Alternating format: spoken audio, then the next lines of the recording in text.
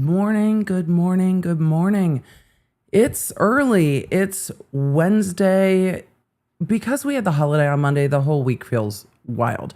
Replay crew, love you. As always, timestamps are down below. And don't forget, replay crew. I know this trial is a lot. I feel it. You feel it. We all feel it. It's a whole thing. Don't forget that the case briefs are up daily on the Emily Show channel. It is a separate channel. If you have the Law Nerd app, you'll see it over there. But the Emily Show channel has all the case briefs if you need to catch up quickly. Or if you're just watching at like 5x speed, fine. Timestamps below. Case briefs on the Emily Show channel. Today is trial day 8. The question that looms large is, will she or won't she? Donna Martin graduates. No, Emily, no. That's not the right one. Donna Adelson going to testify? She going to testify today? How many more witnesses can the defense possibly have? Because I don't know what they're doing, but it sure seems like they were kind of stalling for time yesterday. Maybe it was just me. Chat, let me know. But it feels like they were just, hey, okay, we got this video. Let's just, she writing? Donna had her friends testify yesterday. She had a tech expert testify yesterday who said basically, oh yeah, well, the state didn't deduplicate things, so their numbers are a little higher. But other than that, everything I agree with. And her bestie. So where it's Wednesday, how many more witnesses can they possibly have? So that's what we're gonna find out today. We're gonna go to court. I've got a homemade pumpkin spice cappuccino. Let me know what you're drinking, where you're coming in from. Grab your coffee. Let's go to court. We're gonna do all the things. I got breakfast. I got coffee. We're gonna just watch the tea together. It's gonna be fine. As long as nobody's gonna spend 8 hours playing wiretaps, we're all gonna survive. It's gonna be fine. It's gonna be good. And maybe today we'll get answers to our burning questions, because Donna said in pretrial motions through her attorney that she was going to testify. Okay. There's a lot of analogies. We'll go with it's time to mount up and ride. We might use some different ones later. Let's go to court. That's not audio going to the right place, Emily. It's fine, Chad. The law, the strategy. We're just going to talk through the intro. In real time. My computer crashed earlier today. Happening. No law degree required. It's a whole thing. So join the law nerds in the chat. They're here for the facts, not and let's get to court. This morning has already been fuckery. It's already been fuckery. We're professionals here, everybody. It just is. It feels like a Monday. Let's go to court. Ms. Kaplan, I'm not accusing the state attorneys. Okay, look, what in the world is popping off in court before they even turn on the audio? What are they doing? We came in like hot, Chad.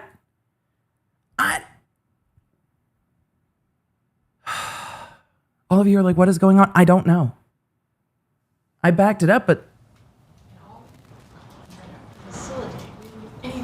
Ms. Kaplan, I'm not accusing the state attorney's office of doing anything. I'm merely. Oh, the judge already has the blinks. He's already like, what are we doing? The defense is saying, I'm not accusing the state attorney's office of anything. What is happening? Advising the court what transpired. Mr. Campbell advised that when somebody from the sheriff's office went to speak with this officer, the officer expressed to that superior that they were no longer willing to speak with us. Okay. And was no longer available, in fact, that the officer was going to be on leave. Okay. well, we can bring in Under Sheriff Google, however, at this point in time. Did he just say Sheriff Google? The court to need to go through a Richardson inquiry. The witnesses that you're referring to, have they been disclosed to the state? It's my, not Oh, my that's a usher, no. because again, we have not had a chance to speak with her. Okay, here's what I've gathered since they've started. They were in the middle of a conversation when the court camera was like, oh, wait, court's happening. The defense and the prosecution were talking. The court told the prosecution to stop. The defense said, I'm not accusing the state's attorney's office of anything. And then said something about a witness no longer wanting to speak to us. It's my understanding they're on leave. And has this witness been disclosed to the prosecution? And then there was a very long and then it was, well, we haven't had a chance to speak to them yet. So you are telling me that you are bringing to the court's attention a witness that you have not disclosed, that you have not yet subpoenaed on day 8 of trial. And if you add 3 of the jury selection, 11, we're on week 3. You knew you were in trial.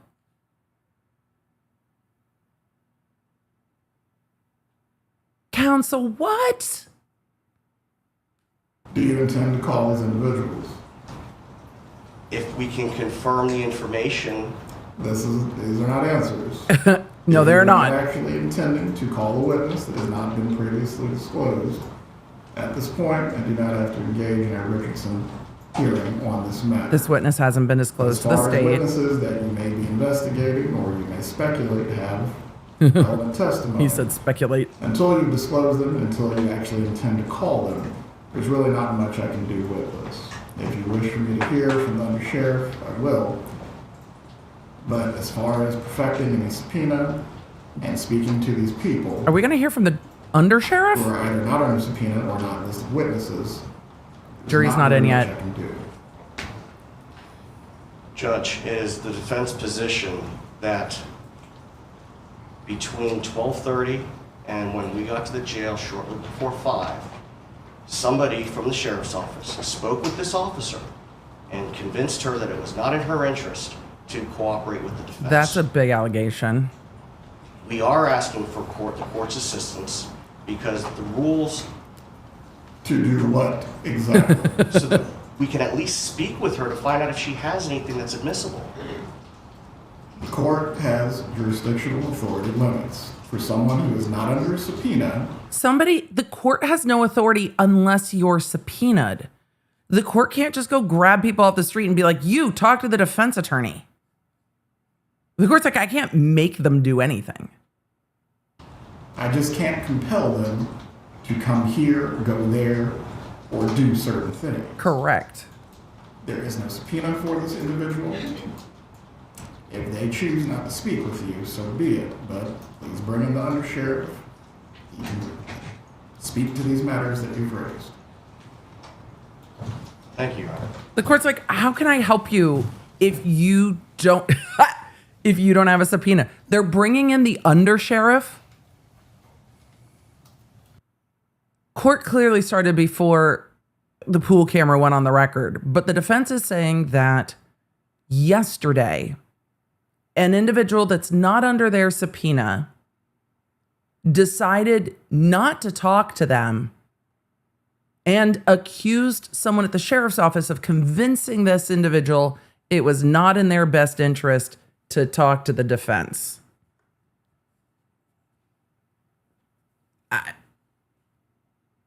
I mean, if anything, it would be, hey, the defense wants to talk to me. Do I have to talk to them? Are you subpoenaed? No.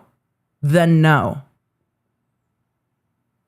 This isn't new. This happens all the time. Law enforcement does not want to talk to the defense 90% of the time. And if they're not under a subpoena, you know what they're going to say? Yeah, no, I am disinclined to acquiesce to your request. Have you subpoenaed me? No? Okay.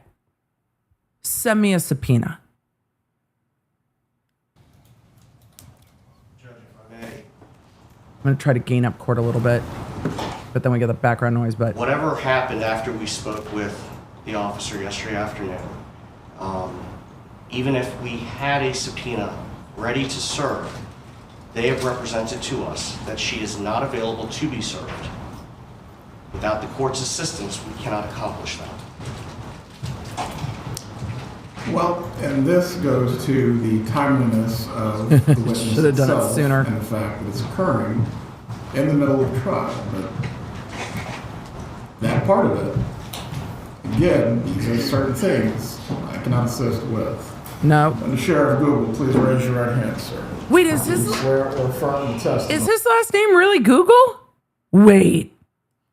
Like for real, for real? So the defense is like, but Your Honor, now we can't subpoena them. And the court's like, this is not a today problem. This is a 4 weeks ago problem. What you're about to give will be the truth. Yes, sir, I did. If you can just stand in front of the court reporter instead of taking the witness stand. If you can explain to me what They have sworn in the under sheriff, which is like the second boss of the whole sheriff's office. And y'all are telling me his last name's actually Google. This morning is an unpredictable mess already, but I'm here for Sheriff Google. occurred with, I believe, this Sheriff is Google, one you got a lot of correctional stars, deputies sir. that may or may not have testimony concerning this case. Please explain what happened with them to the best of your knowledge.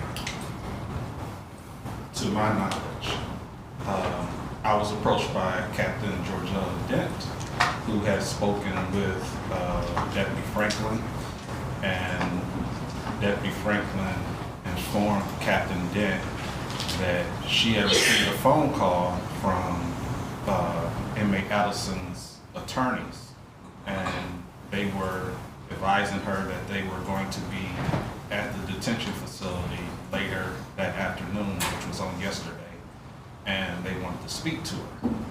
So she was inquiring with Captain Dent if she actually had to speak to them, and she was saying that she didn't know what they wanted to talk to her about. Captain Dent then came to me and gave me that information. I then Oh, he's talking about Donna Adelson. He called her Adelson. I don't think anybody's worried about how to pronounce her last name, but yeah, they're talking about the defendant, Donna. talked to our general counsel, the agency's general counsel, and we were in agreement that she could speak to them if she so choose voluntarily. If she did not want to speak to them, they would have to have a subpoena to compel her to speak. So They actually went to their department lawyers. They didn't even just go on vibes. That's more than a lot of departments would do. A lot of departments would just go on vibes. Look, the defense called somebody at the sheriff's department, I'm imagining, because it's Leon County, somebody who works in the custody facility, detention officer, and said, from the defense team, and said, hey, we want to speak to you. And they went to their supervisor, and their supervisor went to somebody, and somebody went to him. And they said, do we have to? And they all went to the lawyers, and the lawyers said, if you want to, or if you're under subpoena. Apparently, that witness doesn't want to and is not under subpoena. Okay. Not much that the defense can do, not much that the court can do. after speaking with general counsel, I spoke back to Captain Dent, and she relayed that information to Deputy Franklin. Chain of command be chain of commanding. You or any other person in a position of authority over this guard instruct them not to speak to the defense. No, sir. Any examination for under Sheriff Google by the defense or state? Not from the state, Your Honor. Good morning, sir. Good morning. It is our understanding That's exactly how that happens in law enforcement. If you want to talk to them, you can. If you don't want to, they have to subpoena you. Go subpoena them. Should have done it 4 weeks ago. I agree, the court Officer volume is low Franklin today. is now on leave and not available to be served. That's not my knowledge. I have no clue about that. So she is available to be served. I would think so. I'm not aware of her being on leave. Thank you. Yes, sir. Sheriff Google, there is no more inquiry that I will make of you concerning this topic. I appreciate you being here this morning. Yes, sir. Thank you. It doesn't take long to subpoena somebody, but it just really depends. It just really depends on if they can find the person to subpoena. Well, I'm just going to leave that look between Donna and her attorney. Chat, all of you have Googled, you all have noodly Googled that Under Sheriff Google is in fact Under Sheriff Google. But, so. Lumiere said, can they just bring a witness out of nowhere? They're going to say to the prosecution, we just found out about this witness. We didn't know. We haven't even talked to them yet. So here you go. That witness is like, probably. Leave me the fuck out of this. I want nothing to do with any of it.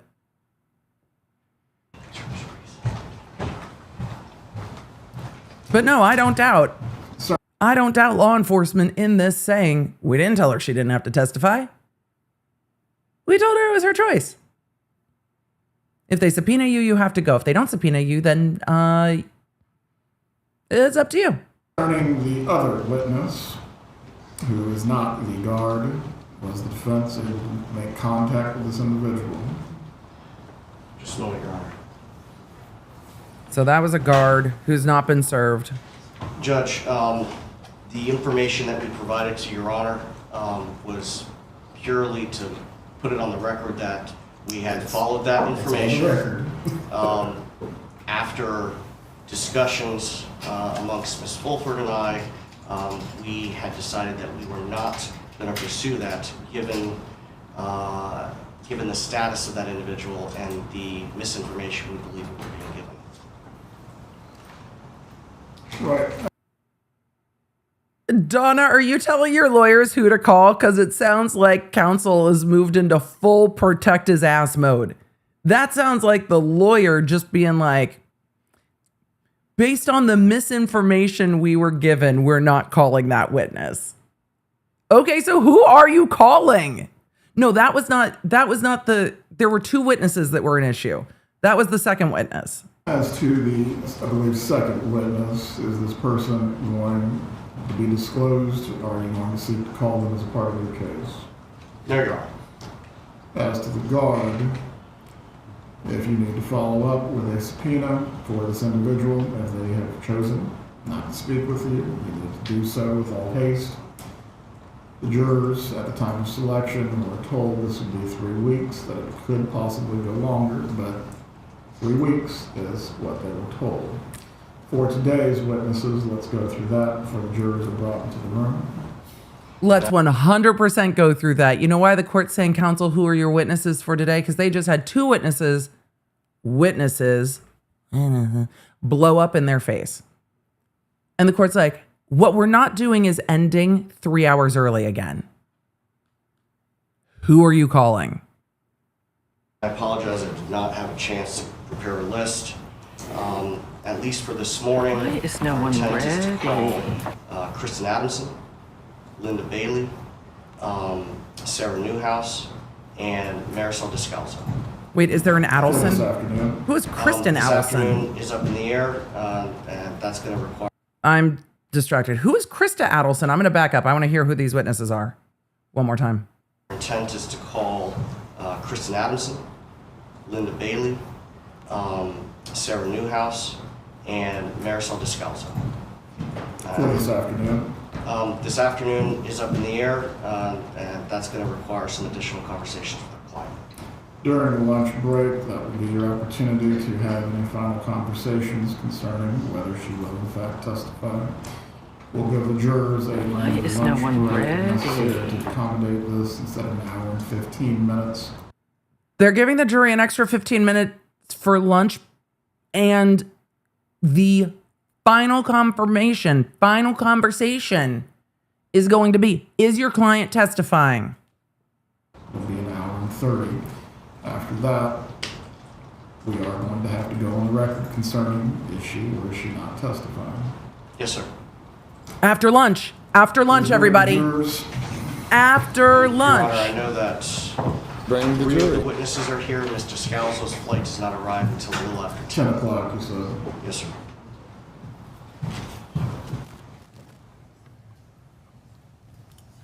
3 witnesses are prepared. 1 witness doesn't land until 10.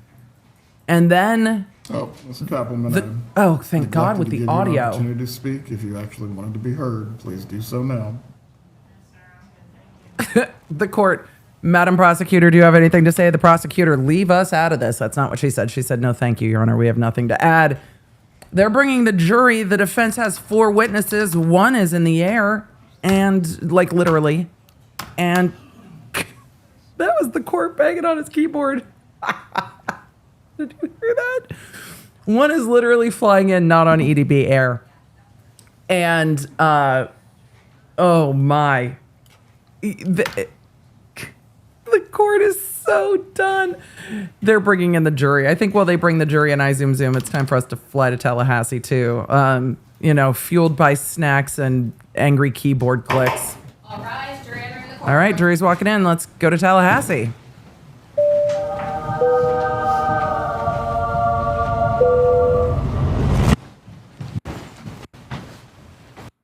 Everyone can be seated. They all say good morning to the jury. We are going to continue today with the defense's case in chief. Mr. Zellman, you may call your next witness. Thank you, Your Honor. The defense will call Kristin Adamson. Adamson.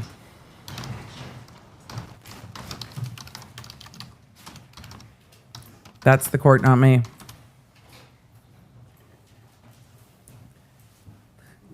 The court is just like... All right, we are in defense witness 9. All things said, the defense has flown through witnesses. The court is much more full on the defense side now that we are at the defense case in chief. There's a lot of people there today. I just wonder if that indicates that Donna is in fact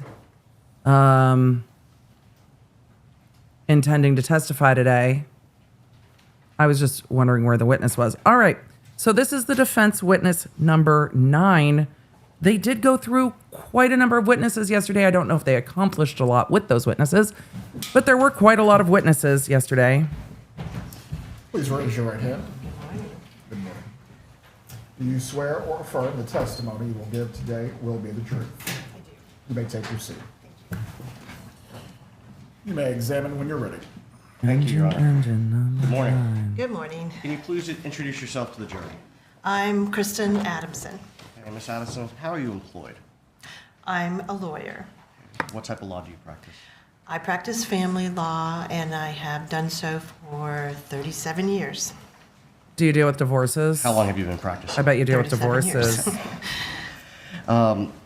Are you board certified? Did you see her look at the defense attorney? And I have been doing so for 37 years. How long have you been practicing? 37 years, counsel. Yes, I am board certified in marriage and family law by the Florida Supreme Court. Not every lawyer What's gets board involved certified. in Some becoming do. board certified? And I've been When they board certified specialize. since 1996. I Ma'am, get it. had to take a test on family law, and I had to pass a peer review by judges and my colleagues in the Florida Bar Family Law section.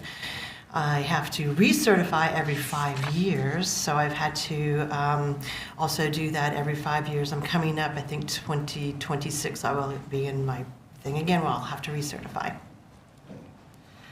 In my thing again. Have you received any other accolades or awards throughout your career? I mean, for that's your not really work an in family accolade. That's a law? certification, but okay. I was heavily involved in the Florida Bar Family Law section on the Executive Council for a long time. I am a fellow in the American Academy of Matrimonial Lawyers, past president of the Florida chapter, and I am a fellow in the International Academy of Family Law Lawyers as well. All of those required board certification prior to being allowed to be a fellow, as well Which means you have to as another specialize. test nationally and locally, and written tests and oral tests as well. And how long have you been a member or a fellow of the American Academy of Matrimonial Lawyers? Counsel, I've do been we a need fellow all of that? I mean, I since guess. 2020, and I was president in 2012. How long have you been a fellow in the International Academy of Family Lawyers? Approximately 5 years. In your work as a family law attorney, did you have occasion to represent Wendi Adelson? I did represent Wendi Adelson. Well, that explains in why she's here. The end of 2012, I believe it was, 2013, and part of 2014. Would you call her divorce a bitter custody battle? I would not. That's not how I would characterize it. How would you characterize it? Her mom seemed pretty bitter about it, ma'am, but okay. I appreciate that you would not, even in hindsight, call it a bitter divorce. Okay. She had a relocation case where she desired to go to Miami. All relocation cases are a little bit more difficult than just regular custody cases because we almost always have to have a court determination on a relocation case because, unlike almost all other family law cases, relocation is a win-lose thing. Almost everything else in family law is sort of a split the baby.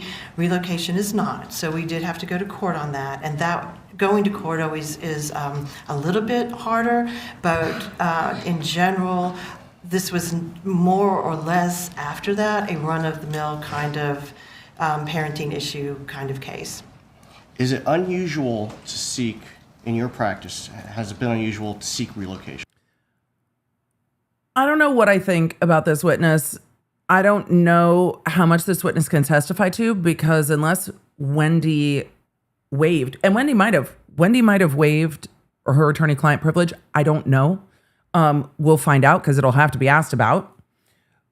But we haven't gotten into Wendi yet. We're just in general at this point. But I guess even disclosing that Wendi's your client would probably require some kind of waiver. I guess we'll get to that. But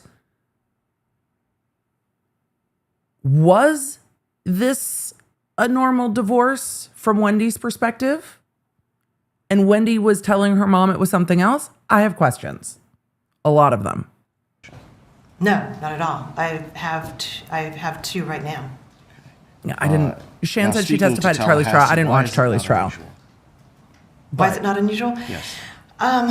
It's Then there's not probably a waiver. unusual because it depends on why someone is here in Tallahassee. Tallahassee has a lot of University. students with the university. They may graduate with a degree, have children, expect to be able to move somewhere else after they graduate. One person wants to leave, the other person doesn't want to leave. Colleges do make areas more the two cases transitory. I have right now that are not here in front of this court. So they're actually, one of them settled.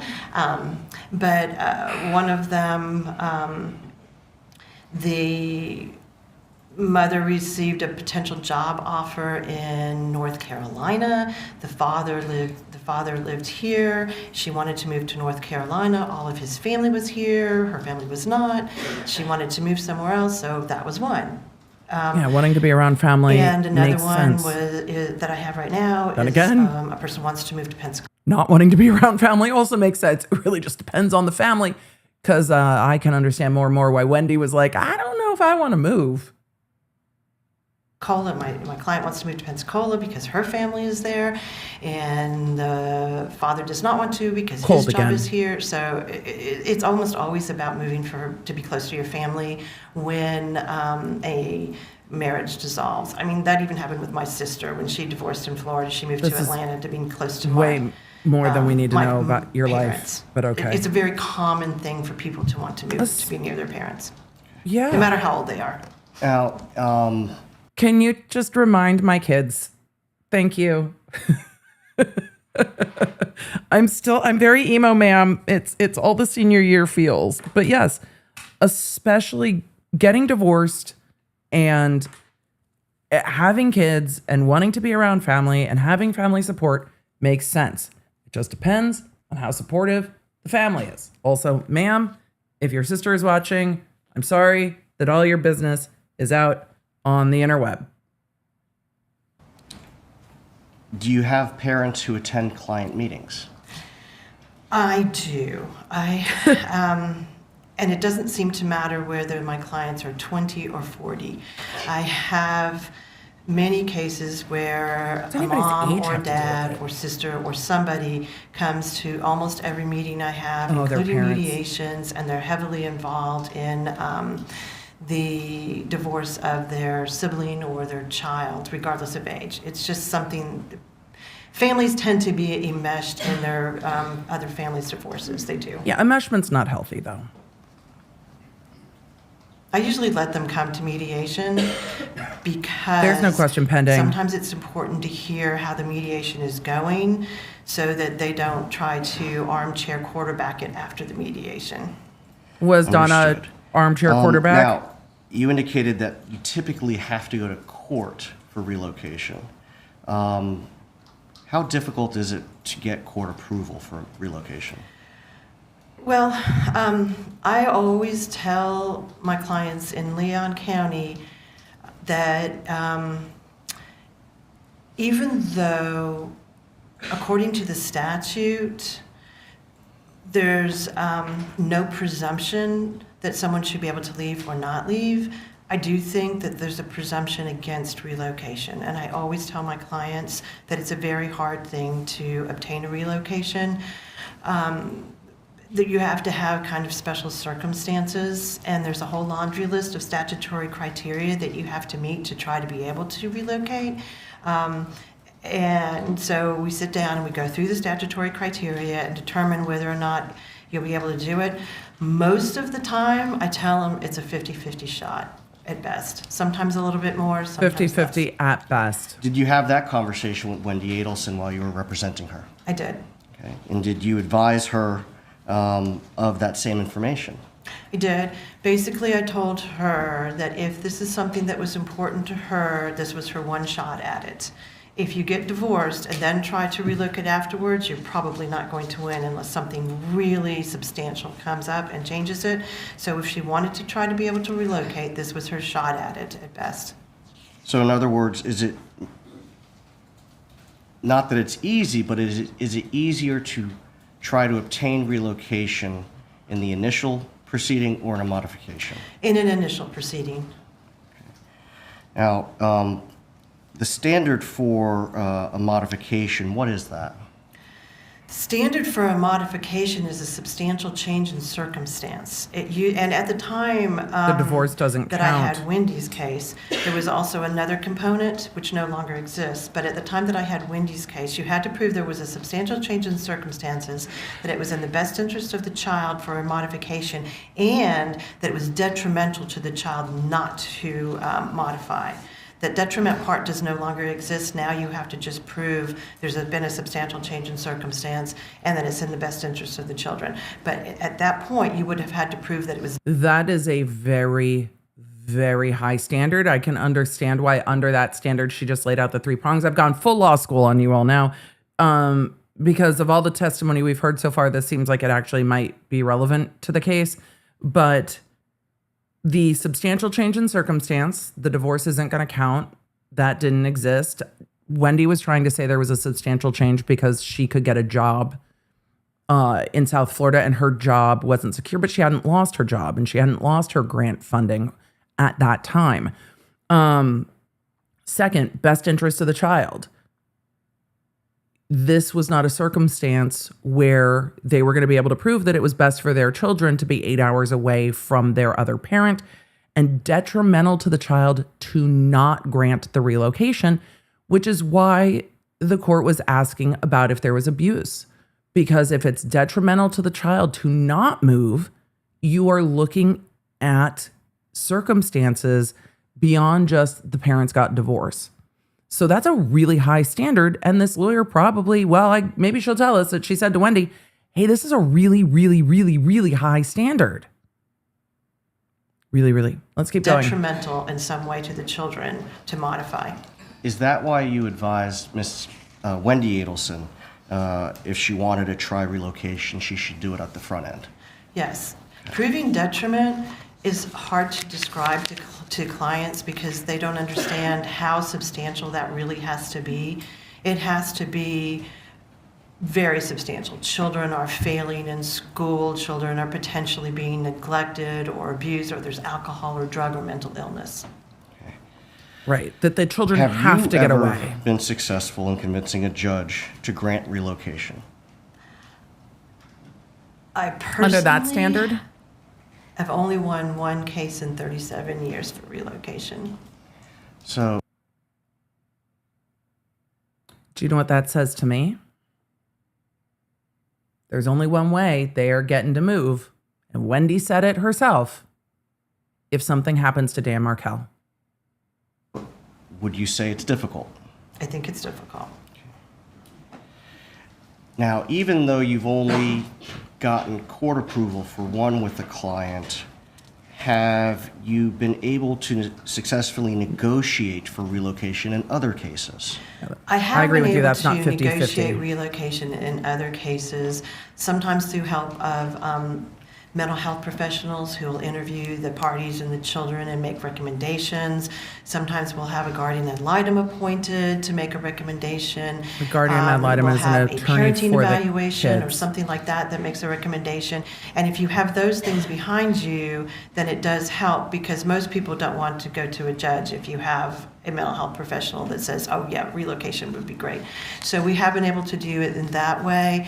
I also have been able to have relocations when you have an older child who really wants to relocate and the other parent doesn't object. Or sometimes you have, like in my sister's case, which I actually shouldn't have, but I did represent my sister.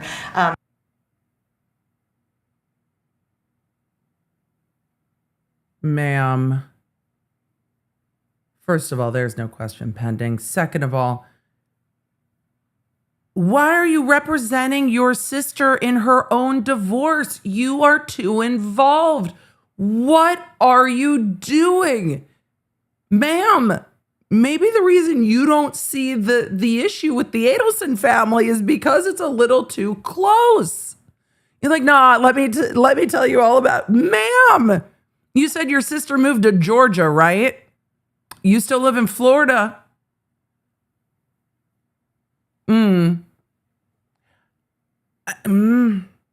This is not ideal. So when she said I shouldn't have, correct. That's correct. That's correct. Really wants to relocate and the other parent doesn't object. Also, leave your sister Or alone. Sometimes you have, like in my sister's case, which I actually shouldn't have, but I did represent my sister. She moved to Atlanta, and then her husband was able to obtain a job in Atlanta and move up there to her former husband. So we negotiated all those things. And I think you said you explained all of this to Wendi. Does your sister know you are just talking all about her life on the stand? Did she waive privilege? Like, did your sister waive privilege? Justice for sister. Also, Atlanta has some of the best shopping. Just, there's a Kura, there's Buckhead, just continuing. Was she aware There's a that Buc-ee's. chances of success were low? Yes, I mean, I told her Put that your this was her sister's shot. business, like, in I the gave her- street, I thought she had man. some good reasons. I would never have someone file a relocation if I didn't think they had a shot at it. So I think she did have a shot at it for many reasons. But including the fact that her parents were down there, that Professor Markel had a very flexible job. He had family in South Florida. These were very little. I know there are many of you in academia in the chat. Do you consider being tenured flexible? Let me know. Just let me know. Do you consider being tenured flexible? Because it's not my understanding that's how academia works. Children at the time. We did not have the presumption of 50-50 parenting, and she had done most of the parenting. There were lots of reasons I felt like she had a really pretty good shot at it. But I did tell her. Also, by flexible, I don't mean flexible in your hours. I mean flexible in your work location. Like, you might be able to choose if you have an 8 a.m. class or not, but what you're not choosing is whether you live 8 hours away. Like, you can't just go work at another location. I don't think FSU has other law schools. You can't just like transfer, right? You're kind of just there. It's tenure. It's not going to be easy. Ma'am, Now, I already have let's so much talk about side family eye. law rules of procedure generally. Let's talk about why Do the she's rules diamond at her require the exchange sister. of certain materials in dissolution proceedings? Yes. And what are those? We have mandatory disclosure in divorce and modification proceedings, including custody and just regular divorce. And pursuant to the Florida Supreme Court rules and 12.540, I've been told that we FSU have to is the file Harvard a of the South. financial affidavit under oath. But I've been told that by the, FSU grads. The parties and lawyers and their paralegals help them fill out. We also have to provide a laundry list of documents that keeps getting larger. It's bank statements for 3 years, it's retirement statements, it's deeds, it is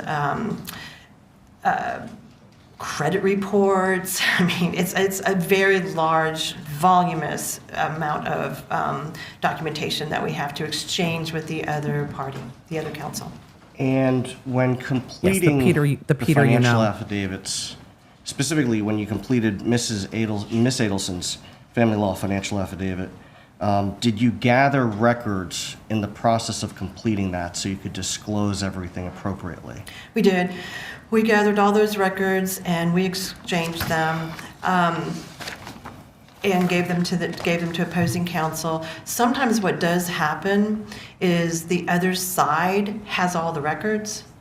For example, tax returns, we have to exchange tax returns for 3 years. Sometimes the father or the husband might have all the tax returns, the wife might have all the tax returns. So you do rely sometimes for the other side to provide the documents that you should have.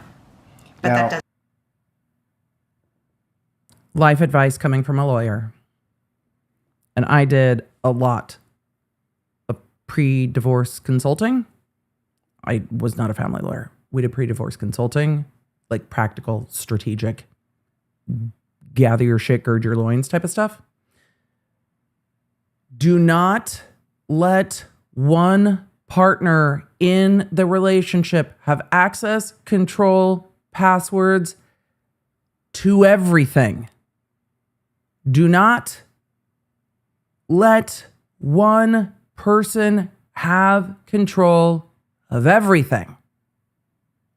The amount of times I have seen someone stuck because their partner has all the passwords to all the bank accounts, to all the records, doesn't know if their partner's filing taxes, doesn't know if their partner has other bank accounts, doesn't know how to log in to their travel accounts because I saw someone stalked because their former partner had all their travel accounts and then could figure out when they were traveling because they could just log in and check their flights because they had all their travel accounts so they could find them. Do not let someone have all of the control of all of the accounts, even if one person pays all the bills. Everyone has to be able to log into everything. Everyone needs to know where everything is. If someone gets hit by a bus tomorrow, you need to be able to get your shit. Look, and in a lot of cases, that's the more real situation. Somebody needs to know where to log into stuff. But also, do not let one person have all the access to everything. Everybody needs to have access to everything. If you're not married, your shit is yours. Nobody needs to be able to touch it. But if you are married and y'all can't log into all the accounts, that is not a partnership. Even if one person pays the bills, that's life advice with EDB. These are conversations to have before you get married. If you're not married, you don't have to share all that shit unless you want to. And even then, maybe don't.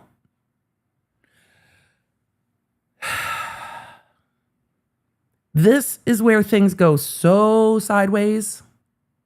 But Leonard, you know this. This is so you can just say to your friends that don't listen to you, Emily also said. Right. And now I just tell my kids because Dr. B is just like, wait, how do I log into the Apple TV? Uh-huh. Happen. Do you have to list all assets on the financial affidavit? Within reason, you do have to list your substantial assets. Sometimes I have people that want to list minutia assets, de minimis assets. We don't really do that. We try to keep it as global as possible. We don't list everybody's clothing or, but we list all the cars, generally speaking. But financial affidavits are also a work in progress. We can amend them.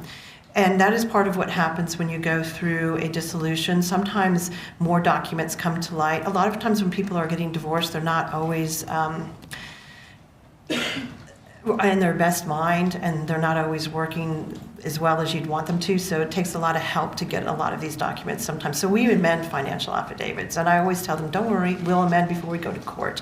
If we have more documents that come up or we find out more information or you change jobs, we have to do that. What about non-marital assets? We generally list non-marital assets as separate if we have knowledge of them. Non-marital assets can be very clean, where you absolutely know something's non-marital, or they may not be, because what people don't always understand, it's an education process as you're educating your client as they're going through divorce. Simply because it's in your name alone does not mean it's non-marital.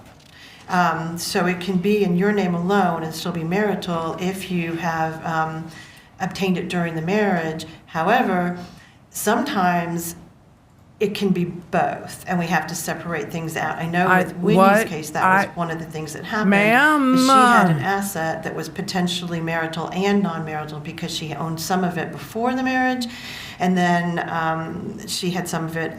She contributed some of it after the marriage. So it's hard to determine how much initially, and we sometimes have to. Ma'am, equitable. My coffee hasn't kicked in yet. Equitable division of the assets. Great. But can we get to what? Hire expert witnesses, financial witnesses to come and help us determine what part of this is non-marital and what part is marital. For example, if you have a retirement account and you've contributed to that retirement account before the marriage, everything you contributed before the marriage is yours. It's not marital.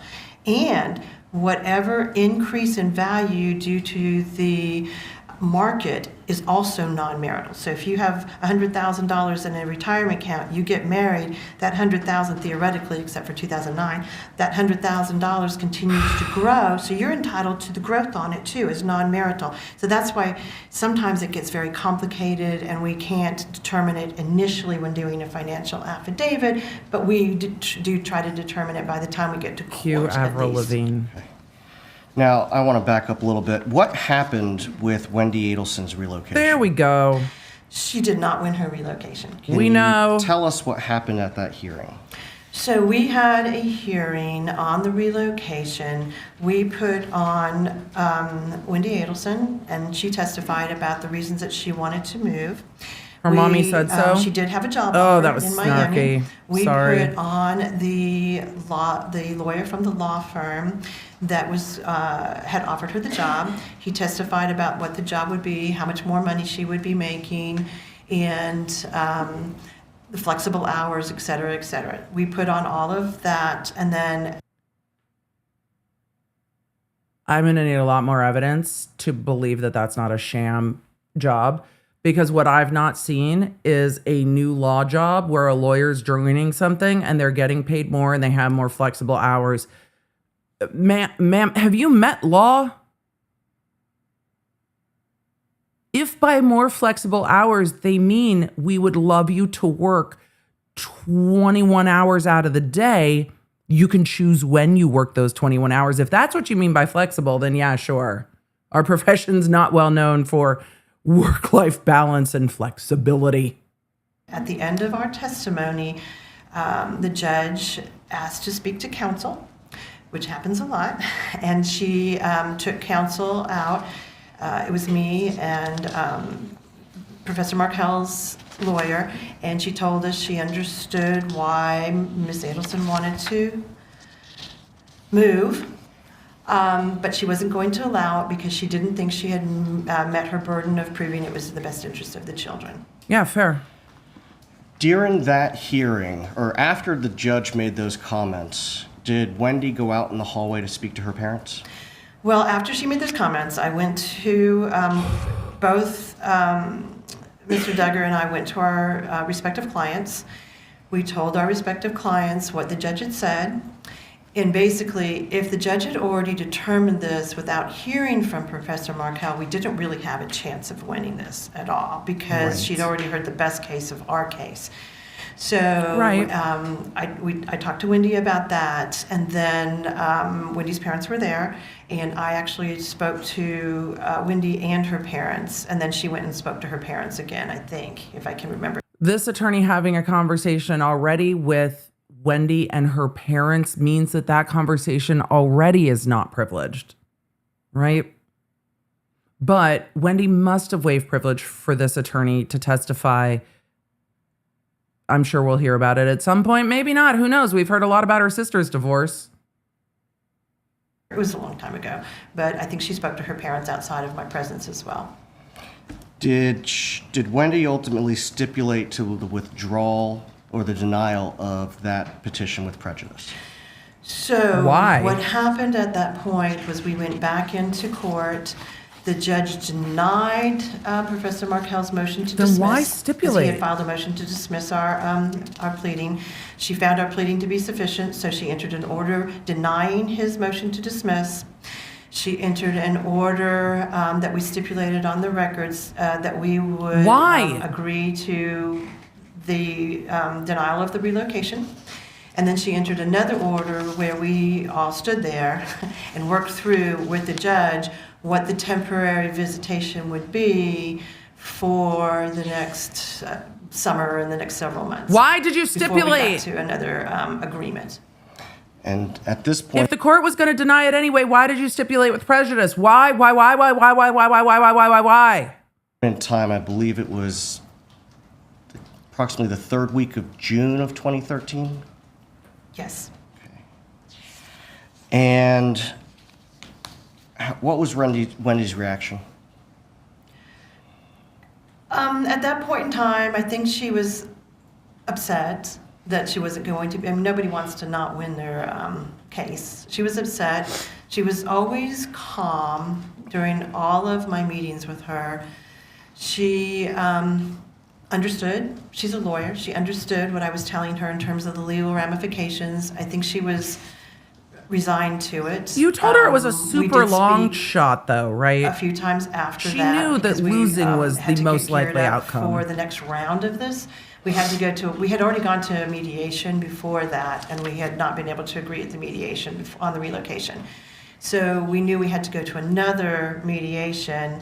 So I talked to her several times about the next mediation, which would be dealing with all the other parenting issues. And the financial issues.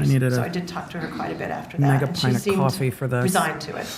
I didn't make a pint of coffee. Although the court denied the petition, would Y'all it have been stipulated. possible for Wendi Adelson to offer Mr. Markel any financial incentive in order to convince him to change his mind? Well, we hadn't finished the case. We still were going to go to another mediation. They could have offered a possible. settlement. I tell everyone that It's not over till even it's over. after an unsuccessful mediation, people settle their cases on the eve of trial all the time in some way or another. They do. Do you And think it's the always best if you prosecution's can settle playing your case Midas and not Merge leave over it to there? court. You have much more control if you are the I'm decision teasing. makers rather than the court. They would never. Is there anything improper or illegal with one party offering a I'm rampantly speculating because this witness has immediately lost my interest, but I just wonder if the prosecutor's coworkers are sitting in their office watching this on TV being like, what the fuck is happening in court? What are they doing? I just wonder. financial incentive to the other party to obtain relocation? No, and I actually have negotiated that in the past Now, and since that time as well. subsequent to that hearing, did you have another mediation on the dissolution, the distribution of assets, and the parenting time? We did. And at that mediation, we came very close to settling it, and we were there for quite a long period of time. But we did not settle it at the mediation. I think we settled it within a week after the mediation, where opposing counsel and I exchanged a lot of phone calls, and because we had gotten very, very close at mediation, and we were able to resolve all of it within a week of mediation. Let's yes, do Now, I think they stipulated We had a because court trial set, I believe. Wendi didn't so we wanna were move able to do it back? before the court trial. I don't know if they Thank were you. doing it as leverage Prior to or if Wendi didn't want to adjourning move. mediation, They could have stipulated because then they were like, okay, plan 1 is this, plan B is this, plan C is this. And it might have been, okay, the court's going to rule against us. Let's stipulate, we'll give an inch, and then maybe we can settle down the road with financial settlement. did an issue come up concerning a potentially non-marital asset that Miss Adelson had? It did. And what asset was that? It was the, if I remember correctly, it was the Charles Schwab account that we had listed on the financial affidavit in the marital portion, and then on the non-marital portion, we had listed Charles Schwab non-marital portion to be determined. And we went into mediation in that way, not knowing exactly what was marital and what was not marital. Now, I know in our pretrial discussions, you indicated, can you typically talk about what happens at mediation? Mediation is confidential, and that's one of the things I tell my clients is that the mediator can't be called to testify about what happened in mediation, and I can't testify about what happened in mediation, et cetera, et cetera. So the theory behind that is that people No, we don't need the theory. will be as open to negotiation without fear that it's going to come back in court and hurt them in some way in front of a Right. judge. You can't talk about the settlement offers that were made. For We example, don't talk about in mediation, if they say, no, oh, but he no, offered to pay child We don't support talk above and about beyond child support, and then we don't reach an agreement, It was you our can't come into wedding court and say, day. but he made this offer. So it keeps everybody moving forward and not worrying about what the offers are. Is there an exception for disclosing what happens in mediation if you're ordered to do so by the court? There is, and there's also an exception about what happens in mediation if the marital settlement agreement is asked to be set aside for some purpose, like fraud or overreaching or something like that, then the terms of it and the mediation would potentially be able to pierce that veil of confidentiality. But for our purposes, in order to talk about what specifically happened concerning that asset in mediation, do you need the court to order that you disclose that information? I would certainly like the court to order that. I don't want to fall foul of any mediation rules. I can tell you that my client has waived that confidentiality. Bing, bing, The bing, bing, mediator, bing. Who was My client has waived that confidentiality. So for all of you asking, how can she talk about this? Well, Wendi has waived it. I don't know if Sister has. I have questions about Sister. But Wendi has waived confidentiality, so she is allowed to discuss things that she can discuss. I still don't know about Sister. I guess that's Wendy's like, hey, you're not going to question me under oath because you can't give me immunity, but I'll let you talk to my lawyer. Maybe that's Wendy's like, halvesies. a friend and a lovely person, Joe Boyd. He is not with us anymore. And Professor Markell is not with us anymore. So a lot of people in that mediation are gone. And Ms. So what you're telling me is of the people that were at the mediation, it's like you and Wendi that can tell us what happened? who was a friend and a lovely person, Joe Boyd. He is not with us anymore, and Professor Markell is not with us anymore. So a lot of people in that mediation are gone, and Ms. Adelson has waived confidentiality. You beat me to the punch, Ms. Edison. With the waiver of confidentiality by your client, I will order you to testify on the subject matters being inquired into. The state may cross-examine as to all subjects as well. You may continue. Thank you very much, Your Honor. Ms. Adamson, can you tell... I am just I am off put by the, well, everyone else is gone. I agree that it was probably a nervous laugh. It's just, after yesterday, it's just, a lot. The court made an order so that she could testify about things like mediation without running afoul of the ethical rules. Just asterisk sister. But that's why the court made that order. Tell us that Charles Schwab account that you mentioned, how was that addressed at mediation? So this became sort of a last-minute little dust-up during the mediation. So what we did It was a brouhaha. we called the Charles Schwab account Was it a ballroom representative. blitz? And this is not uncommon. Was in everybody mediation. kung And I fu had fighting? Joe Boyd, who was the mediator, come I'm not in gonna stop at this and point. talk to the Charles Schwab account representative.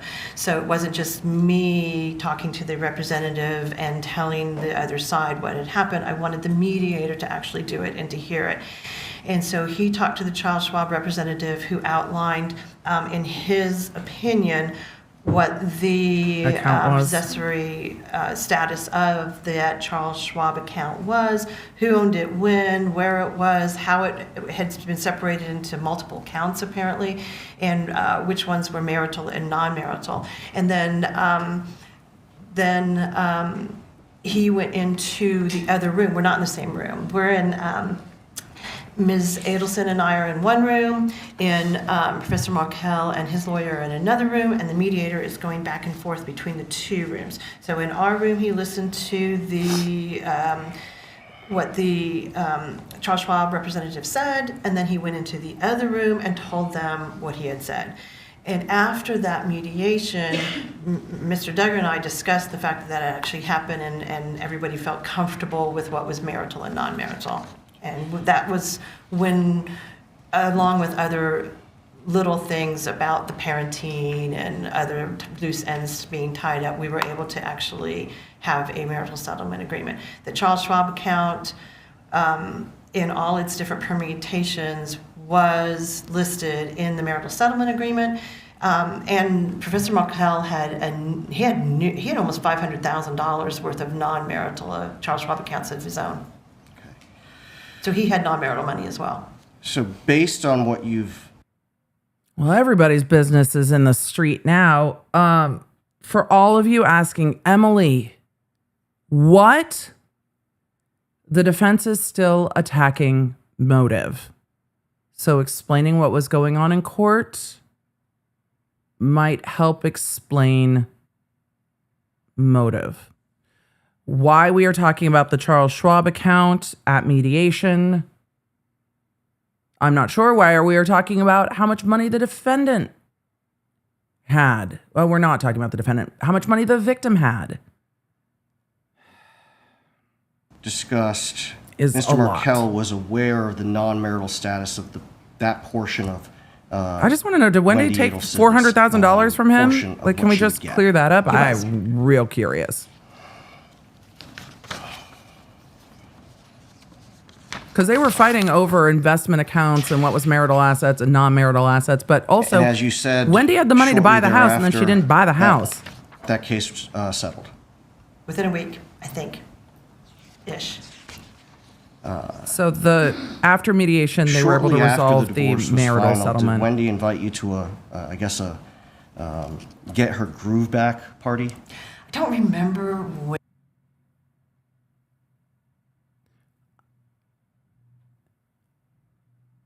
Did she call it that?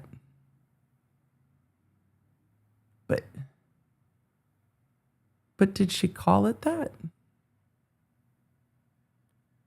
Because Okay. What year was this? This was like 2012-ish. Yeah. Okay. When the party was, whether it was a month or 2 or 3, but she did invite me to a party in her new, I think it was an apartment or townhouse. I don't remember what it was exactly, but she invited me to a party. It was called Wendi Gets Her Groove Back. And I had several friends I knew of Wendy's that were there as well. And it was just sort of a, Wendy's in a good place, come celebrate my new life party. Yeah, in Tallahassee. Throughout the course of your representation, could you tell us the total amount of attorney's fees and costs that you incurred? Chat, yes, I am all about like get your vibe back.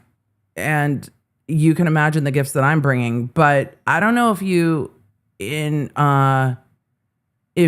you invite your divorce attorney, but I'm bringing spicy books and like the entire Adam and Eve catalog. But that's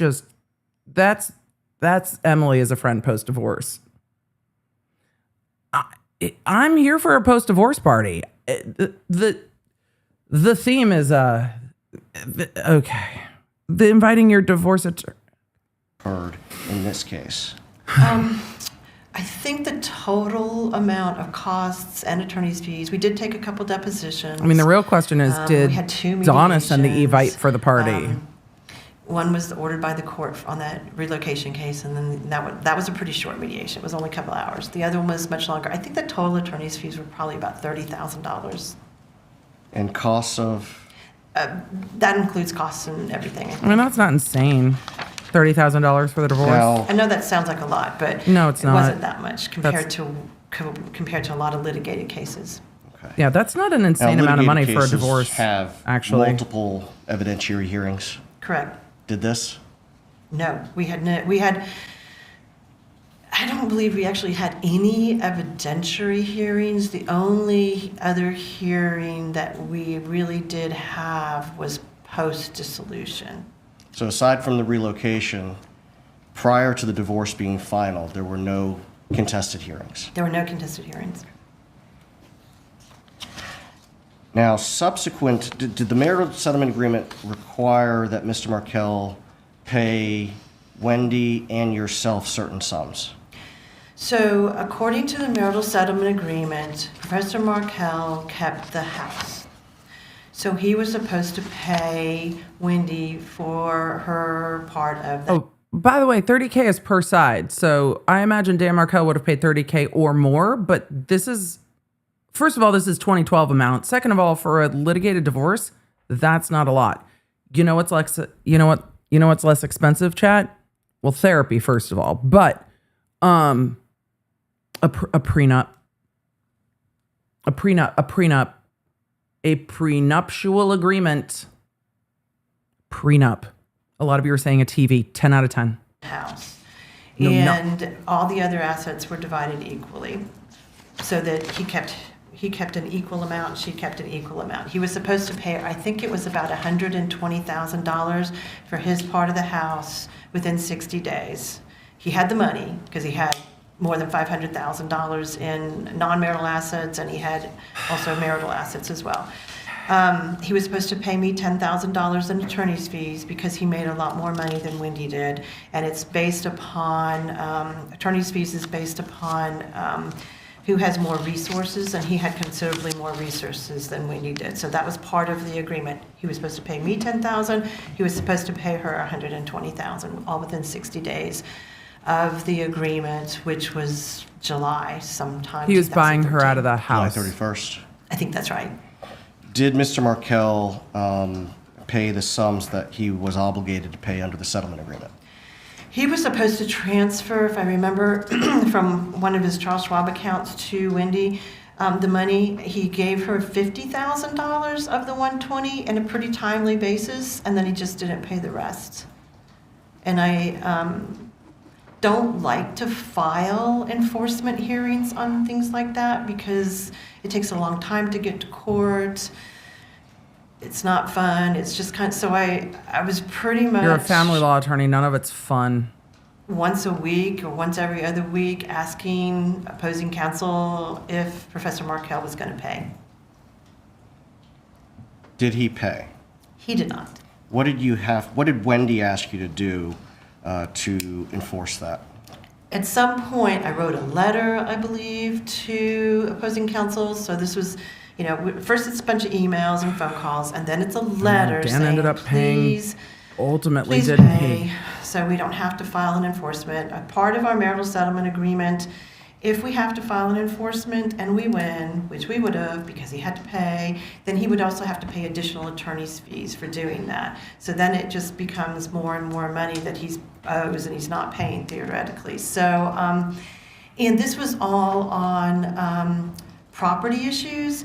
So unlike custody, we're not going to be able to, or child support, we can't put him in court or in jail. We're not going to be able to put him in jail or anything like that. We're only going to have to be able to go after his assets and things of that nature. It's a lot easier if people will just pay.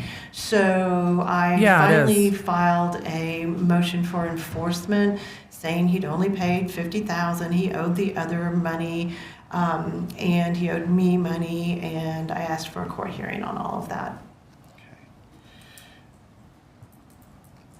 Sounds like it was pretty straightforward motion that you filed. It was pretty straightforward. It was probably 4 or 5 paragraphs. Did that prompt Mr. Markell to pay? No, it did not. What happened? So then Mr. Markell hired a new lawyer. And his new lawyer filed a responsive pleading to that my motion, basically saying that he shouldn't have to pay because Ms. Adelson had breached the marital settlement agreement. How did he allege that she breached the settlement agreement?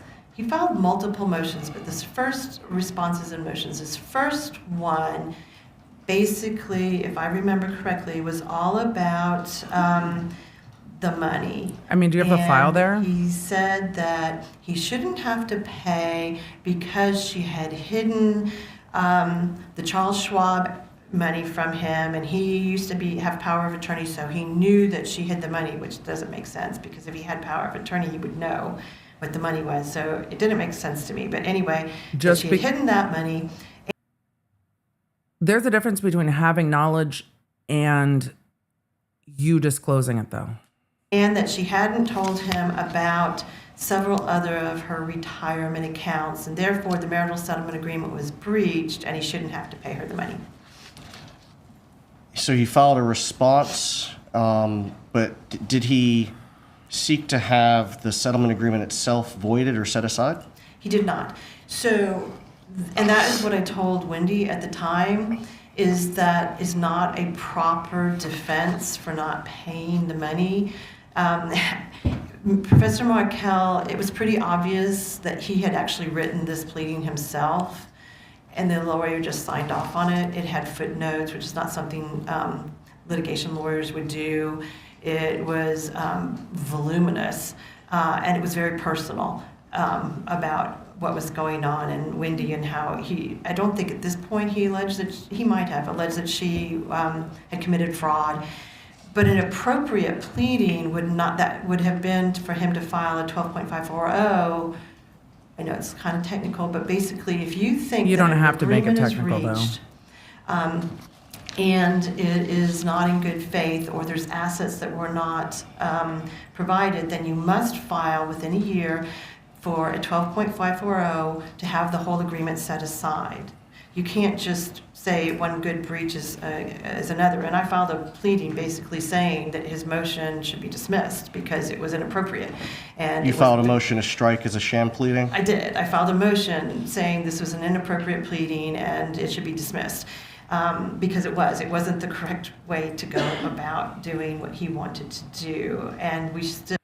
So you reached a marital agreement. He paid $50,000 out of $120,000 he was supposed to pay, and $10,000 was supposed to be paid to you, and it wasn't. And then the litigation popped off? Okay, so the litigation popped off. So what I'm hearing is the litigation had settled and is now getting more expensive. And the litigation is now popping off. Okay. And so I then tried to set hearings on those motions so It's that time for we could breakfast. move this forward and everybody could get paid. In the process This morning is of breakfast sausage. doing this with his responses, did he And file they made a croissant. subsequently You know where it's from. a pleading Crispy. that further alleged fraud on Wendy's part? I think he filed at least one or two more pleadings that did that. And before we get to the final one, that you advised We'll get to the grandma Ms. motion Adelson in all of this. along the way. That's why of we're what here. you just told us about the unlikelihood of his success. I did not think he was going to be successful in his response because it was an inappropriate pleading and it should have been dismissed, which I believe it would have been dismissed. And you can't say, I'm not going to pay you because you breached this agreement by not giving me documents. That just, first of all, there's a lot of case law that says You can't that, leverage that way. if a case is heavily involved with mediations and lawyers and all these documents have been produced, you had your shot at it. So he was not going to be able to do that. Plus, I knew that he knew about these assets because we had that conversation at mediation, and I had several conversations with his lawyer afterwards. Okay. And the marital settlement agreement listed all these assets that he was claiming he had no knowledge of, and they were already listed on the marital settlement agreement. So it was not, in my opinion, a successful response, and I told Wendi that it wasn't, and not to worry about it. Now, there was a hearing in February of 2014. I think the records indicate that that Mr. Markell and his attorney were attempting to depose Ms. Adelson. So what happened was I wanted to take his deposition so I could find out why he wasn't paying.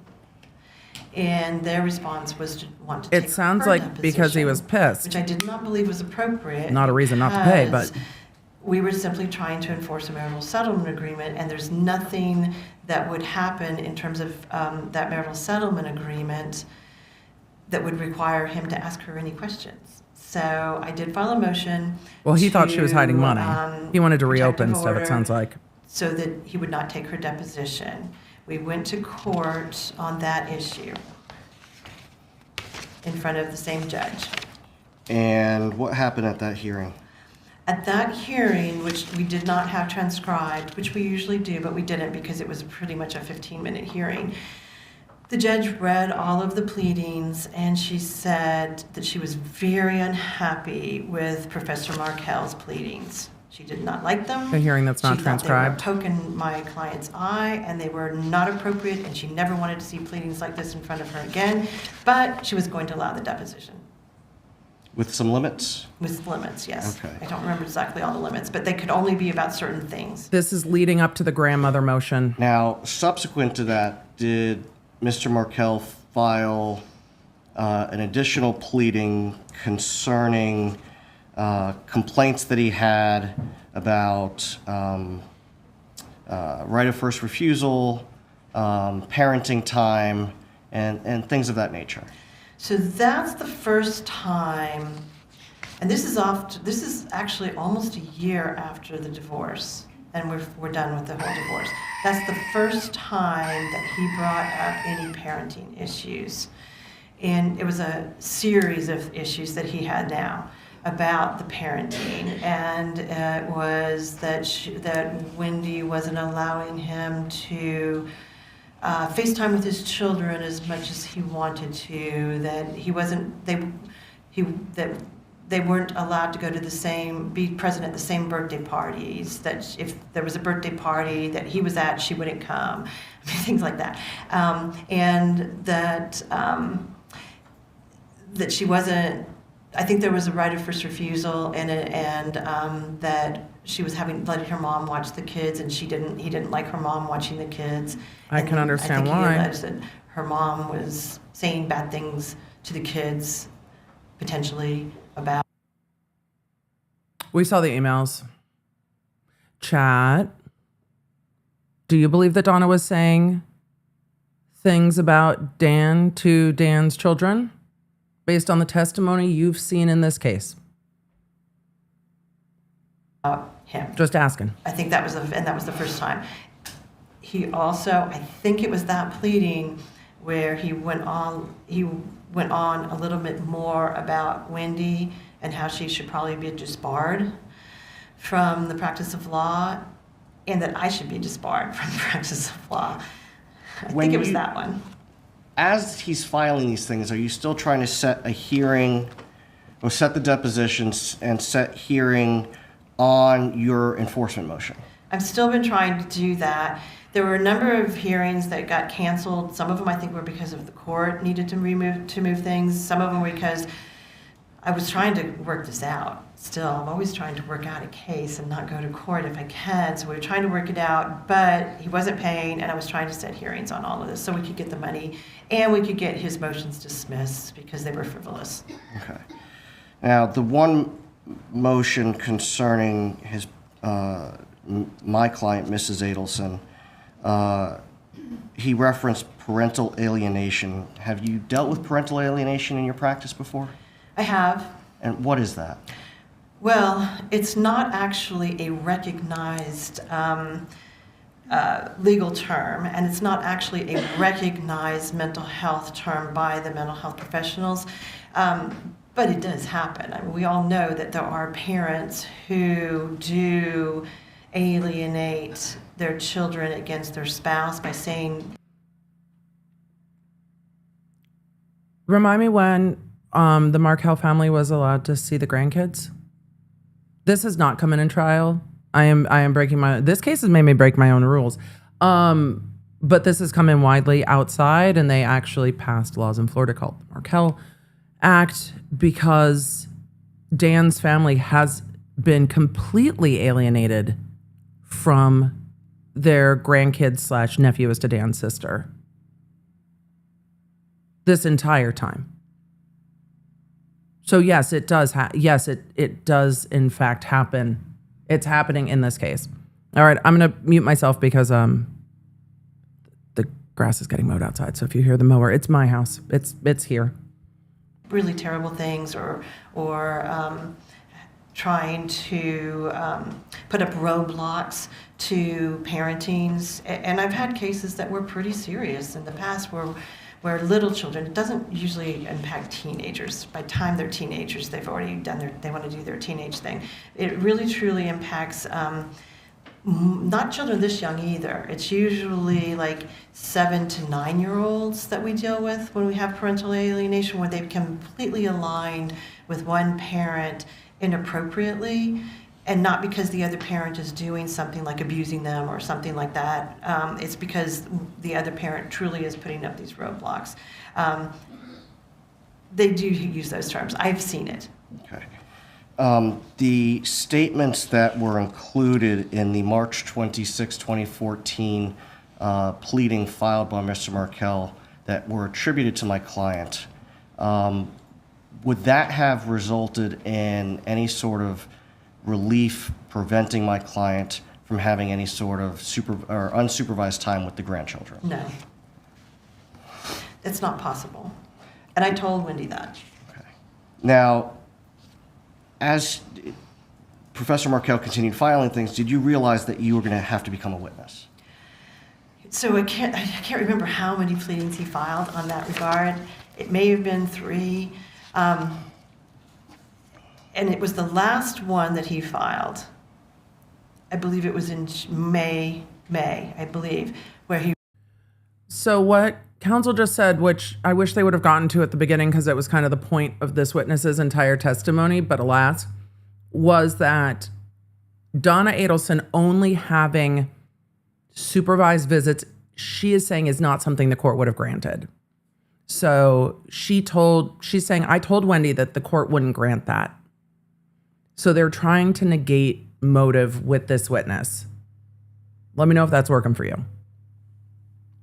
Where he said that, where he became very personal to me, which occasionally happens. It doesn't usually happen with professional people, so I was surprised. But he became very personal towards me and said that I had committed fraud and that I should be disbarred based upon what had happened. At that point in time, I knew that I was going to actually have to be a witness now in this case. And as a witness, you can't be a witness and a lawyer representing your client. So I knew that I had to withdraw. So I withdrew so that I could testify in the case that was going to come up. And I sought a new counsel for Ms. Adelson at that point.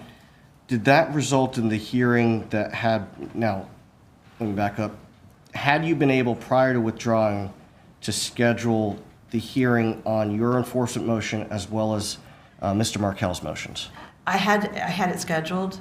It was scheduled, but then I had to withdraw because he filed that pleading after it was scheduled.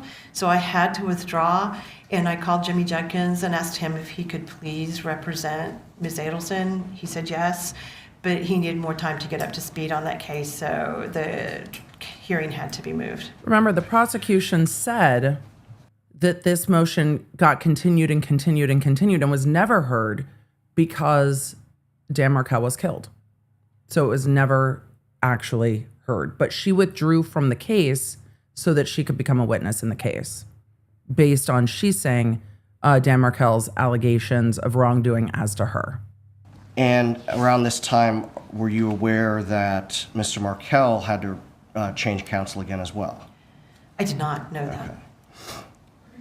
Were you aware that as Mr. Markel is filing these pleadings, including the one in March, that he continued to ask my client to watch the children during his time sharing?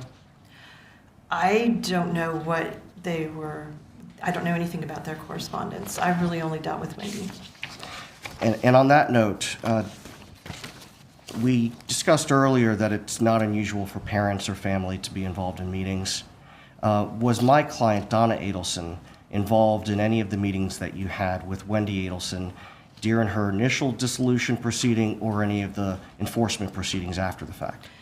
She was not involved in any. I never spoke to her except for the one hearing on relocation that she and her husband came to. But even then, it was very brief. They were very nice, lovely people. I didn't, even after even afterwards. You just had to throw that in there, yeah? They were fine. I had no issues with them, but I never spoke to them. I never emailed with them. They never came to any meetings. They were not involved with me. They were involved with And Wendi. do you have a recollection of whether my client and her husband were in the courtroom for the relocation hearing, or were they out in the hallway? I believe they were in the hallway. I don't believe they came in. Okay, just a moment, Your Honor. Oh, he must be almost done.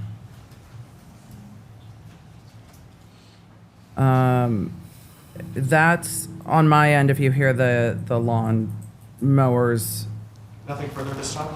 Cross-examination. they changed days this week because of weather and the holiday. So here we are. It's time for cross-examination. Miguelina, since we have now been in court for 700 years. You said you weren't Will you just let the app know that we've moved on to cross-examination? Because I feel like everybody in the Law Nerd app is going to be like, oh, good, I can tune back in. aware of Donna Adelson's involvement? She was not involved with me. Okay. So no. Did you know that she was drafting Wendi's filings and having Wendi copy and paste them to send to you? She couldn't have drafted any of the filings because I drafted the filings. What she would like to be put in the filings, how about that? I'm not aware of any of that, no. Okay. Do you know that she was drafting things for Wendi to put in her filings in Wendi's voice? Not that I'm aware of. Okay. Did Yeah, she was Wendi, drafting though, emails. give you input on things maybe to put in filings or things that she would like said on her behalf?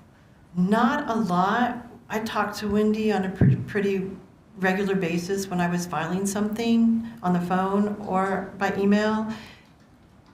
And she was a very good client, in all honesty, where she listened to me and she basically, we have clients that don't. Now we have clients that give you ChatGPT and want you to do ChatGPT pleadings, so there's that. She wasn't that client. She would say ma'am? something like, well, And my pleadings were very short. I mean, my pleadings were very, very short. They were to the point and like, no, dismiss this, that's not true. There wasn't a lot more going on in most of them. So you wouldn't have knowledge of Wendi sending pleadings to her mom and saying, let's edit this? No, she has no knowledge of that because Wendi was doing it over email. Anyway. Right. I mean, maybe they did, but I didn't do it. All right. And I never heard about it. Okay. So this would have been between Donna and Right, Wendi didn't tell That you. happened, yeah. You mentioned that, of course, she had a shot with relocation, but given the situation in this case being that the kids were raised in Tallahassee, the parents' jobs with FSU, you were not personally surprised when the relocation was denied. I'm never surprised when a relocation is denied. Right, because it's not hard to prove 50-50. detriment at that Well, time. I'm always hopeful, you know, but Right. and I thought she had a good shot, or I wouldn't have let her do it. I mean, I'm not going to file a frivolous motion, and I thought she had a good shot for a number of reasons. Regardless, though, of what you think, do you ever have clients or family members of clients who have unrealistic expectations of what the courts will allow or what you can do for them? Yes, Okay, even given your best guidance. yes. Okay, that's not an I like uncommon Miss thing. Dugan's green. No, that's why parents lovely are Kelly often green. involved in these cases and come to talk to me about what they think I should be doing. Yes, I get that a lot. Right, and at that relocation hearing were Donna and Harvey Adelson possible witnesses? You know, I've been trying to think about that. I think that that's probably why I had them sit outside, is because Right. they could potentially be witnesses in invoking the rule. However, I think we had come to either the close of our case. But you wouldn't know that until Right. you were done calling witnesses. Correct. So and- that's right. Yeah. Okay, so that's why they were in the hallway. That's why most they were in the likely. hallway. Yeah. Okay, not because they didn't care or they weren't involved. Oh no, they were very nice. I mean, I met Oh them. no, they were very. They were there when I got there in the Involved. morning. They introduced themselves. They were very nice. We did our thing. Came back and told them afterwards. Nobody yelled or screamed or cried or did any carrying on, which sometimes happens. So no, it was all very appropriate. Okay. Carrying on definitely happens in Do you sometimes family have law. clients or family members of clients who take the news harder than you do when they lose something in court? Well, I don't like to lose either. So there's that. I don't like it. That's why I don't like to go to court if I think I'm going to lose. That's why I want to settle things. But sometimes they take it really hard, especially family if they're not there. They do. Okay. Ma'am, And you're in family you said law. Wendi was upset. You when gotta she find was the denied win-win. Relocation, but she was calm. Oh, let me also ask you this: Wendi Adelson stipulated to the denial of the relocation after you found out behind the scenes from the judge that it was going to be denied. Correct. Okay, and she was upset about it, but calm. Yes. She's not screaming. No. No. Okay. And I have people do that. I mean, I've had to have my own clients taken by the bailiff out. I'm sure you've seen it all. And how did Donna Adelson feel about not winning the relocation? Do you see how the prosecution just shut that down? I'm sure you've seen it all. Moving on. Because she's going to start talking about her other clients, and counsel's like, no, please. But yeah, I'm not surprised. Are any of you surprised that Donna Adelson in public was calm, above it all? And then in her email, she's like, let me tell you what we're going to dress the kids up like. Does that surprise anyone from what we've seen in this case? That appearances, public appearances are important to Donna? Anyone shocked by this? Donna's not hollering in court. Donna's not going to let anyone see her lose control. She's going to put in an email behind the scenes because appearances. Someone could see her. What would they think? If they saw her being upset, they would think that she might lose. Donna's not going to give the impression that they lost. Even when they lost, she's going to give the impression that everything's going the way she wants it to go. We know this because we've been in trial now for 3 weeks. I don't know how she felt. I can only tell you that I came out, I talked to Wendi, and then briefly, as far as I remember, because I mean it was 13 years ago, I think I talked to all of them and kind of told them what happened and what was going on. And, you know, I didn't agree with the judge, but this is the judge, and they get to make the decisions. And I think that Wendi went and talked to her parents without me, and then came back and said, okay, we're good. We can go into court and we can stipulate. Okay. Which is what I had suggested. So if there are emails Why? of Donna Adelson being upset about and very disappointed and about it being denied or unhappy with your representation for some reason, that's not something she's telling you to your face. No. Okay. You talked about Dan Markel not paying what he was supposed to pay according to the settlement agreement. In Dan Markel's court filings, did he give, and I know you don't agree with those reasons, but did he give his reasons for not paying? He gave his reasons. Okay. Yes. And that included the fact of that he was accusing Wendi of noncompliance. That's true. Okay. Eventually, did you seek to have Dan Markel held in contempt of court? I did. It was part of my motion was to have him held in contempt of court and enforced it. That's not the kind of contempt where I can throw him in jail. Yeah, what does that mean, contempt of court? Can you Yeah, explain we that? don't think you're So throwing him in a jail. You've child said it like support 4 hearing times. Or an alimony support hearing. Why do you keep talking about nobody being thrown in jail? The only one we're talking about throwing in jail here is Donna. She's brought it up like 3 or 4 times. It's just weird. If someone doesn't pay their child support or their alimony, we can have someone held in contempt of court and put in jail if we can prove they had the ability to pay, but they're just not paying, and then the court can put them in jail until they pay the amount they're supposed to pay, okay, because they have it. If it's a property issue, we can't really have them held in contempt of court because it's a property issue, and that was part of why Dan's pleadings didn't make a lot of sense, because he was mixing up property and child issues, and you can't do that. It's strictly property or it's kid issues. In a property issue, it would be a multi-step thing to have him held in contempt of court. He would basically, the judge would have to find that he was not paying, he's willfully not paying, and then... Could I ask you a different question? Okay. I'm sorry. But even in a property situation, the court could put him in jail ultimately, but it would be multiple steps I would have to go through. It wouldn't be just one step. And it would be difficult. What ultimately is the consequence of that is my question. So ultimately, the ultimate consequence is we would probably get a final judgment against him for the amount that was owed. Like a lien. And a lien against, and we could possibly, we would get a lien against the house, and we would, and then I have to do this often, I would send them to a debt collector attorney who would then have to file another suit to be able to collect that money, and then they would probably be able to go into his assets and get the assets. So it's a multiple stage process, which is why I just wanted him to pay the money and not make me do this. So if it was successful, probably a lien. I mean, that I Worst case believe. scenario, he could go to jail. And then him being an attorney, though, could he lose his bar license, possibly? If he's held in contempt of court? Or at least be in trouble with the bar? He could. I've had lawyers held in contempt of court over these issues before. I haven't had one lose their license yet. Okay. But they could. It is a possibility. They would have to do a Wendi lot. Adelson that you were Just not paying is not going to to do it. Yeah, I'm pretty sure I probably did. Because it's kind of a generalized form. It's a motion for contempt and enforcement. Okay. And then at some point, did he allege that Wendi Adelson should be held in contempt? I don't know if contempt, I can't remember if he actually said she should be held in contempt legally the way that I was using it. I think his pleadings were much more, Wendi should be disbarred. Okay. I mean, that's what he specifically said. Right. That she was committing fraud and she should be disbarred. Would you describe this divorce as contentious?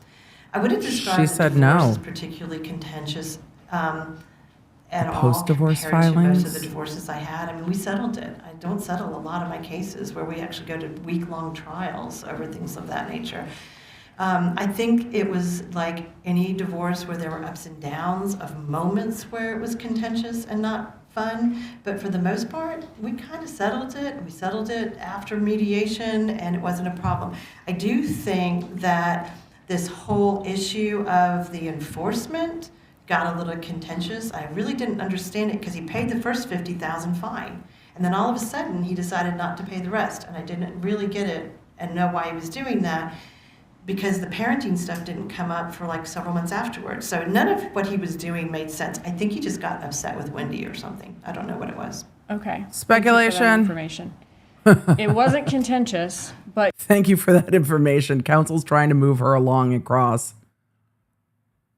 you did say that his motions were very personal. His pleadings were very personal. That's where I think it became contentious, is when he did that. Was that personal attacks on both Wendi Adelson and you? Correct. And he was alleging that Wendi Adelson committed fraud, right? Yes, He's alleging you committed I fraud. did. It got so bad that you had to get off the case so that you could be a witness on Wendi Adelson's behalf, right? Correct.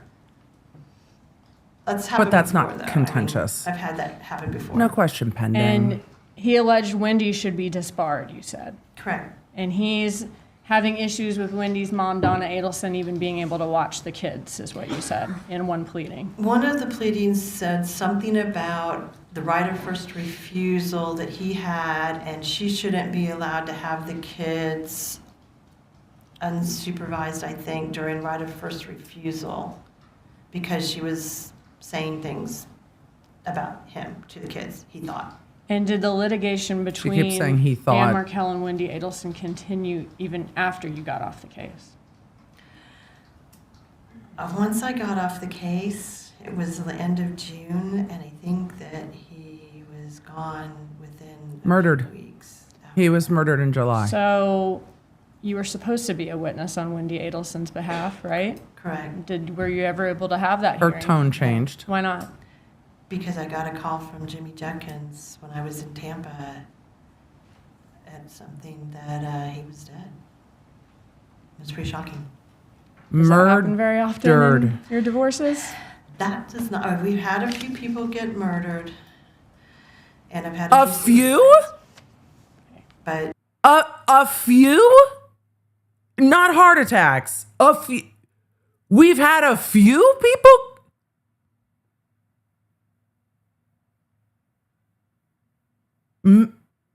Ma'am?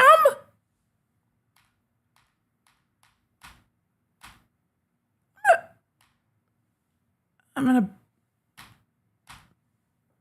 Markell and Wendi Adelson gonna continue just back even that up. after you got off the case.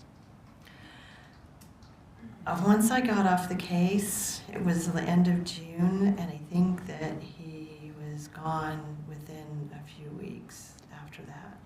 her tone So changed. You were supposed to be a witness on Wendi Adelson's behalf, right? Correct. Were you ever able to have that hearing? No. Why not?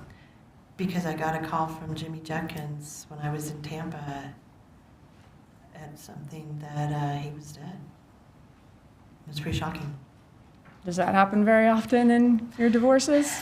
That does not. We've had a few people get murdered, and I've had a few suicides. But it's rare, and I remember all of them. Right, but not contentious. Sometimes, I don't know with the suicides, you know. That's not what she was asking. Great question from the prosecutor. Her tone changed completely. And the prosecutor goes, right, but it's not contentious. Sure, Jan. That was the prosecutor's question. She's answering something else. The prosecutor's question stands. I don't know. That's all. Thank you. Yep. Redirect examination. The prosecutor's question was great, but not contentious.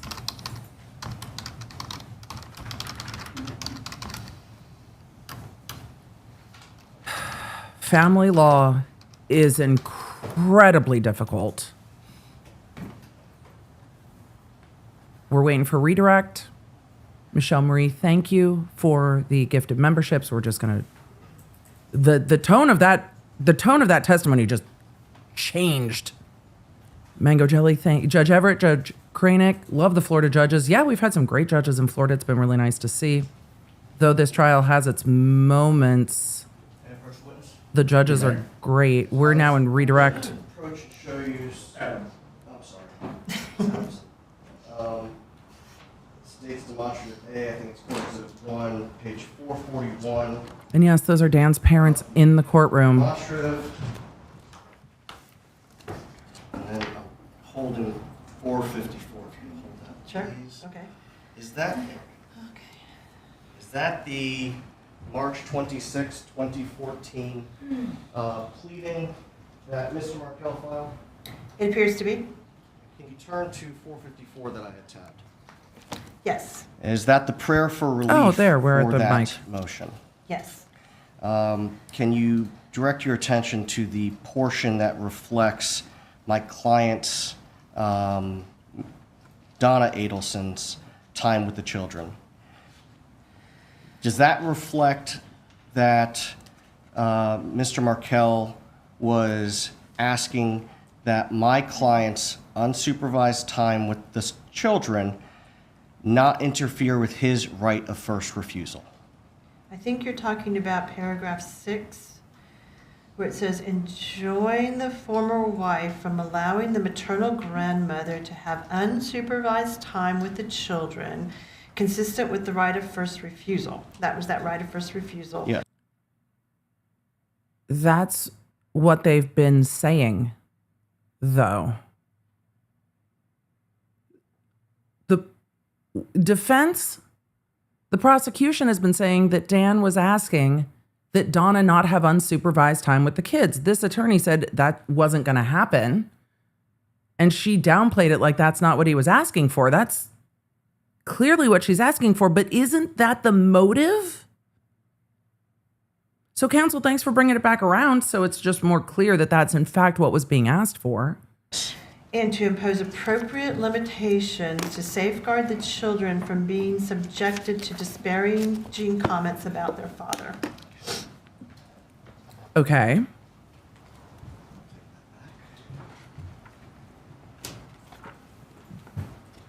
He was asking that Donna not have unsupervised time with the children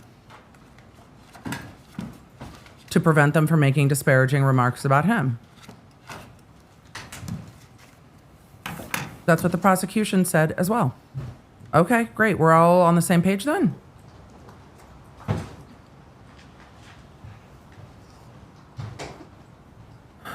Ms. Adamson, did you testify that the divorce was not contentious, but some of his pleadings post-divorce were contentious? I think that's accurate. Okay.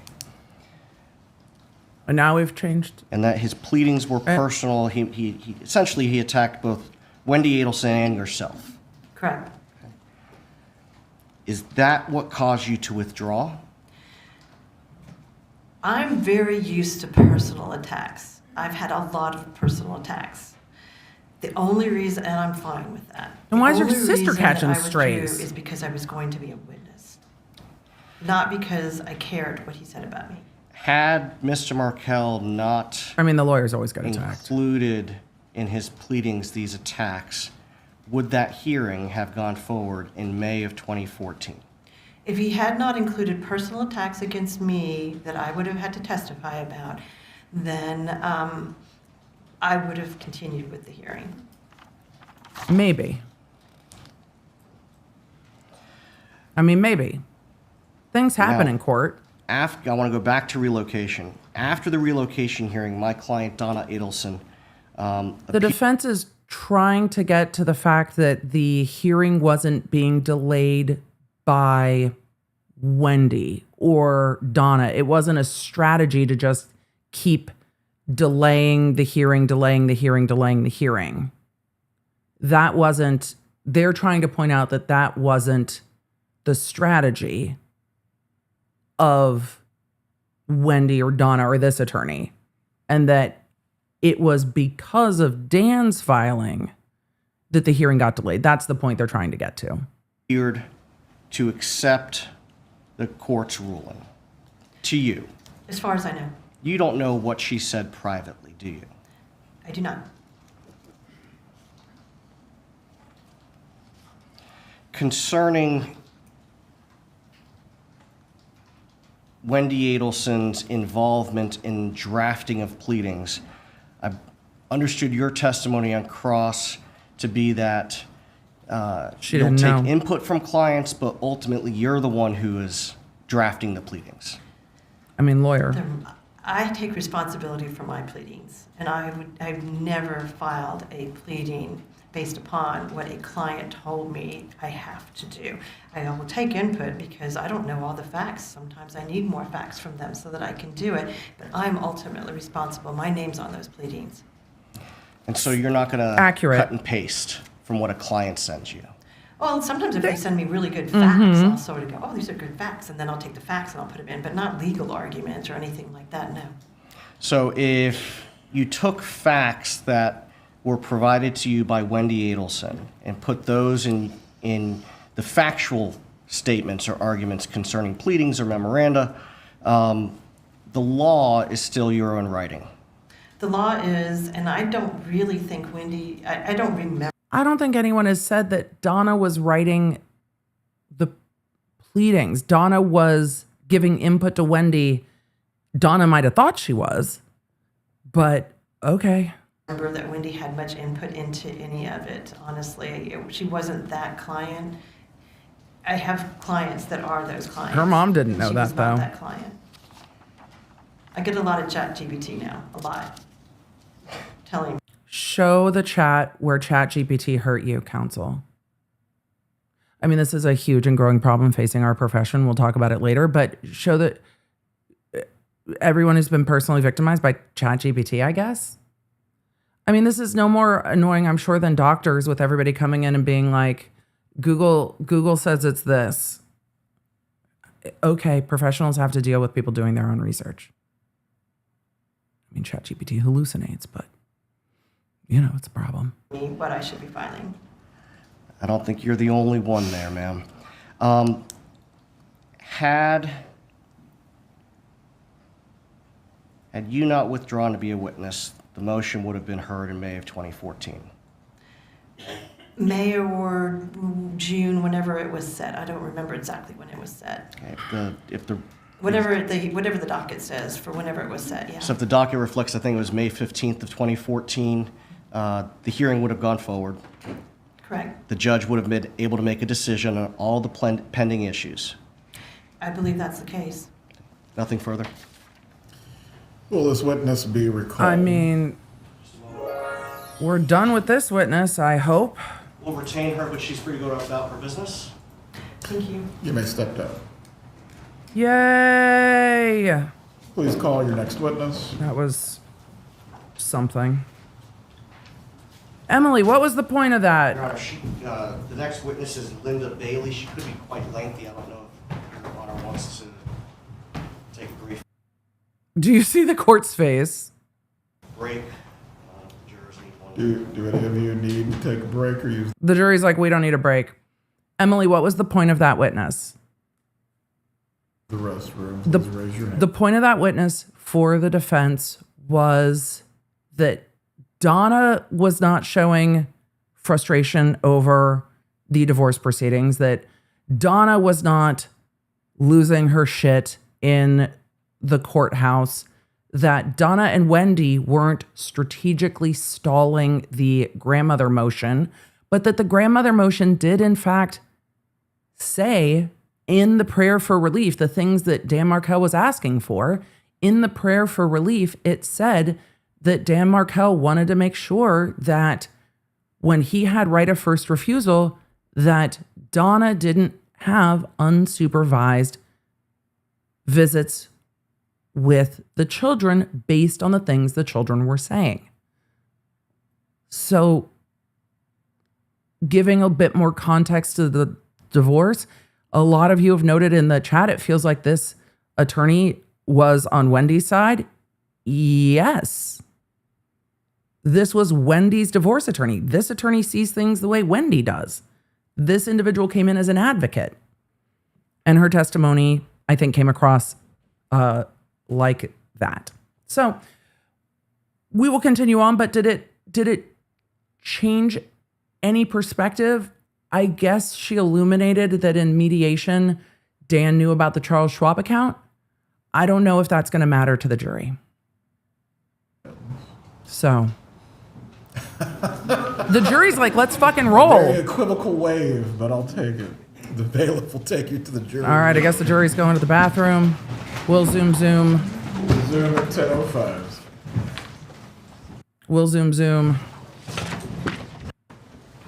If anything goes on the record, we're going to just, because it keeps happening, we're going to wait until the judge walks off the bench.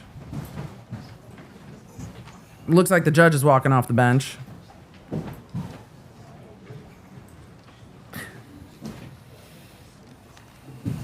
Maybe not.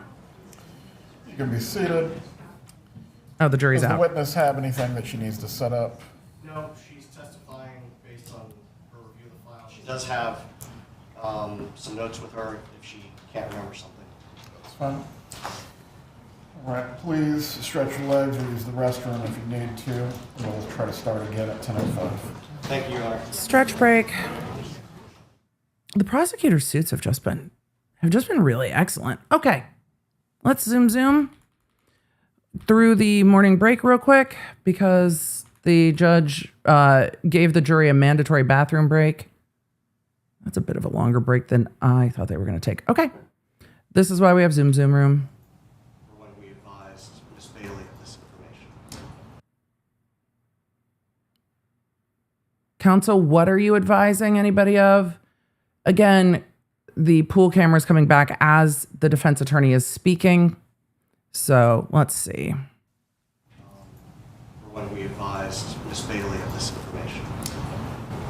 Well, if whoever's listening on digital, if you can go ahead and look through the sidebars for Thursday and Friday to determine when the topic of Linda Bailey as a witness was discussed. As I recall, I believe it was discussed. I'll look through the sidebars, Your Honor. Can I have them, please? I'll look through them. That she would be permitted to be in the courtroom, whether or not there were any other matters that were discussed along with that. I cannot completely recall at this moment, but we'll review.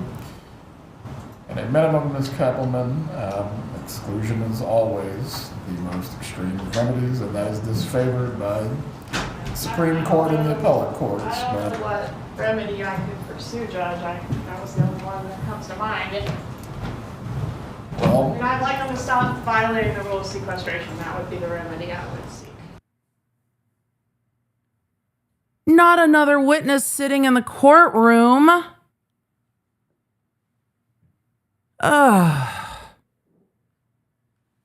The prosecution was chill about it yesterday. I understand why she's less chill today. We ended court yesterday with the judge saying no more violating the rule of sequestration. However, the judge said we need to take a look at the sidebars to see if we discussed this witness being able to be in the courtroom. So there seems to be some disagreement about whether this was previously discussed or not because of what the judge said. as it related to the witness yesterday, I gave instruction concerning that. Concerning Ms. Bailey, we'll review the sidebar. At a minimum, you may question this witness concerning whether she has in fact tailored her testimony based on being in the courtroom. Judge, I'm familiar with this witness. I don't think she would do that, but as we know, the rules are in place for a reason. Oh, absolutely. Things can happen without us knowing Consciously. or having consciously, so that's why we try to keep these witnesses isolated from each other. You can let the jurors know. I'm going to go to the court reporter's office to check the sidebar. From there, we will finish this matter and resume testimony.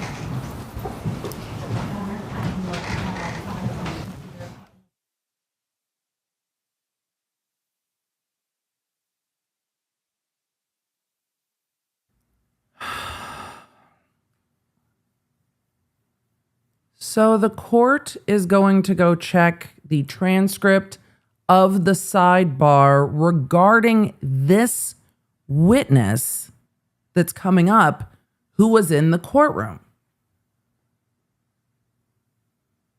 Ugh, how frustrating. But the court said, I don't recall what was discussed as to this witness. So we have to wait and see what the court says. It might have been that the defense asked that this witness be allowed to remain in the courtroom.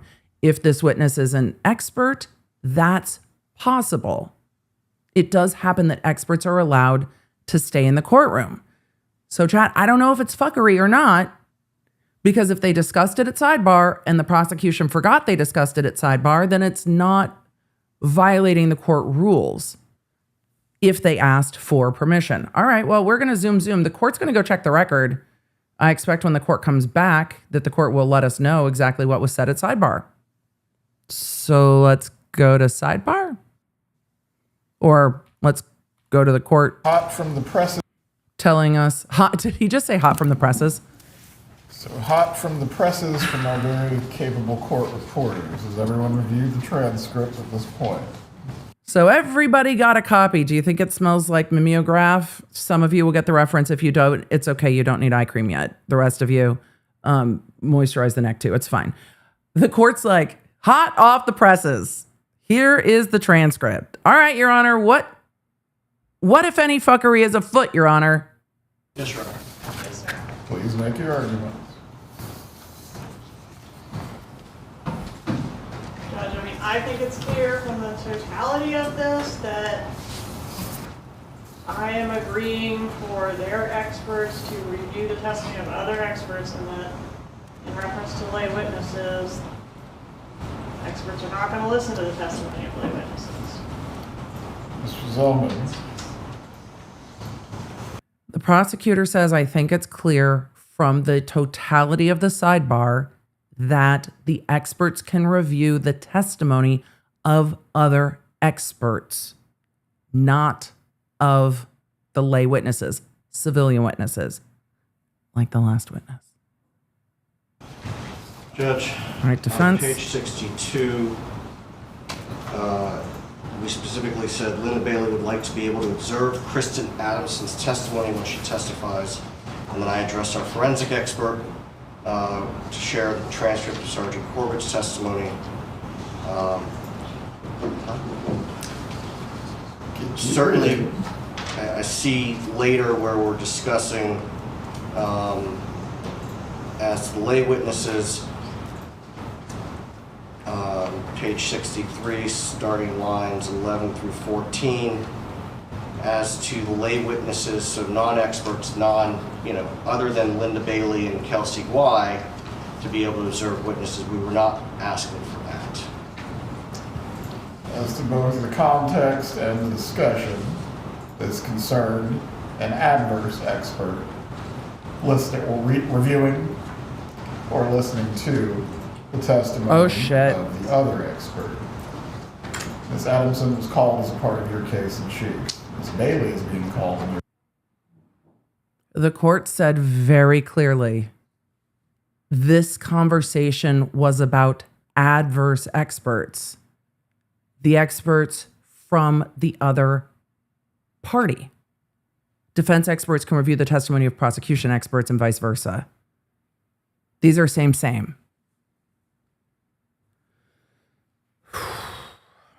Case in chief. Ms. Adamson was not an expert. The state never agreed to what is being discussed now. Yeah, that's on the defense. Judge, Why should this witness be permitted to testify? They shouldn't. Yeet. Judge, the prior page specifically says that Linda Bailey would like to be able to observe Kristin Adamson's testimony when she testifies. And I would like to have a pony. However, I don't. And I don't think my HOA would allow it. However, counsel, there's a lot of things I would like in the world. It doesn't mean you get them. But Your Honor, I said she wanted to do it. Okay, that doesn't mean she gets to do it. Counsel, come on.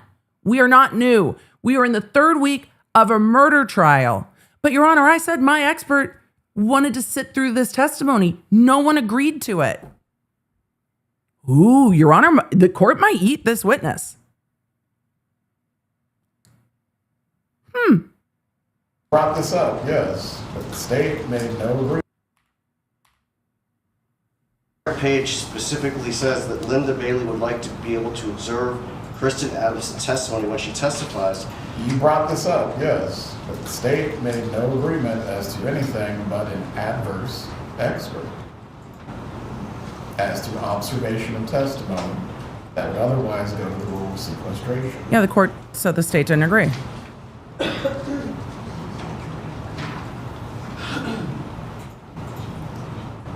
Judge, with respect to the context and the statements, we were obviously asking that. It's in black and white. I know what you asked. What happened, though, is the opposite of that. Yeah, I get what you asked, counsel, but we said no. Damn. The court's popping off and he's still being kind. He's like, no, I know what you asked. It's just we said no. Sorry, Your Honor. This is the most we've seen the judge be like, sir, what the fuck are we doing? Oh, this judge is a vibe. Statements, we were obviously asking that. It's in black and white. I know what you asked. What happened, though, is the opposite of that. As to that, what is your argument now? Your Honor, exclusion of a witness is an extreme remedy, as you recognized previously. We took the court's, this conversation to authorize Miss Bailey to be present during Kristin Adamson's testimony. Oh, you were wrong. And that is what we advised the witness when we spoke with her later in the week. But for this conversation, we would not have done that. This is the second time in this trial where a defense witness has been in the courtroom inappropriately in violation of the rule of sequestration. When this was addressed at sidebar, you brought up the topic, but the state only agreed as it related to your expert reviewing an adverse expert, their expert's testimony. That has not been the case today. Why have you not been more careful with this individual, or even brought up this topic to make sure we did not end up in this point and place? Judge, we thought we adequately addressed it last week. You should have brought it up again this morning and just said, so we are clear. The judge could keep this witness out. And counsel's like, I thought we cleared it up last week. Well, you thought wrong. The judge just told you. When during the sidebar. Ms. Kaplan, what are you asking for? Exclusion. Seeking exclusion, Your Honor. Exclusion. To exclusion, what is your argument? That this is not the first time this has occurred, that this issue was addressed at sidebar, the ruling was clear, that witnesses, that our experts would be permitted to listen to, and only in that circumstance and that particular exclusion, which we're all familiar with in the rules, the other side's experts. So I'm just a little... Wait, is that the witness standing in the back of the court? Because when they called the next witness, was that the woman that was walking forward? Is she still standing in the court? Myth, but here we are. I didn't ask for any exclusion the first time this happened, or really any remedy. But you did admonish the defense to not let it happen again, and now it's happened again. So, does the state get a fair trial too? Do we get a remedy when it's the second time that the rule's been violated? I think it's appropriate. So, As to your point of the state getting a fair trial, Ms. Kaplan, the court is bound by the rulings of the Supreme Court and the appellate courts. I don't get to make it up on the fly. Clearly, this has happened twice, but moving to exclusion, again, is the most extreme remedy. Exclusion is an extreme remedy, and if Donna Adelson is convicted, and this is a strong case against Donna Adelson from what we've seen, in my opinion is not shifted on that. This is a strong case against Donna Adelson. If Donna gets convicted, excluding this witness creates a potentially large appellate issue depending on what this witness is. So while the court could exclude this witness, I don't know if they will, because the court's like, you know what? If we're going to rule against somebody in this situation, we're going to rule against the state. Why? You can't appeal. She's acquitted. You can't appeal. She's convicted. She appeals. So when you have to balance an extreme remedy, it's real unusual to take it against the defense. However, this is a circumstance where it could happen. Or the court could just admonish the jury that the defense violated the rules and let it go from there. So we'll see.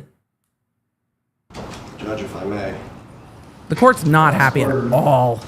reviewing Earhart, exclusion of the witness, court may exclude the witness only if it finds that the testimony of the challenged witness was substantially affected by the testimony to be heard, to the extent that his testimony differed from what You it gonna would do a have voir been dire? had he not heard testimony in violation of this rule. This Absent, is why I believe you wanted Ms. Bailey to listen to Ms. Adamson's testimony in the first place. I'm sorry? You wanted Ms. Bailey specifically to listen to Ms. Adamson's testimony for a reason. Our expert requested it, yes. Why?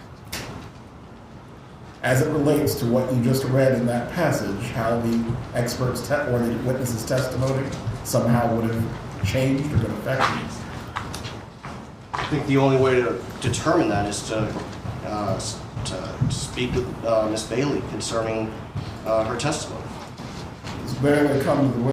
Miss Bailey's standing in court. Did you hear the court? Miss Bailey, come to the witness stand. Okay. We're going to voir dire this. Chat, your motion is granted. Your motion is granted. Chat, your motion is granted.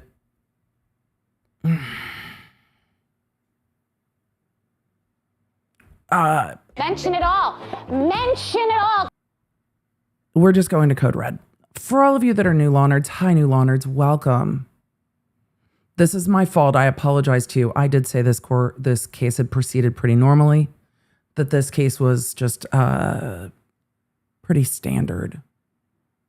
And then the defense case started, and the wheels have fallen off. And it still feels like a Monday on Wednesday. Apparently my coffee is decaf today. I mean, I know that it's not, but it's just, there is not enough of it in the world. So we are going to code red. For those of you that are new, code red is flashy. The flashing ends when the music ends. So if you are flash sensitive, when the music ends, you are safe. Motion granted for code red in 3, 2, 1. It's just, it doesn't want to play. That's dramatic. That's be dramatic, code red bumper. Come on. Not today.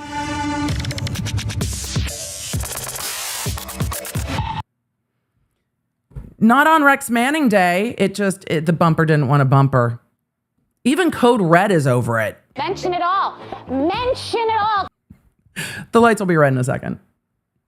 I didn't have time. Stand, so that Proffer Nothing wants to taken click this today. matter. After that, I will step down, This is like clicky, clicky, clack, clack. briefly review what I need and make a ruling. That's the witness that was standing in the back of the courtroom during the entire argument about her. Interesting.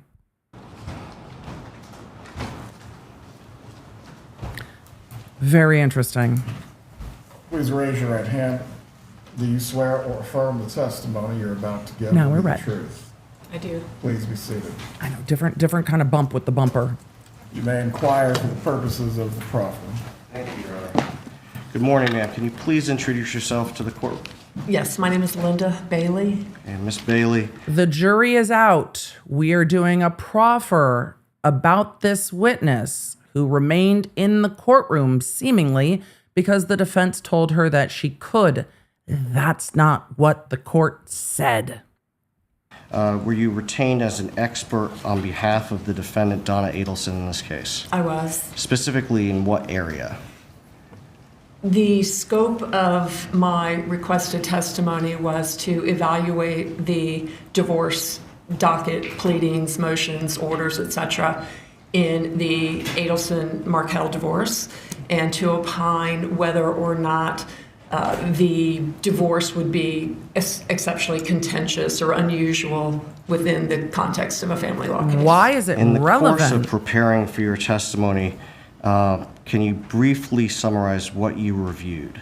Yes, the primary source that I reviewed was the family law pleadings, motions, notices, orders that were provided in a prior litigation in this matter. I think it was an exhibit from the state which detailed all of the pleadings in the family law folder. So that was my primary source. Then other than that, I spoke to Ms. Adamson for about an hour a couple weeks ago just to confirm what I supposed were facts. And I have known Kristin for 40 years. We went to law school together. And I know how she practices. I practice against her often. So I had some ideas about the lack of strength of Mr. Markel's motions. And she agreed. I read her prior testimony in one of the other trials. I think it was Charlie Adelson's trial. I reviewed some exhibits, but they weren't very helpful to me. They were, one of the officers had done some sort of a PowerPoint presentation with faces and arrows and timestamps for communication, and I don't even know why those were provided. I didn't take anything from those. I reviewed. Did you review some emails? I reviewed. Ma'am, you're here as an expert to give your opinion that another lawyer's divorce proceeding count as contentious or not. We saw that lawyer's opinions. We saw the email. It doesn't matter what you think. It matters what Donna Adelson thought. And I think Donna's emails indicated what Donna was thinking. I don't know if any expert's going to be able to undo Donna's emails, which is, we must win at all costs, dress the kids up, and pretend to convert them. Okay. And I reviewed emails. So I reviewed emails between Donna Adelson and Wendi you reviewed Adelson. The emails. There were a couple between Donna Adelson and Charlie Adelson that were much later, but they happened to be in the tranche of documents that I had. I reviewed text messages between Wendi Adelson and Dan Markel. I read some text messages between Donna Adelson and Wendi as well. And in preparing for trial in this case, did you request court authorization to sit in on the testimony of Kristin Adamson? I did. And why was that? Just to confirm that I had the facts correct. Ma'am, I was inspired by Wicked too, but And I might hurt myself trying to do that. you sat this morning through Ms. I'm not Adamson's Ariana testimony. Grande, so. I did. To what extent, if any, is your proposed testimony impacted or affected by the testimony you heard from Ms. Adamson? It was very consistent with what I believe the facts to be, so it didn't change what my opinion is. Nothing further for purposes of the proffer? Compliment. An examination. They are of the doing a purpose of the proffer. Proffer, e.g. of voir dire. They are asking this witness, and for those of you that were behind in the chat, I just told you to just jump to real time and go watch the rest of that witness later. We don't need to worry about it. But the prosecution wants this witness excluded. It is a drastic remedy, especially when taken against the defense. The defendant's constitutional rights are at question in any criminal trial. And so the prosecutor is like, click, click, let's go. Because this witness was sitting through all of the testimony of the last witness. You said it was very consistent with what you knew before. Was there anything new that you learned from Ms. Adamson today that you had not learned previously in your No, I don't preparations? think so. Okay. No, Your Honor. Please step down, Ms. Bailey. But you were standing here the entire time. So I imagine the court's going to say, you know what, she read the prior testimony is consistent, and give the jury an instruction. That would be my guess. Let's see what the court does. she stood there during the entire argument about her. Return in a few minutes. The court's smart. The court is taking a moment to go review.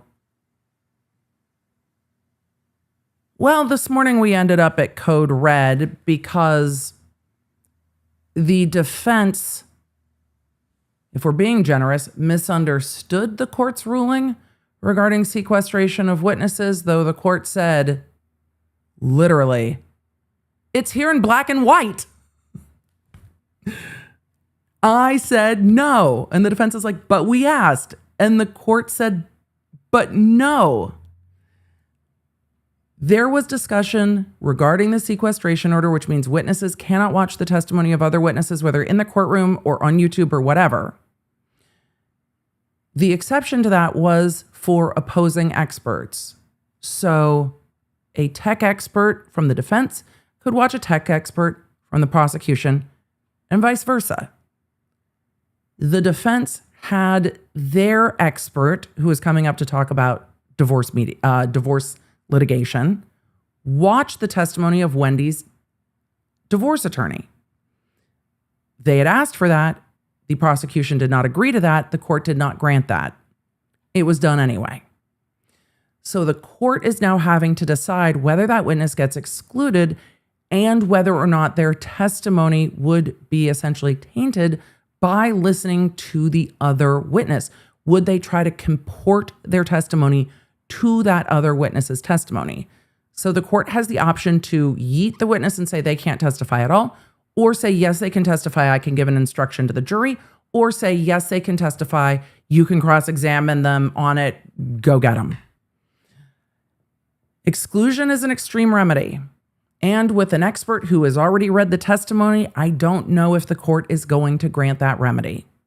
My question will be if the court will admonish the jury about that violation.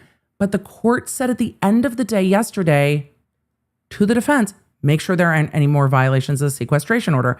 And where did we end up today? Another violation of the sequestration order.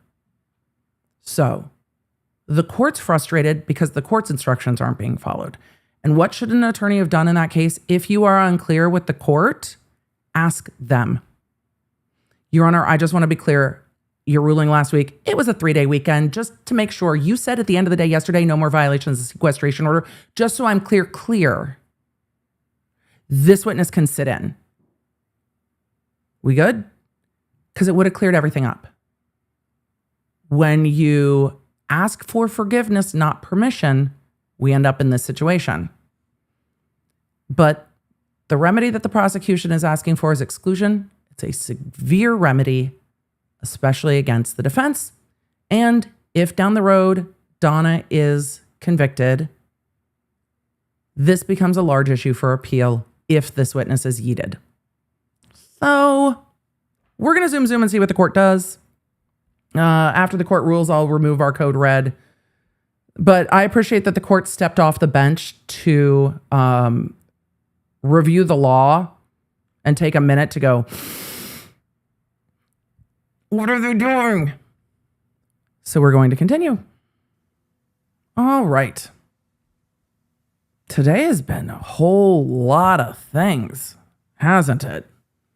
Let's get to where the court comes. There we go. Court back on the bench after the court took a break Starting to this gather his issue thoughts. Of the testimony of Linda Bailey, the court is going to find there has been a second violation of the rule of sequestration by the defendant. The matter that was discussed at sidebar brought up the issue of the witness sitting in court. However, the state made no agreement beyond an adverse expert listening to the testimony or reviewing the testimony of their expert. With no other ruling being made on the issue, Ms. Bailey should have not sat in the courtroom. The test for determining whether a court may properly exclude the testimony of a witness for violating the rule of sequestration is whether the testimony of the challenged witness was substantially affected. I don't think it will be. By the That's the testimony thing. that the witness heard, to the extent the witness's testimony differed from what it would have been had the witness not heard the testimony.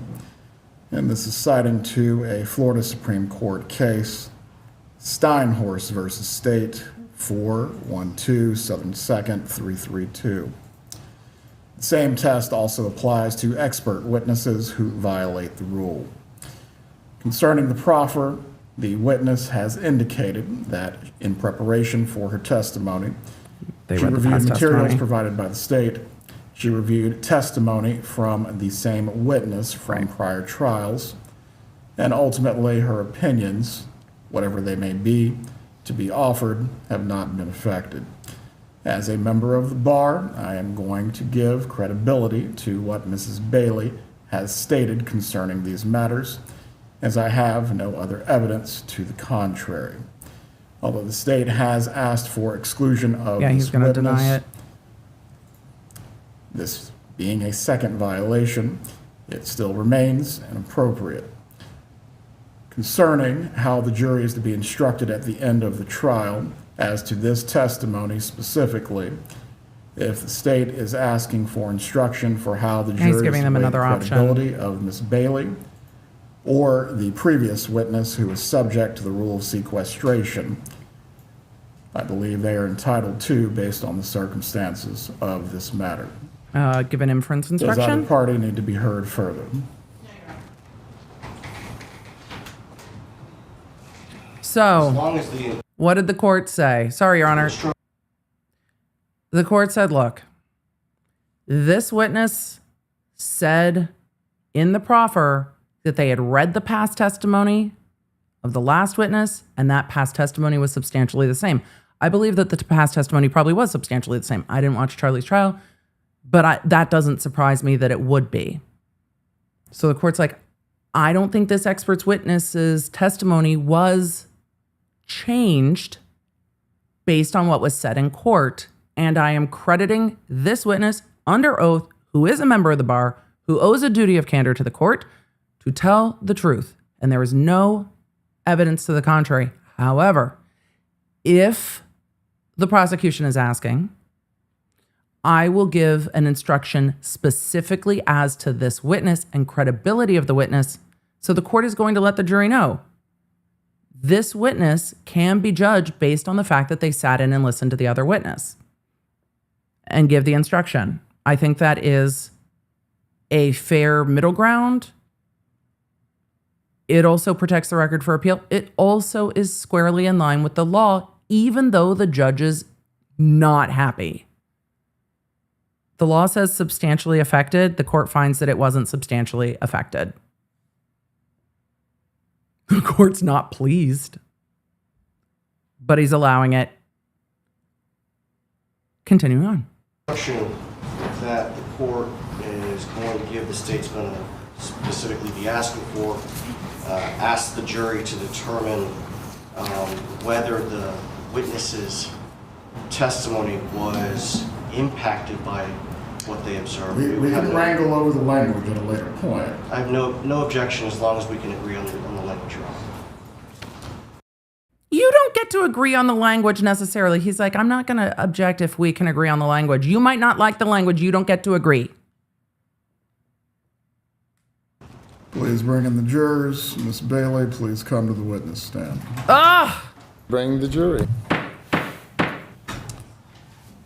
Are there any additional matters that need to be clarified? This needs to occur so we don't have any more issues with witnesses The court. or other problems. Anything else, counsel? Why is no one responding to the court? He asked y'all a question. Bueller? They didn't even look at the judge and answer him. Ooh. I could never be a judge. I would just be like, I'm sorry, counsel. I was speaking to you. I was looking at you. I was speaking to you. But what you didn't do is respond. Is there anything else? No? Whew. This judge has patience that I do not have. All right, jury's coming in. We're gonna go back from code red. But yes, oftentimes when there are errors like this, the court, the white balance is so mad. The court is protecting the record and adhering to the law despite his own annoyance. and the jury is just, Everyone can be seated. Ms. Bailey, please rise to be sworn. the jury just has to wait. Ms. Bailey, please rise to be sworn. Do you swear or affirm the testimony you're about to give will be the truth? I do. You may take your seat. You may examine as you're ready. Witness, are we on 9,000?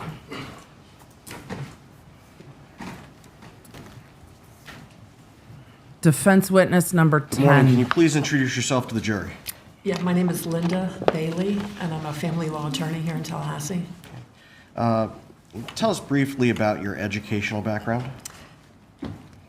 My post-high school educational background is I have a bachelor's in psychology from Florida State University in 1983. I worked for a couple of years and went back to law school in 1985 and graduated FSU Law in 1988 with honors. So math isn't my strong suit, but that's 37 years. 37 years. I went to school with... Oh, damn it, counsel. She said she was law school classmates with the last witness. The last witness said she'd been practicing 37 years. You don't have to math.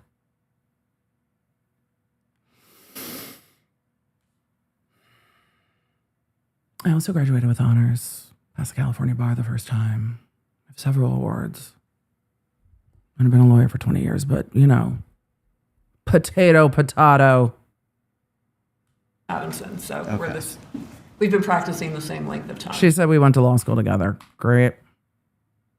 Math isn't my strong suit, but that's 37 years. 37 years. I went to school with Miss Adamson, so Okay. we've been practicing the same length of time. What type of law did you initially practice when you graduated? When I initially, during law school, and then after I graduated, I initially practiced criminal defense law. Then I brought in slowly a family law practice. And then in 1994, about 6 years into practice, I shifted my focus to solely family law and went on my own and opened my own practice. So since 1994, have you exclusively practiced family law? Yes. Can you tell the jury approximately how many family law cases you've handled since then? Oh, I tried to count those for this trial, and my best guess would be around 2,000. Okay. Do you have any certifications? Like Kristin, I am board certified in marital and family law. If the jury didn't know that she was sitting in there watching the last testimony, which they might have noticed, she's in a blue suit. She looks like she might be a witness.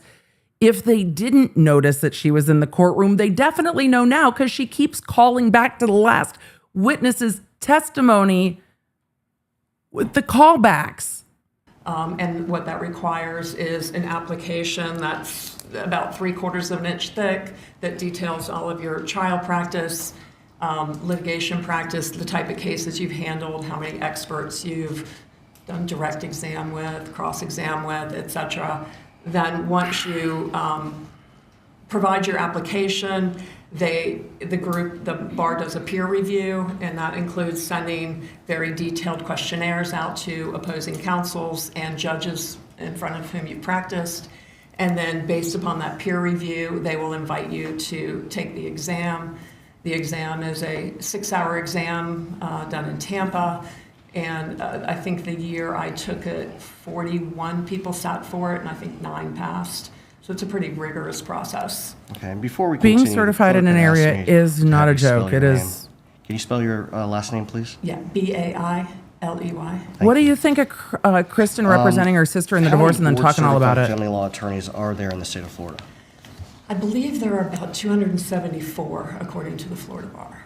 Okay. And do you know what percentage of lawyers in Florida are board certified in marital and family law? I think less than 1%. What do you have to do to maintain your certification? Well, ordinarily, lawyers have to do a 30 hours of continuing education every 3 years.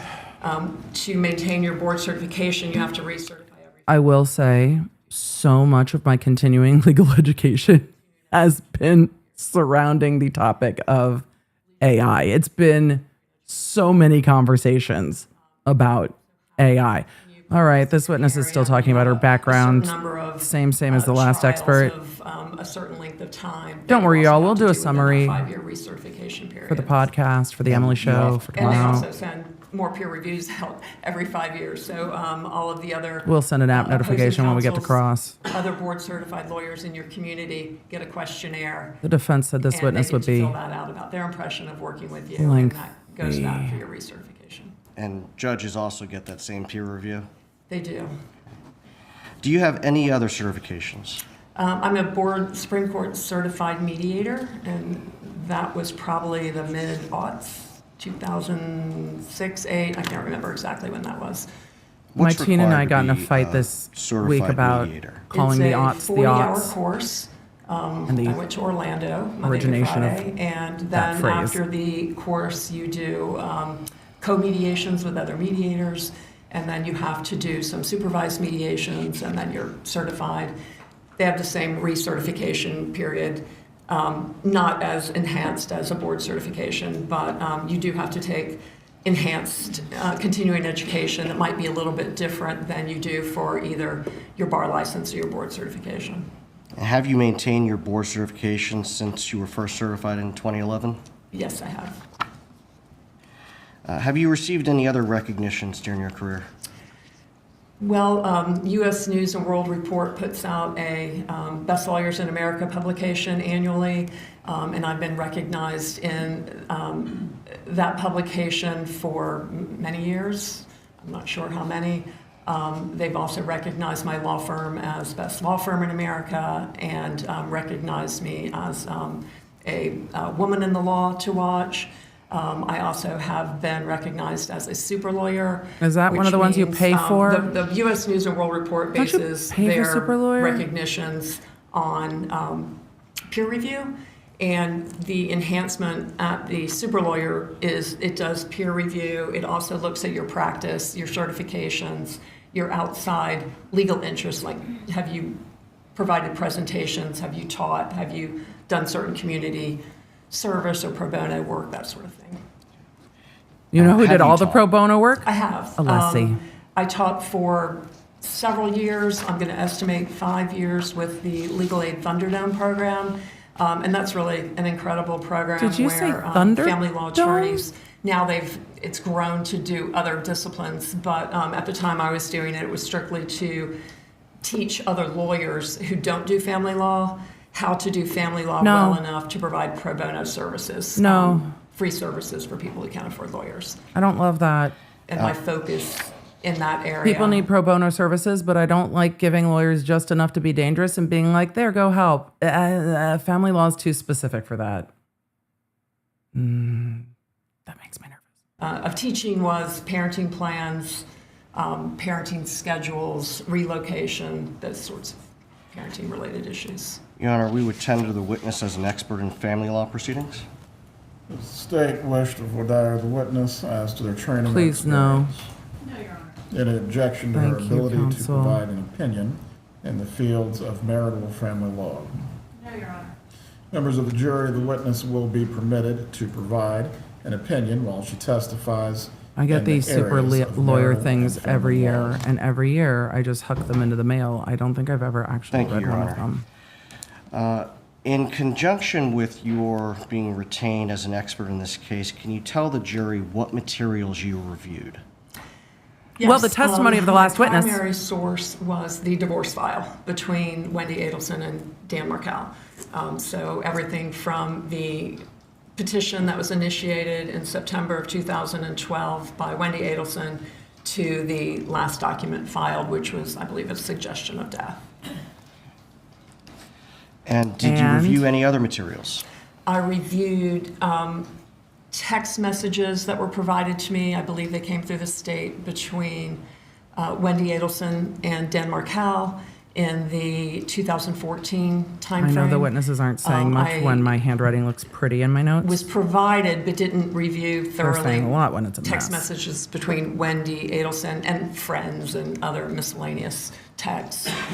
There were some text messages between, I believe, her and her mother, but most of their communication, I think, was by email, and I reviewed the emails between that I was provided between Wendi Adelson and Donna Adelson from maybe 2011 up through about 2017.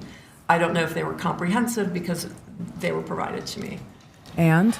Did you also speak with Ms. Adamson concerning her representation of Wendi Adelson? I did. Why are you I not just spoke to telling them her for everything about you an reviewed? hour a couple of weeks ago to kind of confirm my impression of some of the motions that were filed. And?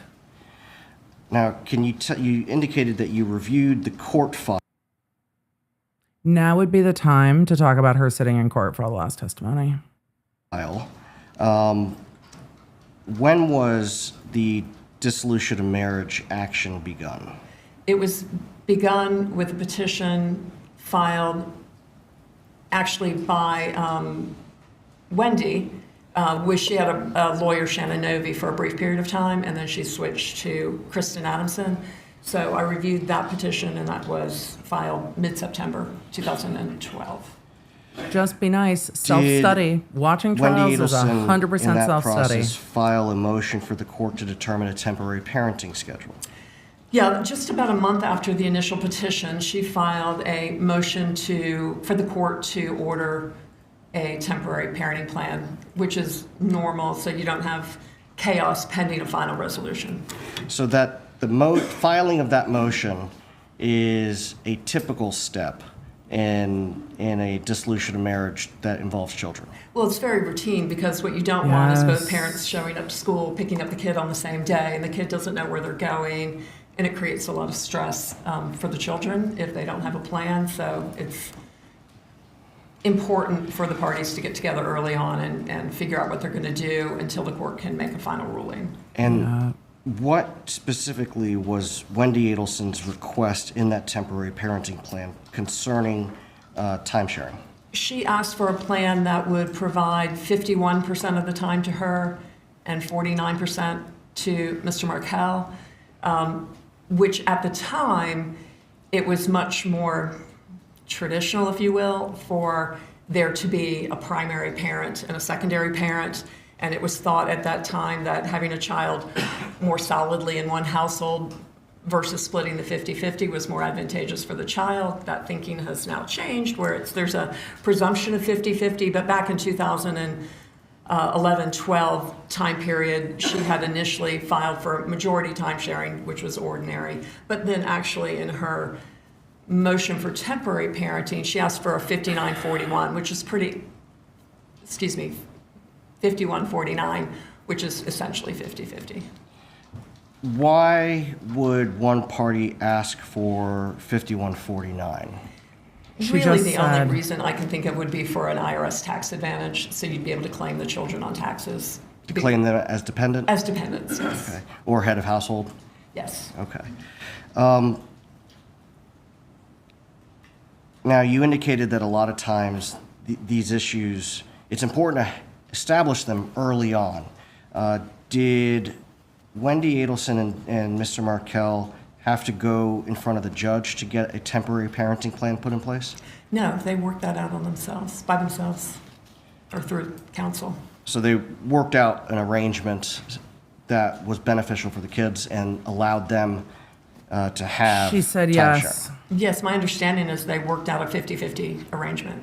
Okay. Now, we're using the term time sharing. We also have, during the trial, heard the term custody.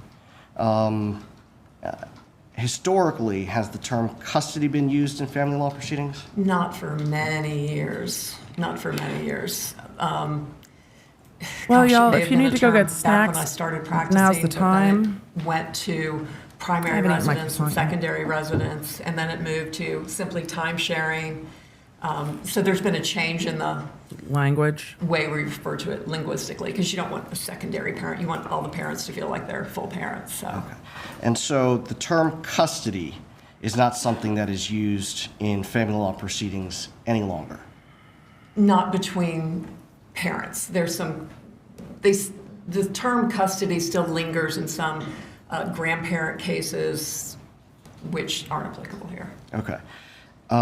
But when we're talking 2012 moving forward, the term custody was not used in family law proceedings for dissolution. Correct. Okay. And the term at that time was time sharing and parenting time. I believe back then it had shifted to time sharing. It may have been primary and secondary residence, but I didn't see that in the petition. She just asked for majority time sharing, so that must have been when that law switched. It was around that time.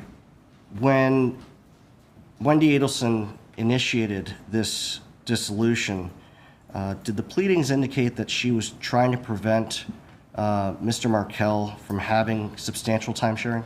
No, I didn't see anything throughout the whole file. She tried to prevent Mr. Markel from having substantial time sharing. Can you tell the jury what is substantial time sharing? Well, substantial time sharing, again, the definition has changed. It used to be more, in this era, it was more than 40% time sharing. And now, for the purposes of child support adjustments, it's kind of been reduced to 20% or more. But I think when we're talking about time sharing versus how it impacts child support, substantial time sharing, I think everybody would accept would be 40% or more time sharing. So, in other words, when Wendi initiated the dissolution against Mr. Markel, she was not trying to prevent him from having 40% or more of the overnights. I never saw anything other than the 49-51. No, she wanted to move 8 hours away, and she wanted him to commute from Tallahassee to Miami. This is all quite clear. I don't think there's any questions about any of this. For review of the family law pleadings, can you tell the jury how many contested hearings took place I'll let you prior guys to the know when final we're judgment being entered? on cross. Don't worry. From my review of the pleadings, one partial hearing occurred, and that was the June 21st, 2013 hearing on Mr. Markel's motion to dismiss the petition for relocation, and then he had filed a motion to enforce life as he would have liked to have seen it, and then the relocation was all within one hearing. The court adjudicated the first two issues. His motion to dismiss was denied. His motion for enforcement was denied because there was nothing to enforce. There was no court order that required the things he wanted to enforce. And then... In other words, he was asking the court to enforce something that they had agreed on but hadn't been a court order? Well, I don't even know that they had agreed on things. He had kind of a sense of the way he would like to see life, which had to do with being really intrusive at Wendi's home. He wanted to go over there often during her time sharing. He wanted to have a great deal of contact. He wanted video contact, things like that. And so, and I think there was Intrusive maybe is a an interesting recommendation, word. I could be confusing this with a later motion, where the child care owner had made a recommendation about something, and he wanted to enforce the recommendation from the owner of the child care. None of those were enforceable because they'd never been ordered by a court or even put into any sort of formal document. So that was denied. So let me understand correctly, he was asking for court authorization to be able to go over to Wendi's house? Counsel, she just said. In that particular motion, I could look at my notes, but I don't remember exactly the detail. Ordinarily, when you file a motion for enforcement, If you don't remember the detail, why are we talking about it? order that says the other side has to do A, B, and C. And if you don't do A, B, and C, you file a motion to enforce. But you can't enforce an email communication back and forth where you said, you can have them on Tuesday, and then Tuesday you change your mind. There's no court order to enforce. They just change their mind. So he was trying to enforce conversations that he had had with Wendi that had no court-ordered basis. Okay. Now, you mentioned the motion, Mr. Markel's motion to dismiss the petition for relocation, his motion for enforcement. Was that also the same hearing where the relocation petition was heard? The same hearing. Okay. And based on your review of the file, what happened at that hearing? Based on my review of the file, We just talked about this. Adjudicated his motion for enforcement and denied it. How is this even relevant given that the person who was at the hearing just testified? It's not the best evidence. It's cumulative. Adjudicated the motion to dismiss and denied it. And he was basically saying that the petition for relocation was baseless and that the court should deny it. And the court said, no, it had merit, so we're not going to dismiss it. And then my The court said we're understanding going to hear it is and then before deny the it. hearing finished, Wendi essentially capitulated and said, okay, I'll agree to the denial of my relocation. You're leaving some parts out. And what's consequential about that is if they could have continued the hearing, finished their testimony. The last witness who was at the hearing said the court indicated she was ruling against them. She did rule against them, and then they stipulated. So your understanding is contrary to what the last witness that you just sat through just testified to. And appealed the order. So by her capitulating and stopping the hearing midway, she waived her right to appeal the denial of the relocation. Subsequent to the June 21st, 2013 hearing, did Wendi Adelson and Mr. Markell The state's not going to resolve object. the other issues in the defense is dissolution of just marriage? digging. Yes, on The July state's going to let them dig. 31st, they signed a full marital settlement agreement that addressed all issues. So within 5 weeks of the denial of relocation, they resolved all their financial issues. Wendi waived alimony. They adjudicated child support. They put into place a parenting plan, which is kind of also new lingo. A parenting plan is kind of the overarching The custody agreement. rules on how you make decisions, how you communicate, who's able to go to events for the children, plus the time sharing schedule, plus communication provisions, how often you can speak to the children. Sometimes, like in this case, it was very general language, maybe what school the children go to. So they resolved everything 5 weeks later. Now, the marriage settlement agreement also put in place a parenting coordinator. It did. What is a parenting coordinator? A parenting coordinator is a professional, generally a lawyer, but it can be a therapist who is trained. I think they do a 40-hour course too, but I'm not certain. And they have a certification. And what they're trying to do basically is teach people how to communicate, teach people how to be reasonable. There's no parenting plan that you can draft that deals with all contingencies. People are always going to come up with something, and we don't have a provision in the marital settlement agreement to deal with that. So a parenting coordinator helps people set, Work for together. example, communication guidelines. Maybe one person is calling 10 times a day, and that's overbearing and it interferes with the other parent's life in households. So a parenting coordinator may help them reach agreement on what a reasonable communication might be. Maybe it's once a day at 7 o'clock. Maybe it's every other day. Maybe it's 2 times by video. Okay, thanks for the hypothetical counsel. All of you in the chat are asking me, Emily, why? The theory of the prosecution's case is that this was a contentious divorce. The defense is litigating to the jury if it really was contentious. I think Donna's emails are going to belie the fact that Donna was treating it as if it was contentious, even if lawyers don't think it's contentious, because how something might feel to parties in litigation and how it might seem to lawyers who work in this field can be different.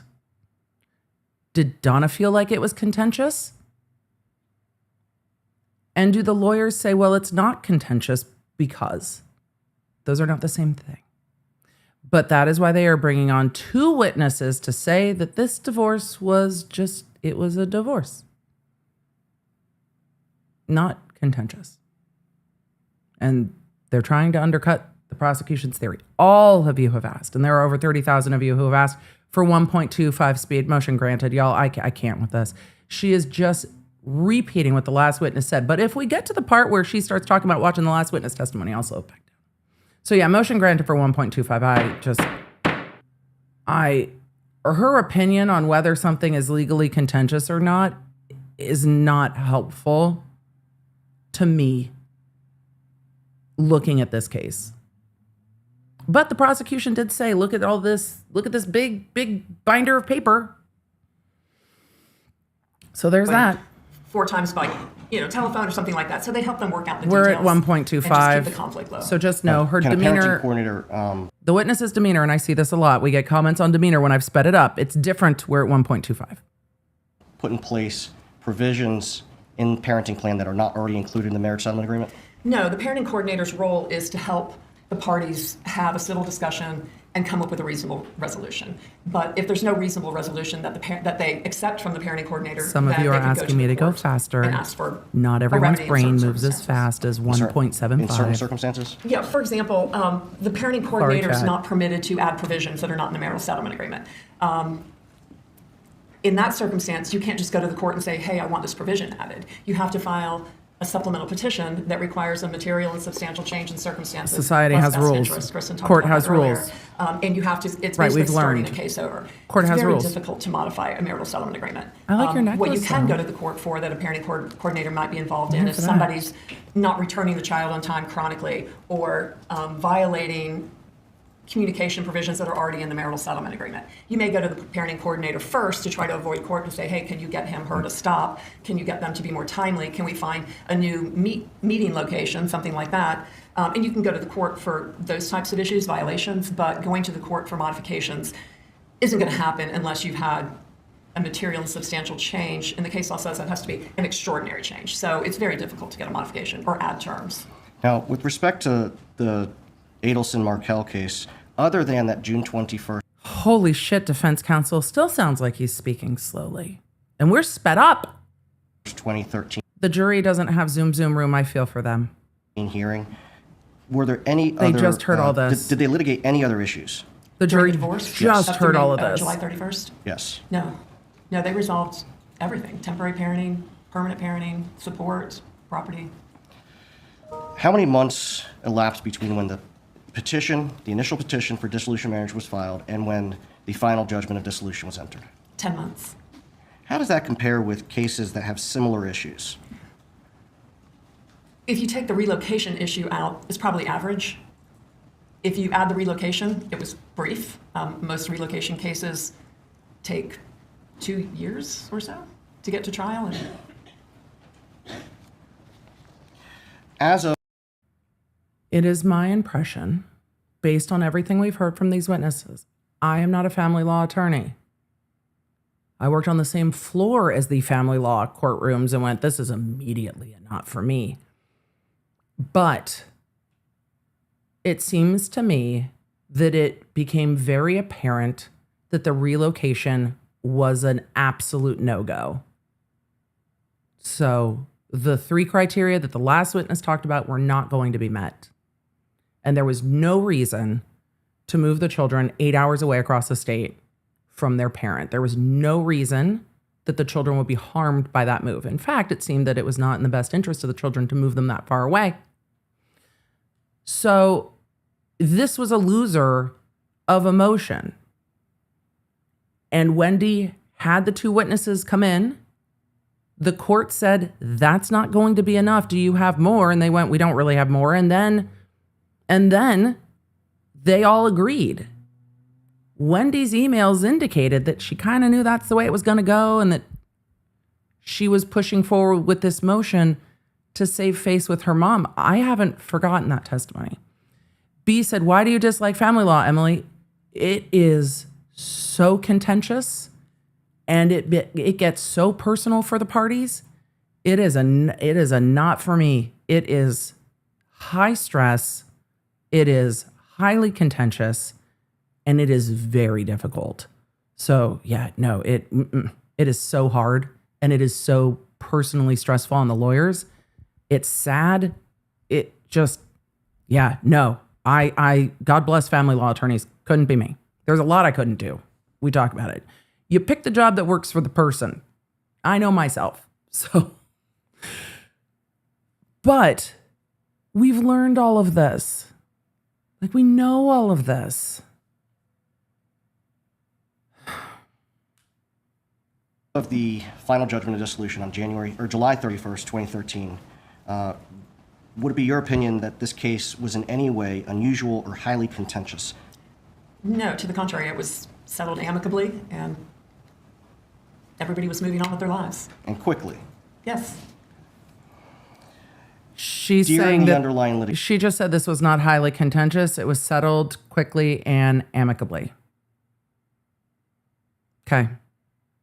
So between September of 2012 and July 31st of 2013, when it was when the final judgment was entered, did either party file a motion to compel against the other? No, and what that is if you're upset with the other side because they're not providing either the required financial documents that Ms. Adamson spoke out earlier, or if you do a request to produce more documents and they don't comply, then you would file a motion for the court to compel them to provide those documents. And that's what we call discovery. Correct. Were there discovery fights here? No, there were no discovery fights. Until there were. There was afterwards when Mr. Markel's lawyer was trying to depose Wendi about the money he had not paid, but prior to July 31st, there were no discovery fights at all. There were, I think, requests to produce, and there was no motion to compel or any complaint about the responses to those. I didn't see any third-party subpoenas to banks or holding companies or brokerage accounts or brokerage companies. Can you explain to the jury what a third-party subpoena is? Yeah. Oh, so, wonderful. I'm going to, for example, yeah, that's fantastic. I'm going to put you back up at 1.25. She said in her experience, this wasn't a contentious divorce. They came to a marital agreement. They settled the issue of relocation because it was a loser of an issue. And that's it. So we're going to 1.25 speed. I agree, Sara, that it's cumulative. I 100% agree. However, the prosecution is going to let the defense because if the jury is feeling the way that y'all are feeling in the chat, they're just like, we heard all of this. You know what the jury's not going to forget? Donna's emails.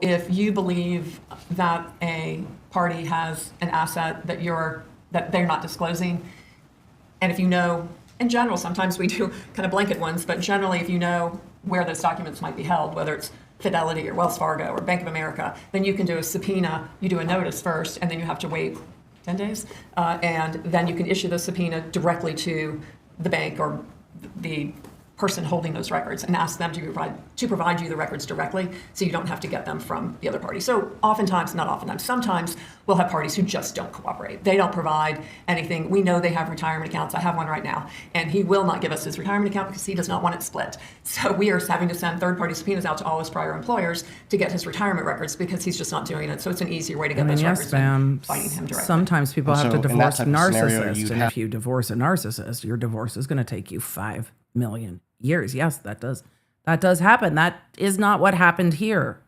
Have to first subpoena his records from prior employers in order to get the names of the retirement companies, correct? If I need to do that, they could be company-held employment plans, depending on what kind of company. Okay. But potentially in that scenario where you're having to issue third-party subpoenas, there are multiple layers that you might have to go through in order to get the information that the other party is not providing. No, it's really more direct than that. I mean, once you file your notice of intent to subpoena a third party, you issue your subpoena to that party. And then you get the difficulty comes shit. if you don't know who the party is. Then you might have to take a deposition and find out where somebody's been working. Generally, your client knows where their spouse worked, so you have that information in that example. But there could be, like we have a case right now where there's like 140-something real estate properties all over the country. And that makes it more difficult, obviously. So we're having. Oh yeah, that sounds like a nightmare. Somebody's playing Monopoly IRL, but 140 properties across the country. Honestly, I rather we just tangent and talk about that because at least it's new information. I mean, that sounds like a nightmare. To go into databases all over the country in different states to look for people and then find out who the management company is and then third party subpoena the management. Yeah, that's an outlier. That is an outlier. Any of that, Most of none us, of that had to be done for Wendi Adelson's divorce. You know, the one if we have the one.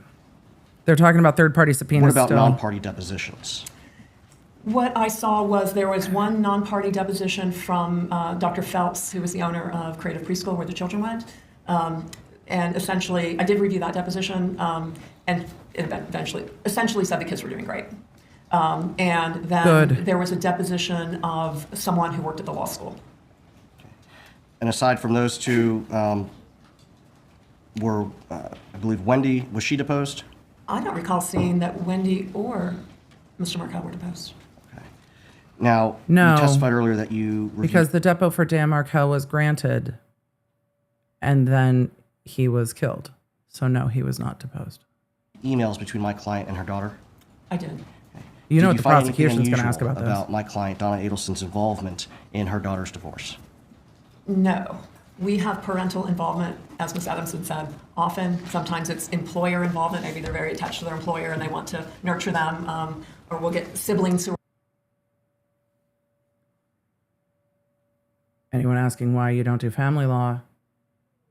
If I had an adult human getting divorced, and yes, all divorcees should be adult humans. If I had an adult human getting divorced and their boss was involved, it would be weird to me. In her daughter's divorce? No. We have parental involvement, as Ms. Adamson said, often. Sometimes it's employer involvement. Maybe they're very attached to their employer and they want to nurture them, or we'll get siblings who are lawyers involved. Like So the last family witness? involvement, and especially moms, I see a lot. A lot of mothers? A lot of mothers. They're worried about their babies no matter how old they are. I mean, that I'll Now, agree with you in on. the emails that you reviewed, did you see my client's use of the nickname Gibbers to just to refer to Mr. Markel? I did. Did you find that especially provocative? No. I mean, gibbers means someone who speaks gibberish. And if you look. Do not try to law-splain to me what the mean nickname means.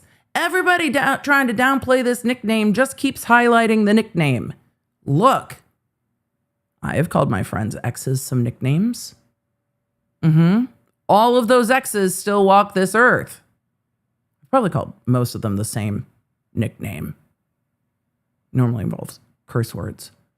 But ma'am, they didn't mean it to be funny. It's meant to be mean. Look at Mr. Markel's motions Stop- and memorandums. stop and trying to responses he explain filed in it. This case. It was somewhat applicable. He was very. Your justification of the mean nickname of the murder victim does not sit well with me, ma'am. She's like, it was somewhat applicable based on his motions. I don't like it. Motions and memorandums and responses he filed in this case. It was somewhat applicable. He was very. I hate it. Verbose. If you looked at his writings as a complete layperson, they may at first glance seem somewhat intimidating. I hate but all when you of broke this. them down paragraph by paragraph. The defense strategy in this case from the other defense attorney has been to say nothing but glowing, wonderful things about the victim. And now the defense strategy is, but the nickname. I mean, it applies. Ma'am. I'm sure the moderators have had to rein in the chat from commenting about you. Stop trying to justify it. Ugh. Also, chat, thank you. Thank you.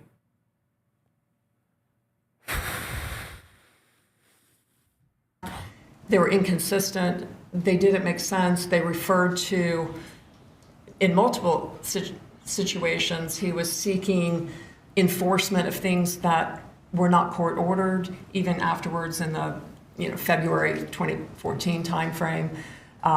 So he was very wordy. He would file a 16-page response, and then he'd file a 16-page memorandum that said the same thing, and then he'd file a motion related to that said the same thing. So he was I a lot hate of this. his the things that he filed, papers that he filed, which were signed by his lawyer, but they were consistent throughout all the lawyers. So it appeared that he was drafting them, were very, very wordy and full of hyperbole.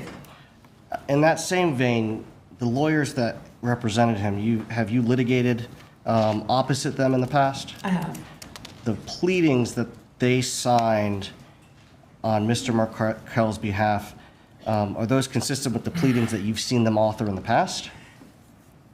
No, it appeared to me that Mr. Markell was drafting these pleadings because they just weren't drafted in a way you would draft them, and they didn't, again, make sense. They were internally inconsistent. For example, moving up to the February timeframe, he was complaining about fraud by Wendi Adelson and not disclosing accounts as if that impacted the settlement. But then he said, very shortly or in the same near paragraph that he knew she had these accounts because he managed one of them. And he knew about the other account as well. So all he had to do was do third-party subpoenas to Schwab. He knew a Schwab account existed. That was easy. And so you can't say fraud, I made a decision without knowing, and then in the next paragraph said, but I knew these accounts existed, that's why I know she's committing fraud. Okay. So in reviewing those Ma'am, the particular jury's not going to motions, the love one this. that he filed February of 2014, They're just not. what was your opinion about the strength of that being granted? Well, Wendi filed a motion for enforcement at the end of October 31st, I believe, 2013, which complained about the 80. Oh, she is a hired gun for the defense. The thing is, if she annoys the jury, then the point is lost. She is trying to explain everything. And she's trying to explain that this divorce wasn't, in fact, contentious. But what is internally inconsistent is the defense's arguments. Because the other defense attorney has spent the whole time saying nobody had a bad word to say about the victim. And she's saying, well, And look, talking about the victim is going to be a part of every criminal case. Talking about the victim's behavior is going to be a part of every criminal case. The boundaries of that are set by the case and by the jury. And for the defense to spend a lot of their opening statement talking about how wonderful the victim was, and a lot of the other testimony, it seems like a very abrupt shift. A very abrupt shift. And it's, I think, going to backfire on them badly. $1,000 or so. I think there was That's some for the jury question to whether decide, he did truly. $50,000 or $51,000 or $52,000. But anyway, he was essentially just around $80,000 underpaid. He hadn't paid his obligation. Strategy. So she filed a motion the end of October. Then there was no response, nothing. His lawyer Angela, I agree with you. withdrew. Angela said nothing justifies ending. And There he was like, nothing I in agree with you. November. There was nothing in December. She's trying to say the divorce wasn't contentious. Then January 31st, so 3 months later, he filed a response. The problem that is, basically said, the prosecution's going to get up here and be like, so did you see the threats that Donna made about dressing the kids up? give me a valid excuse for not paying her, essentially is what he said. And we've heard all that is not legally, I don't think it was a very strong legal position. Okay, and we'll come back. We'll come back to that. Okay. I want to Did I back slow up down to by accident? I'm sorry, the y'all. June 21st hearing when I'm speeding relocation it was back denied. up. My bad. Did my client in the emails you review appear to push back on Wendi and try to get her to do certain things? Well, what I saw from what I was provided in the hearing, I think was on the 21st, and there was You're not a answering couple the of question. days, maybe the 23rd through 26th, something like that, where Donna Adelson, maybe the reality of the relocation had set in the denial, and she was upset.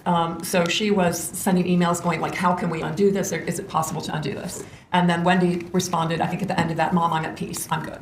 And then they dropped off. There was no more communication that I saw And then between them. certainly after the July I would need to see the order of those emails. 31st final judgment, was there anything else where relocation was attempted or discussed? Not that I saw. No, they wanted to psychologically torture the victim. That was their next play. When you are representing clients. How do you handle the involvement of their parents or loved ones in your clients' I just have to point out, though, that the focus on the camera facing the lawyers is so much better than the focus facing the witnesses.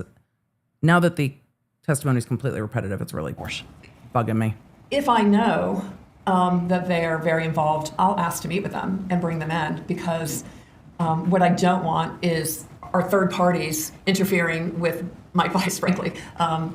So if they misunderstand the law or they're giving advice to my client contrary to my advice, then I want to talk to them. I want to hear their point of view, and I want to give them my point of view. And I find it's easier for my client to have everybody around them on the same page. So I just want to educate them. I agree with that. If it's a mediation and I feel like they're involved, what's that have to do with this? I'll ask the other side if I can bring the mother or the brother, whatever, whoever it is, into the mediation, because if they're in the mediation process, then they see how it changes over the course of the day, because other facts might come in, other considerations might come in, because mediation is not just an opportunity to reach a resolution. You learn a lot of information out of mediation. So it's always helpful to have, if there's a family member who's very involved, it's helpful to have them there so they learn as you learn, and they understand how you reach an agreement, and then the litigant, the party, doesn't go home and have to explain what happened.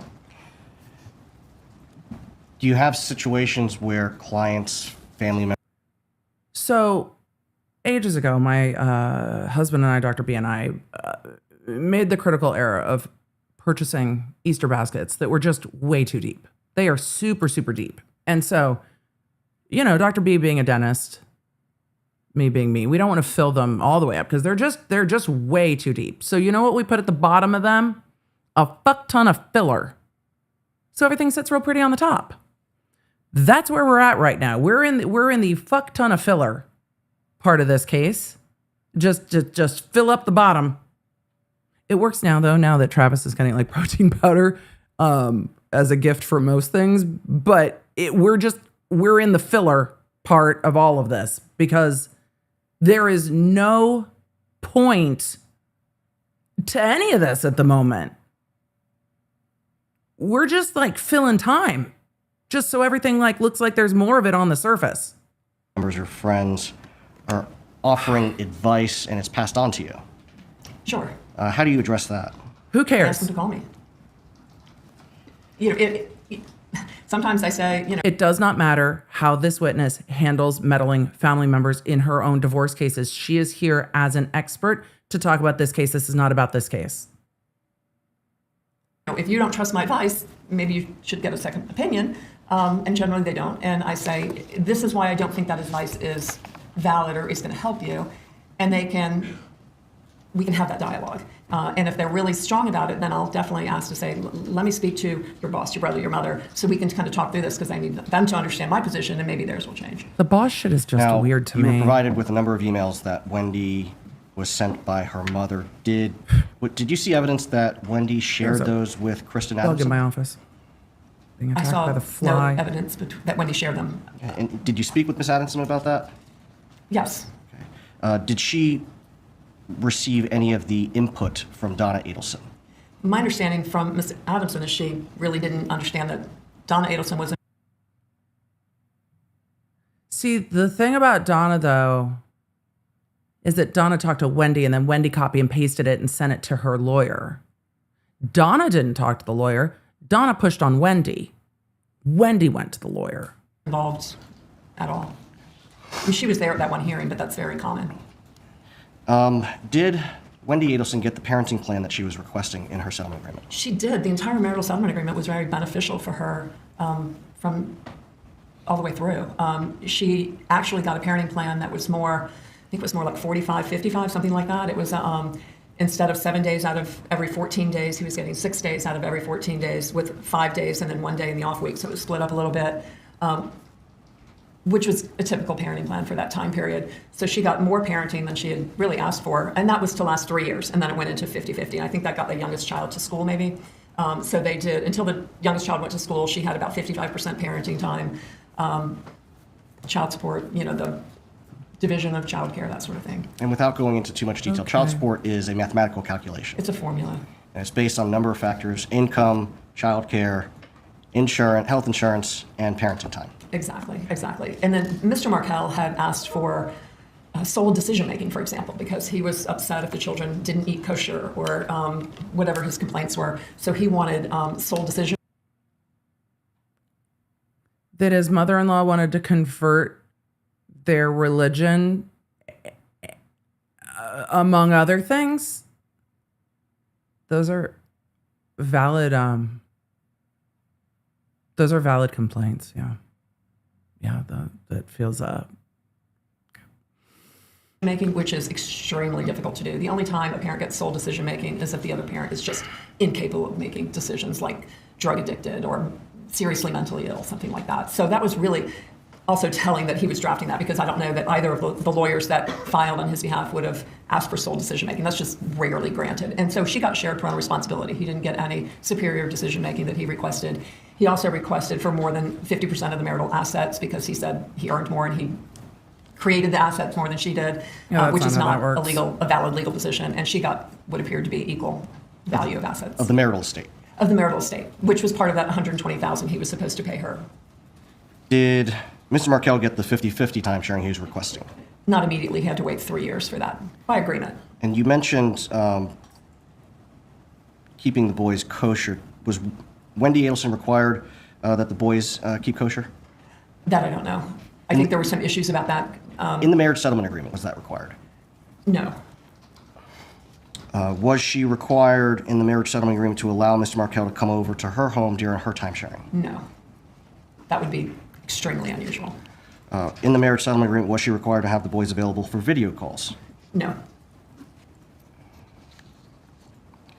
Was Wendi Adelson, throughout the litigation, requesting that the boys be available nightly for her to speak with them when they were with their father? No. Was Mr. Markel granted every Jewish holiday? No, I think he had requested that, but he was not. They alternated the Jewish holidays. Was Wendi Adelson required to continue counseling with Mr. Markel and follow the advice of those counselors? No, and that would be an improper order. The court can't delegate decision-making to a third party like a therapist. The court can't say, you need to go to your therapist and follow their advice. Wouldn't it be nice? The court could be like, y'all need therapy. Just y'all a little bit of therapy. That'd be great. Was Wendi Adelson required, pursuant to the settlement agreement, to equally split time on each of her children's birthday with Mr. Markel? No, there was a general provision that each parent would get some time on birthdays, but there was no requirement that it be equal. And I really try to dissuade my clients from putting birthdays into agreements, because kids don't want to see the parents fight every birthday. Agreed. Were either parties prevented from allowing the children to see anyone else unsupervised in the marriage settlement agreement? No.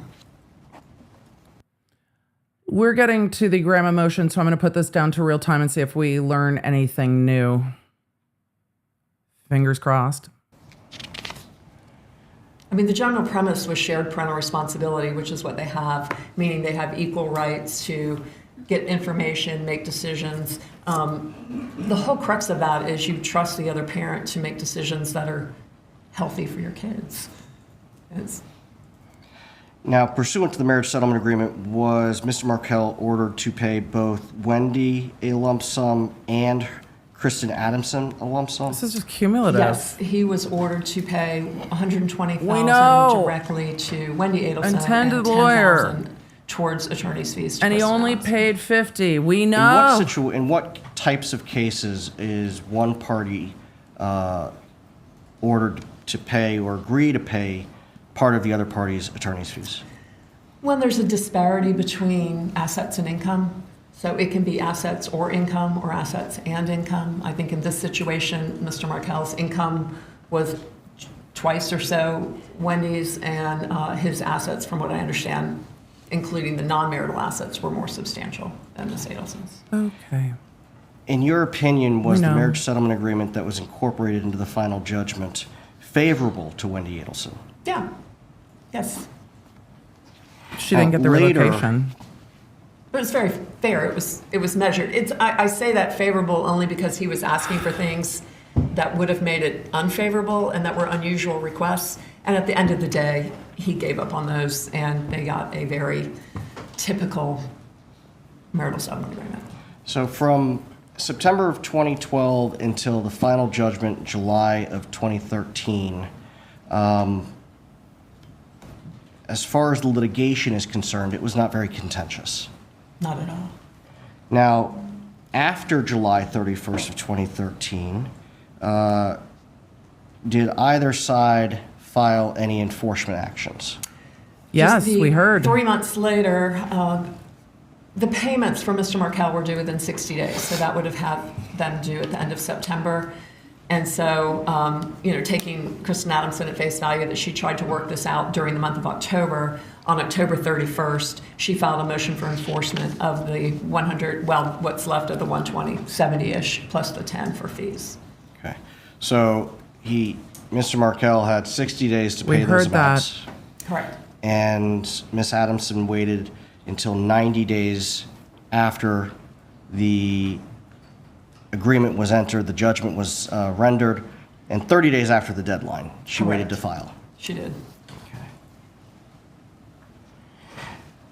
And even that was a pretty ordinary motion. No question pending. It didn't ask for any drastic sanctions. It didn't ask for jail time, anything like that, which couldn't have been ordered. It would have just, she's looking for a judgment that she can execute on. Already. So you have to get a formal civil judgment from the court, and then you can execute on that by attaching other assets or garnishing wages, that sort of thing. I've had the court open up and get retirement assets and kind of claw them back from the marital estate to make.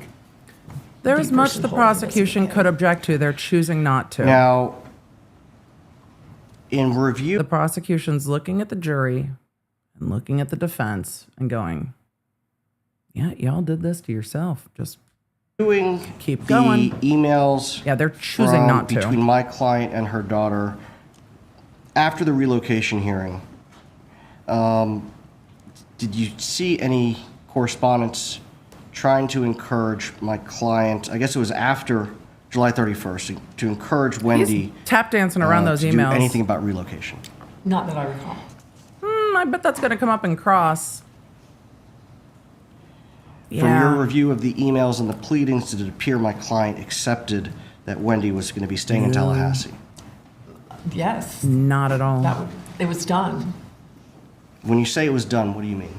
I mean, Wendi waived her right to appeal that by agreeing That wasn't the that question. the relocation be dismissed. So. Did Donna accept it? Now, prior to final judgment being entered, would all right. Wendi We're not treading any new ground. I'm going to speed this back have up. been able to attempt negotiating with Mr. Markel to try to get relocation even though the judge denied it?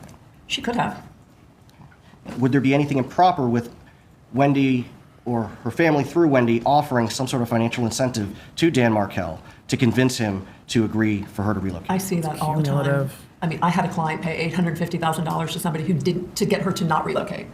I've seen $35,000 to get whatever parenting plan you want or to get less time. So depending on your financial circumstances, that number can be wide-ranging. You can throw money at it. It's common, and in mediations, it's often common to see where the pain points are. If the pain point is money, then you use that pain point to get what you want on parenting. It's a negotiation, so that's routine. Nothing unusual about that. Okay. Now, you testified earlier that you were provided text messages between Wendi Adelson and Dan Markel after the divorce was finalized. Yes. Although they didn't agree on everything, did it seem to you that it was amicable? Yeah, I was only provided, I think, what the state provided to you, which was between maybe April of 2014 through June of 2014. So it was a few months period, even after these motions had been filed that kind of upped the temperature a little bit, and they were working well. I saw some communications where Mr. Markel was inviting her to join him in the Boys for Ice Cream. I know that there were many occasions where he was traveling and his travel plans adjusted and she adjusted exchange times based on his travel. I think he did the same for her. They were swapping days. It was actually much more amicable than many cases I see. They were very flexible with each other. Now, you indicated earlier that October 31st, 2013, Kristin Adamson filed a motion for enforcement. Correct. We've heard. You mentioned a motion for enforcement and contempt. What is contempt? Well, in this context, I think that's just the title of her motion, because in the body of the motion, she didn't ask the court, I don't believe, to find him in contempt of court. She was just looking for a judgment so she could execute on the judgment and collect her money.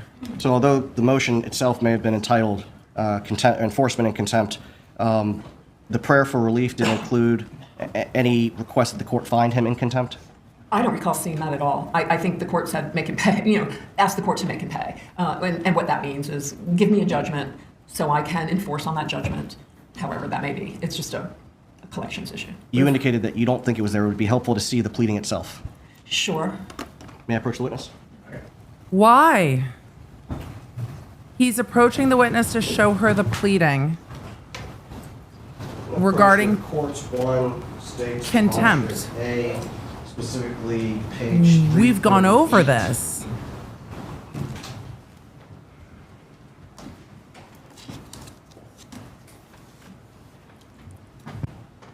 First 2013 I zoomed 'cause motion that she's- Ms. Adamson filed. It is. She's reviewing the motion that the lawyer who wrote the motion just testified about.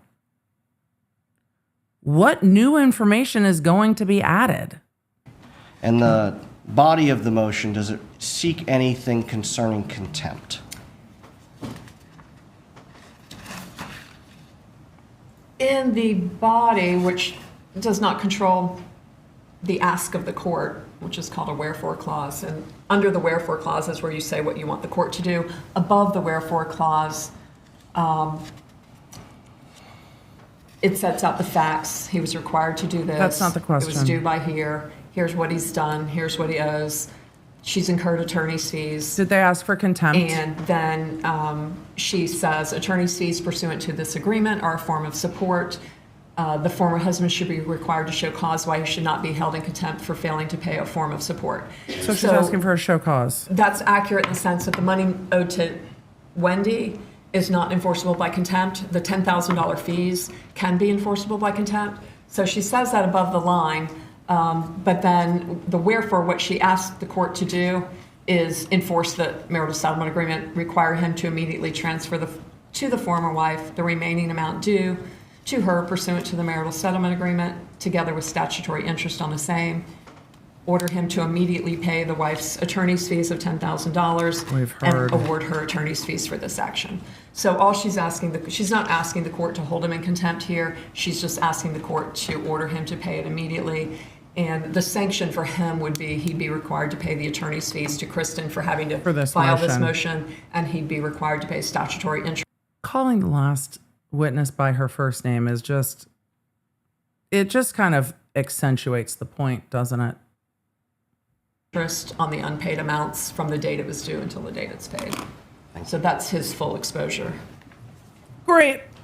That's exactly what the last attorney said. I'm going to put you back at 1.25 speed. Counsel, that was a real good use of everybody's time. That's just as cumulative it gets. We didn't add anything new to that. This poor jury. They've got to be like, what are we doing?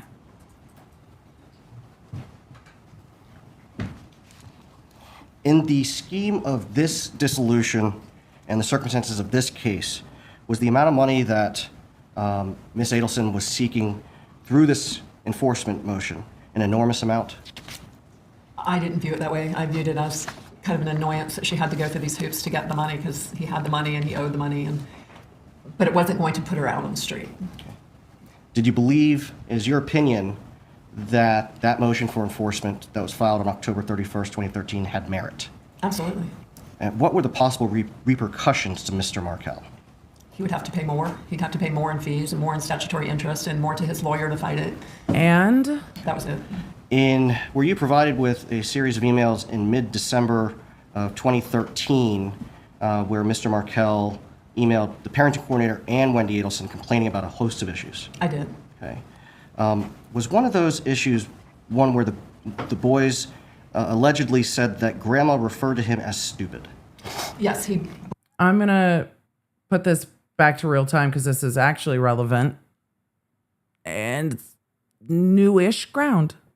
Brought that complaint up to the parenting coordinator and to Wendi in the same email in December 18th, maybe, of 2013. From your review of that correspondence, what did he want to happen? My recollection is he was asking Wendi to be mindful of that and to be alert and make sure it didn't happen. Did he ask that my Sounds client reasonable. not be around the children unsupervised? Donna Adelson, no, he did not ask for that relief. According to what you... Counsel, you had your last witness read the motion where that is what is requested in the prayer for relief. That if Dan has right of first refusal, that Donna not be around the children unsupervised. You read it with the last witness. Reviewed, when did those quote stupid events allegedly occur? According to the email, he said there were 2 or 3 occasions in November where the kids said something like, "Grandma thinks you're stupid," or something like that. Did Mr. Markell file any action, any motions or supplemental petitions in November or December of 2013? Related to that allegation? Yes. No. Now, the motion for enforcement filed October 31st, when was that set for hearing? It was initially set for hearing in February, and I believe that was set in December, and it was the certificate of service, which is the bottom of the motion. You file a certificate that says where you have sent this document to, whom you've sent this document, and it went to Mr. Adelson's new lawyer in December. Mr. Markell? I'm sorry, Mr. Markell's new lawyer in December. And then nothing happened. All of January went and nothing was filed. And then the end of January, which at this point is 3 months after the motion was filed, a response was filed. And then the response basically said, yes, I owe the money, but I don't have to pay it because Wendi had these other financial violations. And then she referred to the Schwab account that you've heard about, and a retirement account, I think. We've heard. And then Oh, I'm sorry. 2 weeks later, I thought we were getting to February relevant 14th, stuff. I'm going back to 1.25. He filed a motion for contempt against Wendi. I can't. In that February 14th, it was kind of a companion document to the January 31st response. Again, he would do multiple filings on the same issues. We're sped back up. He, again, just addressed, but a little more vehemently, the allegations of financial fraud. It was only a financially focused document. What defense did he claim to have to avoid paying Wendi Adelson She just as said. had been ordered? My recollection is his defense was that she did not put on her financial affidavit a certain non-marital asset, but he knew that an asset existed, but it was fraud. It was kind of circular. And there was, he said he didn't have a updated document at the time of the marital settlement agreement or something like that, to know what the then value was. But those are all pre-divorce issues. So he had ample opportunity during the divorce to do third-party subpoenas or motions to compel or other ways to get those documents. And then, according to Chris, all of those were dealt with in the marital settlement agreement anyway, and I don't have any reason to doubt that. Did you just call the last witness Chris? But yeah, Like, he was just trying to not say even one good breach Kristin? deserves another Like, or something like that. we've and now- it wasn't legally Not by last That's not name. a valid defense. Not by Pardon? first That's name. not a valid defense. I wouldn't make that Nickname? defense, no. Now, if a party in an action believes that there has been fraud in the underlying, securing the underlying agreement, is there Counsel. a way in which they can contest that? There is.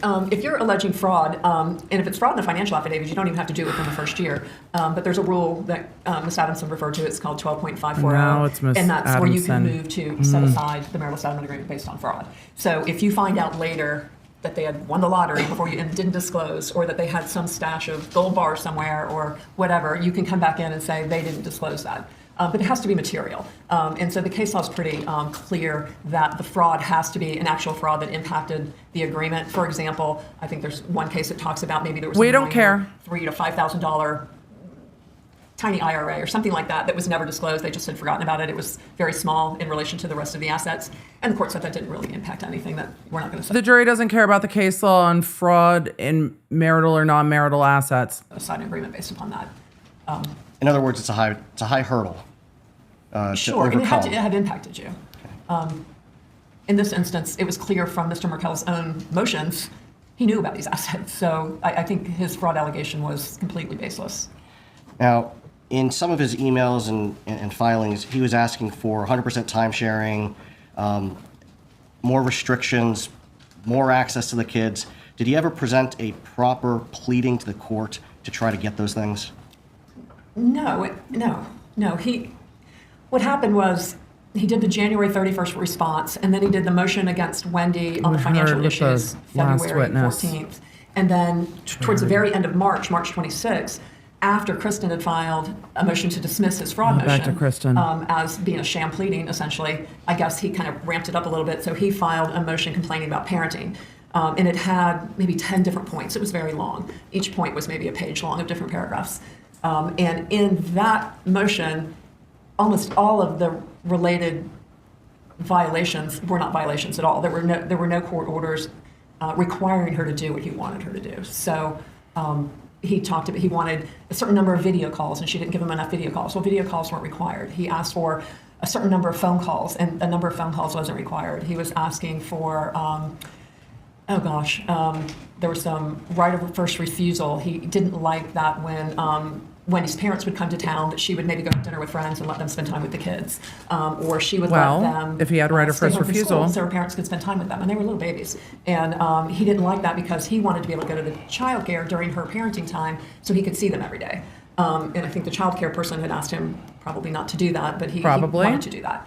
And he wanted her to like a therapist and follow the therapist's advice on basically doing what he wanted her to do. So it was a lot of noise trying to enforce something that wasn't a provision to enforce. There was no underlying court order to enforce. And is that the pleading that Ms. Adamson filed a motion to dismiss about?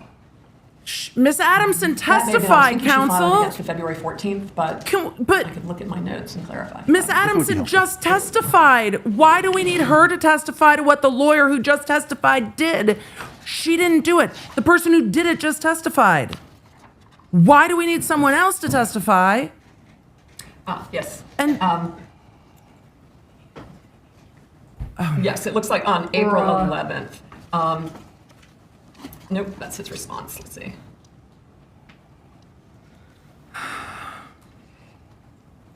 Yes, it was before my recollection was correct. She filed a motion to dismiss on March 10th to dismiss the motion regarding the fraud that he alleged on February 14th.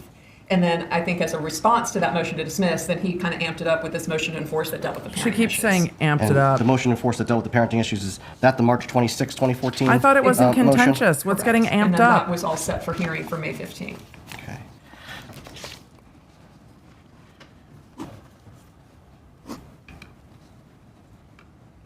The complaints that he raised in the March 26, 2014 Donna, the look on the jury's motion, you face indicated is there were why. things It's that why. They're he was asking why. for that hadn't been ordered. Yes, Are this you is referring back sped to the up. marriage settlement agreement? There were conditions that he wanted that weren't actually in there? Cumulative. Right, he was trying to enforce Argumentative. his view of what this post-divorce parenting should look like. But there was no court order that required her to make the children available to him during her parenting time. I think one of the complaints was he wanted one-on-one time with the kids, and she should be ordered to let him take the kids during her parenting time one-on-one. There was a couple of different provisions about communication. I think like the 8th point he made well into this very long motion was he brought up the stupid allegation from November, and this was the end of March. So I didn't see anything in his allegations that had any come up in court recent yet. problems with him being disparaged or by anybody calling him any names. So he mentioned that. I think it was his 8th of 10 points in that motion. Was it in that pleading that he was asking for sole decision-making authority? Yeah, I believe it was. Would there have been a basis for the court to grant that? No, he would have had to go through that supplemental petition that we talked about earlier, where he would have had to show a material and substantial change in circumstances, and that it was in the best interest, and there's no indication he would have been successful there. And he didn't plead it correctly anyway. Now, with respect to the complaint about my client I'll allegedly send you a message saying when that if we get to she cross. hated Dan Markel or she called him stupid. This is Was that allegation a just feature a of his waste of motion? time. No, it was buried, like I said, 8 points down, 8, 10, 12 pages down. Just a few paragraphs of his motion? Yeah, 3 paragraphs. Was there any indication that those claims were true? No, and I don't think he could have proven that because he's talking about what purportedly a 4-year-old may have said to him. And I think even in his motion, he says, I don't know if this is true or not. I don't know if Wendi was present or not. But I would like Wendi to make it stop if it's true. Did the grand... See, the thing is, the jury has the benefit of the emails So the jury, this issue doesn't have to be decided. But I think the jury's sitting there trying to decide whether or not they think Donna said that to the grandkids, to her sunshines. Would Donna have said that? Because the jury's seen her emails. So I think they're checking what this witness is saying against the emails, or they're playing Sudoku in their heads. I don't know. This motion, the March 26, 2014 motion, that the state has called the grandmother motion, did that request that my client not be permitted time with the children? No. Did unsupervised. Mr. Markell request that my client's time with the children be restricted? Supervised. The only thing he requested, and he had the first right of refusal, maybe 0.45, and then he kind of tied in this grandparent thing on 0.8. But what he appeared to be upset about mainly was when she came to visit and they kept the children home from school, that he couldn't go visit the children at school, so he didn't want her having unsupervised time as it related to the first right of refusal. He wanted the kids to go to school and not be left alone with the grandmother because he wanted to see them. The same thing with the evenings. If she went out to dinner because her mom was in town and it gave her a chance to run out and see a friend or something, he wanted Wendi to have to call him so he could watch the kids even though mom's there to watch That's how the right of first refusal works, though, isn't it? them, which that's not the purpose of a first right of refusal. I was just about to ask that. What is the purpose of that? Well, the purpose is if a parent is unavailable and can't provide care for a child, then you offer the other parent the first right to take care of the child. It's not if, my rule, or what I tell my clients is if you can't make it to the hospital, if you can't meet the ambulance at You're an expert. It's not, what you tell your clients isn't it. If you are not with the kids, the other parent has the option to be with the kids. She's trying to distinguish, but the kids are spending time with grandma and grandpa. But they're not spending time with their parent. the hospital, it's a first right of refusal. You need to have a parent available who can take care of any emergency. It's not to prevent the kids from having sleepovers or spending nights with grandma or, anything like that. That's a normal part of a kid's upbringing, and so you don't want them to never be able to spend the night with grandma or never be able to go to a friend's house because they happen to be in a divorced family.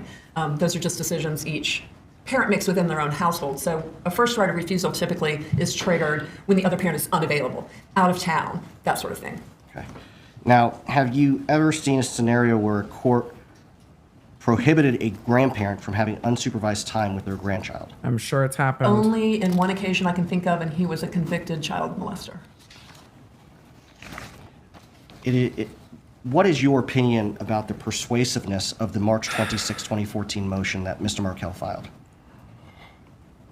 I think it would have been similar to what Ms. Adamson described the judge saying in the middle of the relocation hearing, which is, don't file things like this. Right, she was I don't think it would there. have been well taken by the judge at all because it was a complete waste of everyone's time and money and emotion because it was baseless. It didn't tie to anything. Now, even if his allegations had been true, would the court have been permitted to modify the terms of the marriage settlement agreement based on his violence? No. Why? You have to do a supplemental petition if you want to modify terms of the marital settlement agreement. You can enforce terms, but you can't modify terms. In reading the motion, does it appear to be intimidating? No, I think when I was making notes, I put insert by role here. It was a lot of words.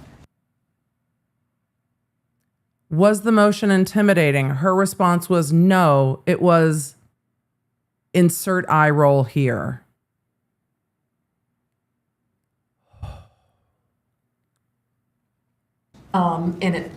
He was obviously wanting life to look like what he wanted it to look like, but that wasn't reality. So it's just a matter of breaking down each allegation and addressing them.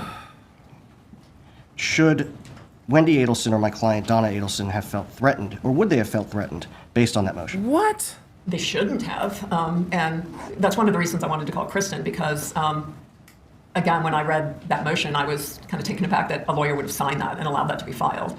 And I thought it was kind of nonsense, and I wanted to get Kristin's take on that and see if she agreed, and she did, and she... So y'all just collaborated on both your testimony. said that she had advised Wendi of that, and that's what I would have expected from her. In the emails or text messages that you reviewed, did you see any communication that indicated that my client Donna Adelson was aware of that March 26, 2014 motion? No, not what I was provided. I saw early during the divorce period that Wendi had sent her mom a couple of documents. I know the petition. The point here is, did Donna know about the grandmother motion? Donna emailed Wendi saying, never, never, never, never, never, never, ever, ever, ever getting back together. Give up. Never, ever give up. We can't stop fighting. He needs to be begging for mercy. That's what Donna's email said. She's like, no, we don't know that Donna knew. Yeah, the email back was, wow. Relocation, that Donna helped make suggestions to beef up the facts, which I thought were pretty helpful suggestions. Because like Ms. Adamson said, relocation is extremely difficult, and you really have to have as many facts as you can to support yourself. So I saw that there was some editing and some input on that petition. But after the divorce, I didn't see any communication about sending pleadings. I don't even know that I saw any reaction from the financial motion, but certainly not from, I saw nothing either that she communicated the motion to her mother. Changing religion, wasn't that after? I didn't see any. That was after, right? Would Mr. Markell have been able to sustain his burden of proof for that motion? I'm sorry, say that again? Would Mr. Markell have been able to sustain his burden of proof for that motion? No, I don't think so at all. If you're talking specifically about like point 8 about calling him stupid, his only evidence is a 4-year-old child. Otherwise, it's hearsay. And I don't think a judge is going to talk to a 4-year-old child about whether their grandma thinks their dad's stupid. It's just, there's so much worse that goes on. That's not significant. In your experience, what do judges typically do when this type of allegation is raised? There is so much worse that goes on in family law cases, which is why we are sitting in a murder trial. And you know what I'm covering in February? Another murder trial in a family law case. There is so much worse. But ma'am, we're at the worst. This is the worst. This is the worst. We're not in trial over, Experiences, the judge tells everybody to behave themselves and sends them on their way.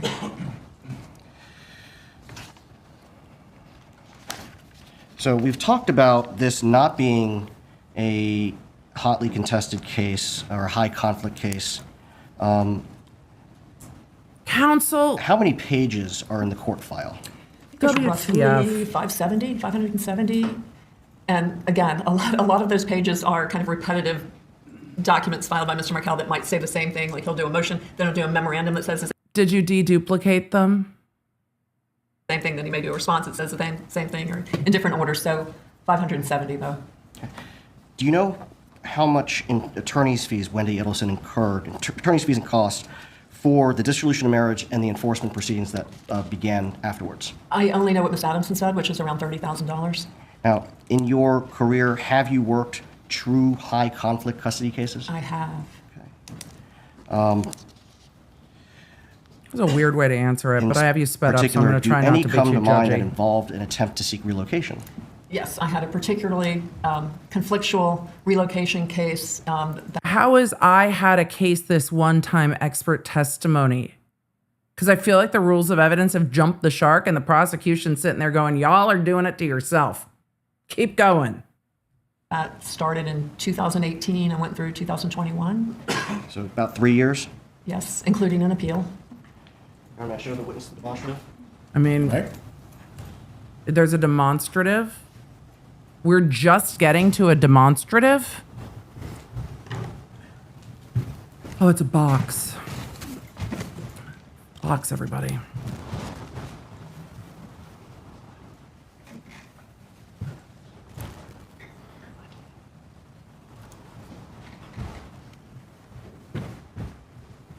Wait, are you gonna make a box for it? Wait, just counsel, just box her in. Counsel, just build the fort. Build a box fort.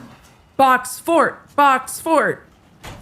Volume 3. Just hide her on the stand. Volume 4. Go for it. Wall of boxes. 5. Is there a question for the witness? No, Your Honor. No, there's recognize not. No, Your Honor, there's not. The court said, is there a question to the witness? No, counsel's counting to 5. And I have lost my patience with the needlessly duplicative testimony that we are enduring. I am pissed off for the jury. I am pissed off for the Markel family that is sitting in court. I am pissed off that they couldn't just do this yesterday afternoon, for fuck's sake. Yes, I think I forwarded. I'm waiting for counsel to just be like, 1, And this, 2, are these 10 volumes 3. example of a hotly contested relocation case? Well, and I just count 500 pages per binder, so that looks to be about 5,000 pages. I think the actual pages were over 10,000, so this doesn't appear to be all of it. Okay. It's not. And there were 2 volumes on the record on appeal, so. These are binders of a different case. Stacks of binders of a different case. See, the prosecution's binder isn't contentious. This is contentious. See? Stacks and stacks and stacks and stacks and stacks of binders. Counsel, it is 2025, and this jury has heard a lot about your client just referencing all of the horribles of World War II to leverage them against her son-in-law. They don't give a fuck about your binders at this point. Perhaps only one of those volumes got printed.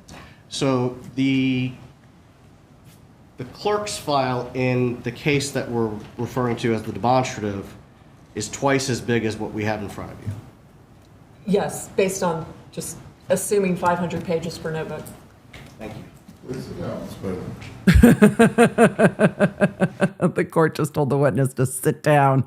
Please sit down. Good. Hide behind the box.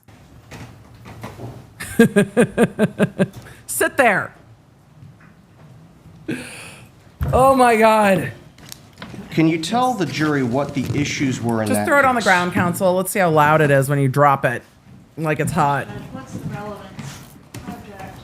Oh, the prosecution woke up. Oh, case, no, this is not their file. No, this is a demonstrative file. This is some other case. The prosecution was just like, I have to put an end to this. Gosh, Judge, what's the relevance? Object. Sustained. Did you hear the prosecution? She wasn't at the microphone. Did you hear what she said? Gosh, Judge. What's the relevance? I'm going to have to object. And the judge was like, sustained immediately, sustained. Yes, sustained. Fucking sustained.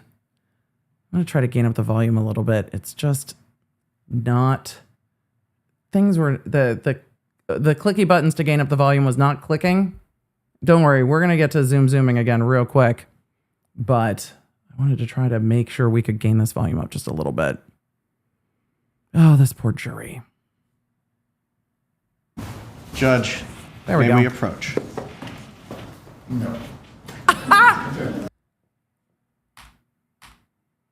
Chat, just look up real quick. Tune back in. Everybody, tune back in real fast. No. Object. Sustained. Judge, may we approach? No. Judge, we're entitled to make a record. I believe I have the... Members of the jury, the bailiff will take you to the jury room.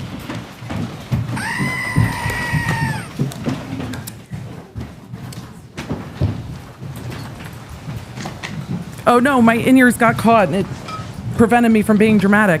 The court has now escorted the jury out of the room. Defense counsel, judge, may we approach? The judge, no! Negative Ghost Rider, the pattern is fucking full. What are we doing? I just read that Seated. from the court's tone. The relocation issues within this case are certainly relevant as to a separate other case What is the argument that you're seeking to make for the record? Your Honor, the relevance of this proceeding is the witness has identified this as a hotly contested custody and relocation matter. I think we're entitled to have her explain what the issues were, what was involved in litigating that, as well as the amount of her fees that were incurred and the expenses that were incurred, so that we can make the comparison to the case that involved Wendi Adelson and Mr. Dan Markell. Kappelman, any other argument on this issue? Just relevance, Your Honor. As to the point on relevance, the court's ruling remains the same. As to issues of relevance, again, the relocation that is disputed within this case as it relates to the divorce files certainly is an issue. As to any other case files, this witness may testify concerning her experience, but we're not going to go through this case file in its entirety. Please bring back in the jurors. Your Honor, that was not my intent to go through the case file in its entirety. Bring back in the jurors.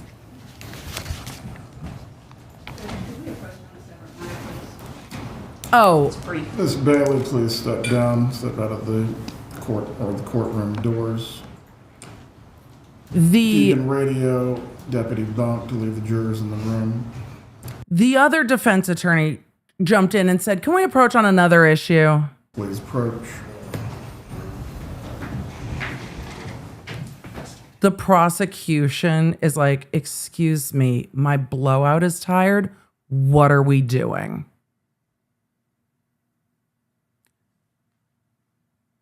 So, law nerds, for all of you who have said, "Emily, when counsel asked to approach, does the court ever say no?" And I said, "Sometimes it happens." Welcome, we have found sometimes. Your Honor, may we approach? No. What we're not going to do is whatever the fuck you think you're going to do. Ma'am, he told you could step out of the room. Keep going. They've approached. The rest of the jury. Wait. I've zoomed too far. I thought we had more space. Do not make any gesturing. Do not make any comments. Do not make any expressions in front of the jury in any way that would be intended to inappropriately influence them. The jurors using the restroom. They are. Please use the restroom or stretch your legs if you need to. We will continue with the witness after that. All right. They have taken more quick breaks and stretch breaks in the defense case in chief than they did the entire 7 days leading up to it. We're going to zoom to the jury coming back in. The court's going to be breaking for lunch soon. But this witness is going to be back on the stand. The court's ruling stands. Counsel, we are not going through someone else's case. What are you doing? Move it along. And now the defense, in my opinion, strategically has left those demonstratives on the table instead of putting them on the ground, so the jury can still see them. So the jury's going to be coming back in. That witness is going to take the stand. We're going to zoom. And the pain of rehashing already tread ground. We are repastorating the exact same issue. We'll continue. Thank you, Your Honor. Ms. Bailey. You know the judge regrets allowing this witness to testify. It was the legally right ruling, but the judge is regretting it deeply. Bailey, how did the Adelson-Markell divorce compare across the variety of cases that you've handled? Simply, it was routine, it was amicable. I've done similar cases that have had anything from 2-day to 7-day trials. I've had them range from $200,000 to $500,000 in fees and costs. It wasn't amicable I've had multiple to Donna financial experts, based on her email. development experts, vocational experts, all retained, deposed, testifying. I've had cases with multiple discovery issues, discovery over psychological records, financial records, third-party subpoenas, 2 full days of deposition of just one party. This was an easy case compared to many. Did it look worse than it was because of the way in which Mr. Markel's pleadings were drafted? Yeah, I mean, he drafted pleadings, motions, I think responses would be more appropriate than pleadings, but that's kind of technical. He drafted them like he was drafting a law review article or something. They weren't technically correct. They were verbose, they were hyperbolic. He used a lot of inflammatory language, but when you really looked closely at his requests of the court, there was no there. There was no foundation for his asks. Nothing further, Your Honor. Thank God. Cross-exam. We're at cross-examination. A lot of you are going to say, Emily, what was the point of that witness? I think it was incredibly cumulative, duplicative, and truly to say the prosecution says this was a contentious divorce and that was the motive, but this is not a contentious divorce. Ergo, no motive. They completely tap danced around a lot of the emails that show that Donna was treating it as contentious. I imagine that's what we're going to see in cross-examination before we get to the lunch break. But the defense is trying to undercut the prosecution's argument that this was a contentious divorce. The prosecutor said that in their opening. So the defense is trying to say this wasn't contentious. I imagine those emails are going to come up in cross. So here we go. What is it you were asked to do in this case? I was asked to Why are you here? review the documents I was given and to opine about whether this was truly a highly contentious custody case, essentially. And why would your opinion about whether it was a highly contentious custody Matter? case matter? Well, that's for somebody else to decide.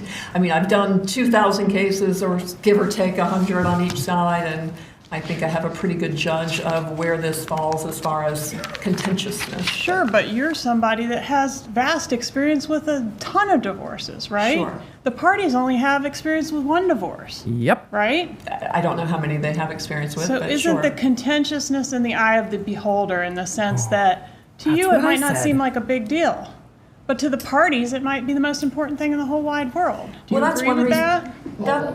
Do you agree with Ms. that? Kappelman, Ms. Bailey, wait for the question, wait for the answer. Oh, they're all ready to fight. The prosecution is asking specific and pointed questions, and the witness is already fighting with her. Do not speak over each other. Do you agree that a case, as a lawyer, Georgia might brought the be sass. routine, whereas to the parties it's the most important thing in the world? To some degree. That's one reason I called Kristin, is Ms. Adamson, in particular, of the lawyers in our community of the family law bar, is extremely measured and calm.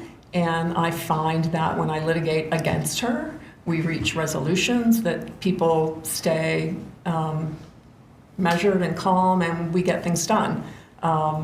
She's not one of the other lawyers in town who may stir cases up or play on those emotions. So our job as lawyers is to explain to our clients when we get a motion. If I get something, for example, that, although I've never had, something similar to what Mr. Markel would file, the immediate response is to call your client and go, I know you're going to read this at first glance, so it's going to seem messy. But there's no legal basis for this, so don't worry. And my understanding is that is what she communicated to Wendi. And when you communicate these things to your clients, hey, this is no big deal, this is no problem, this is a bunch of gibberish, do they always accept that? Well, that's not the way I would present it, but... Do they ever get upset about the gibberish in the pleadings, the offensive materials in the pleadings, regardless of whether or not it's going to impact their chance of success in court? It can be emotionally charged, can it? Well, I would say annoying more than emotionally charged. You would not say that divorce and child custody issues are emotionally charged? They can be. But in this case, they weren't. They weren't? How do you know? Get her! In this case, they weren't emotionally charged. How the fuck do you know that? Georgia, this is a whole vibe. I've been ready for this cross-examination for 700 years because that's how long this witness has been on the stand. And the prosecutor is like, what the fuck are you saying to me? I'm gonna let Georgia finish her question. How would you know this wasn't contentious? Whether or not it's going to impact their chance of success in court. It can be emotionally charged, can it? Well, I would say annoying more than emotionally charged. You would not say that divorce and child custody issues are emotionally charged? They can be, but in this case, they weren't. They weren't? How do you know? From the pleadings, because I don't have 10,000 pages in front of me. You're not in the mind of the people whose lives are impacted by these pleadings. It's not just about pieces of paper and a binder, is it? I don't think that's what I said. People's lives are impacted by the decisions that go on in court, which for you are routine. Would you agree? In this instance, they reached no, she won't agree with you. So they had complete control of what was coming out of the court. Ma'am, could you please answer my question? Are people's lives impacted in drastic ways by routine matters that we see in court as lawyers? Yes. People's lives change after divorce, certainly. So, like, I may think I've got a bag of stinky garbage, but the garbage man might not think it's stinky at all. Do you get the reference? I don't. What is no?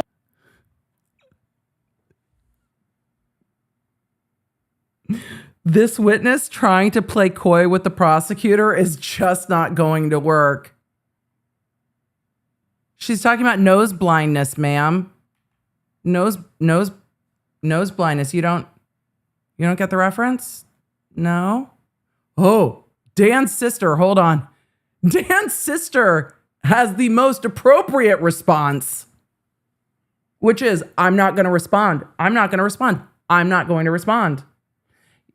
Yes, ma'am. Yes. Yep.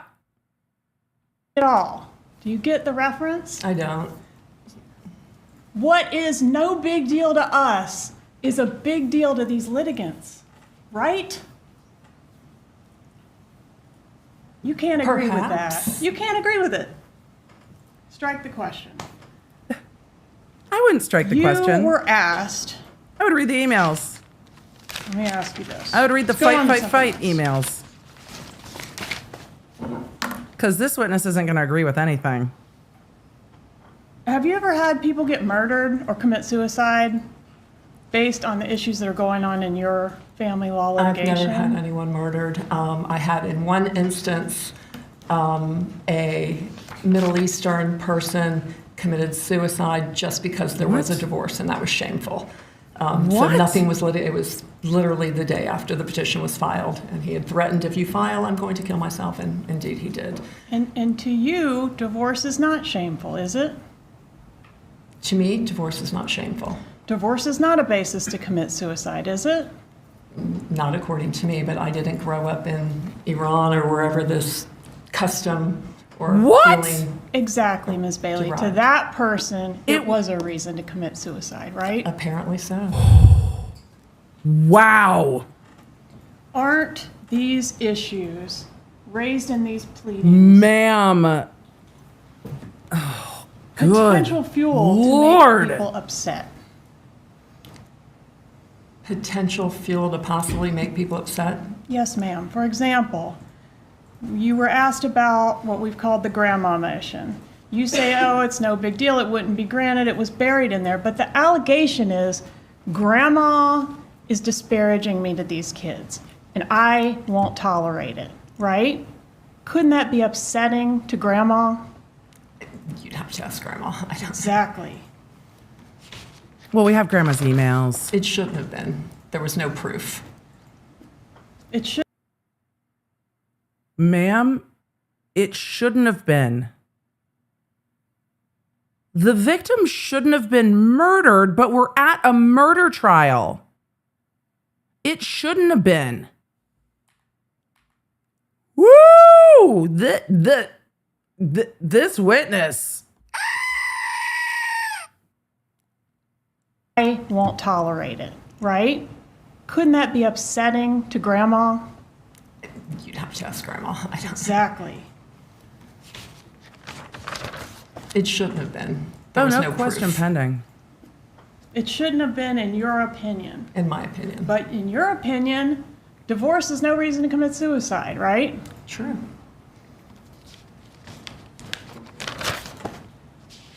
Gibbers, according to the evidence in this case, means Jew in boots.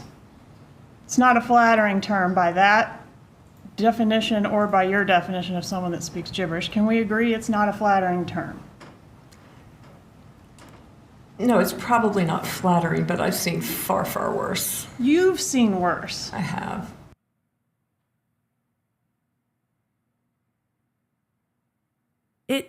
It doesn't matter if you've seen worse. This is the worst thing that's happened to these families. It doesn't matter if other people have had worse. Is that what you tell your clients? It's fine. It's not that bad. Other people have suffered worse. I sure hope not. Because when it's happening to them, it is the worst thing that's happened to them. No, I've seen worse. We're in a murder case. Oh my God. I'm going to lose my mind. This is Mr. really Martel awful. wasn't paying by the deadline, isn't that something that would be potentially upsetting to the parties or their family members? I don't know how upsetting $80,000 would be. I don't know. $80,000 is a lot of money, isn't it, Miss Bailey? It depends on who you are. Exactly. So we'd have to ask the parties, right? good point. Right? Sure. Good point, Ms. Kappelman. Yeah, I think Good point. that issue, he clearly had the asset. So at the end of the day, he was going to pay. It was just a matter of jumping through hoops to get the money. He was either going to pay, or he was going to get sanctioned by the court, or he was going to end up in jail, right? I don't see any possibility he was going to end up in jail. Okay, well, you sat in the courtroom during Ms. Adamson's testimony, I did. didn't you? And I Ms. did. Adamson said that that was one alternative, an extreme alternative, obviously, but that's what contempt means, right? But that Ultimately. wouldn't even come into play until the motion for enforcement, and then he didn't abide by that, and then the judge asked him to do something else, and then he didn't abide by that. I think jail was pretty far-fetched. Well, as long as he pays. Ultimately, the teeth is you go to jail. No, that's not true. It's not true. Okay. Ms. yeah. Adamson was incorrect on that point, I guess. Objection, Your Honor. It's not a question I move to strike. I'll rephrase it. What is Was the objection again? It's an improper comment on the witness's testimony. Stay and please rephrase your question. She's going to I said rephrase Ms. it. Adamson was incorrect on that point when she said jail was a potential option. Is that correct? Well, I could break it down. There's two different matters in that financial motion on October 31st. One was the $70,000 still due to Wendi. Jail is not a possibility on that. You don't send people to jail for failure to pay money. We don't do that. The $10,000 in fees to Kristin was more debatable because Was she sniping at the prosecutor? We don't do that. Well, the prosecutor sends people to jail. She does do that. That's what we're here for. But we don't. You trying to swipe back at the prosecutor? that could have been in the Yikes. specter of support. And if you don't pay alimony or child support after repeated chances, I guess you could say, jail might be an option, but there's always a purge to that. So I've seen many times in child support, if you don't pay child support, then the judge says, bailiff, get, Mr. So-and-so or whatever, and then all of a sudden he comes up with money out of his pocket and he pays and he never goes to jail. So you always have the key to the jail when you owe a support obligation. So technically, if he wanted to go to jail rather than pay Kristin the $10,000, eventually there may have been a hearing where that happened. I've seen one person in my career go to jail over child support. Right, because they pay because they don't want to go to jail. If there was no jail and no consequences, they would never pay, right? Some people wouldn't. And that's just support.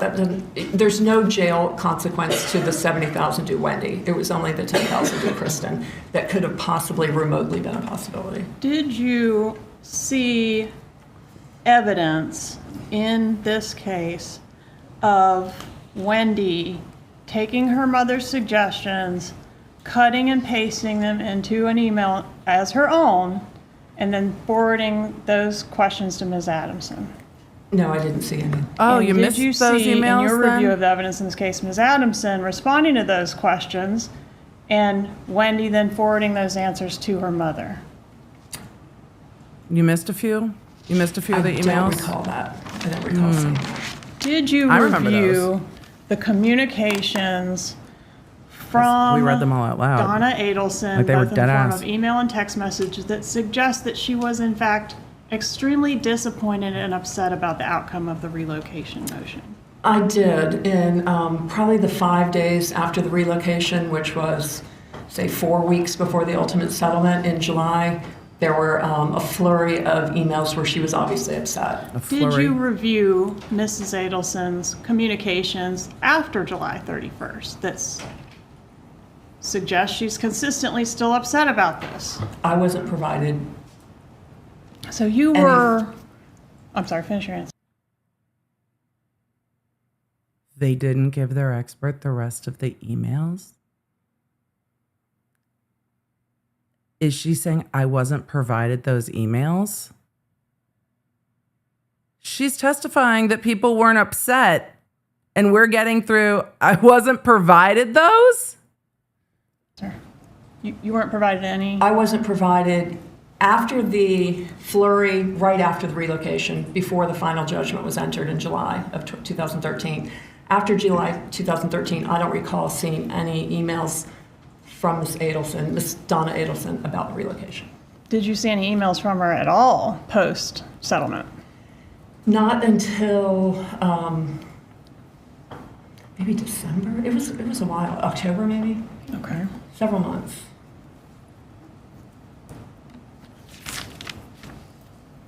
If Dan Markel had agreed That's to the suspicious. relocation post That's weird. denial, post stipulation, post, it could still happen, right? I mean, if he agrees, it could happen. Sure, if he agreed, she could have relocated. All right. And if he was murdered, it could happen, right? Well, obviously. Wow. Oh, the prosecutor's letting that answer hang, isn't she? Because I know she's got another question. She's just letting that fill the silence.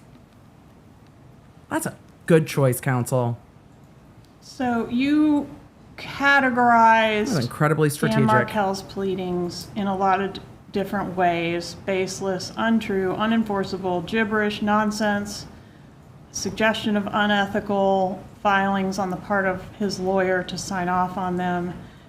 Are you saying, I think what you're saying is that those things wouldn't amount to much in court because it's not really effective filings. Is that what you're saying? What I'm saying is his motions post July 31st were not based in the law, and I don't think that allegations about accounts he knew of not being on an early filed financial affidavit would amount to fraud, and it certainly wouldn't excuse him not paying what he was supposed to pay under the terms of the court order.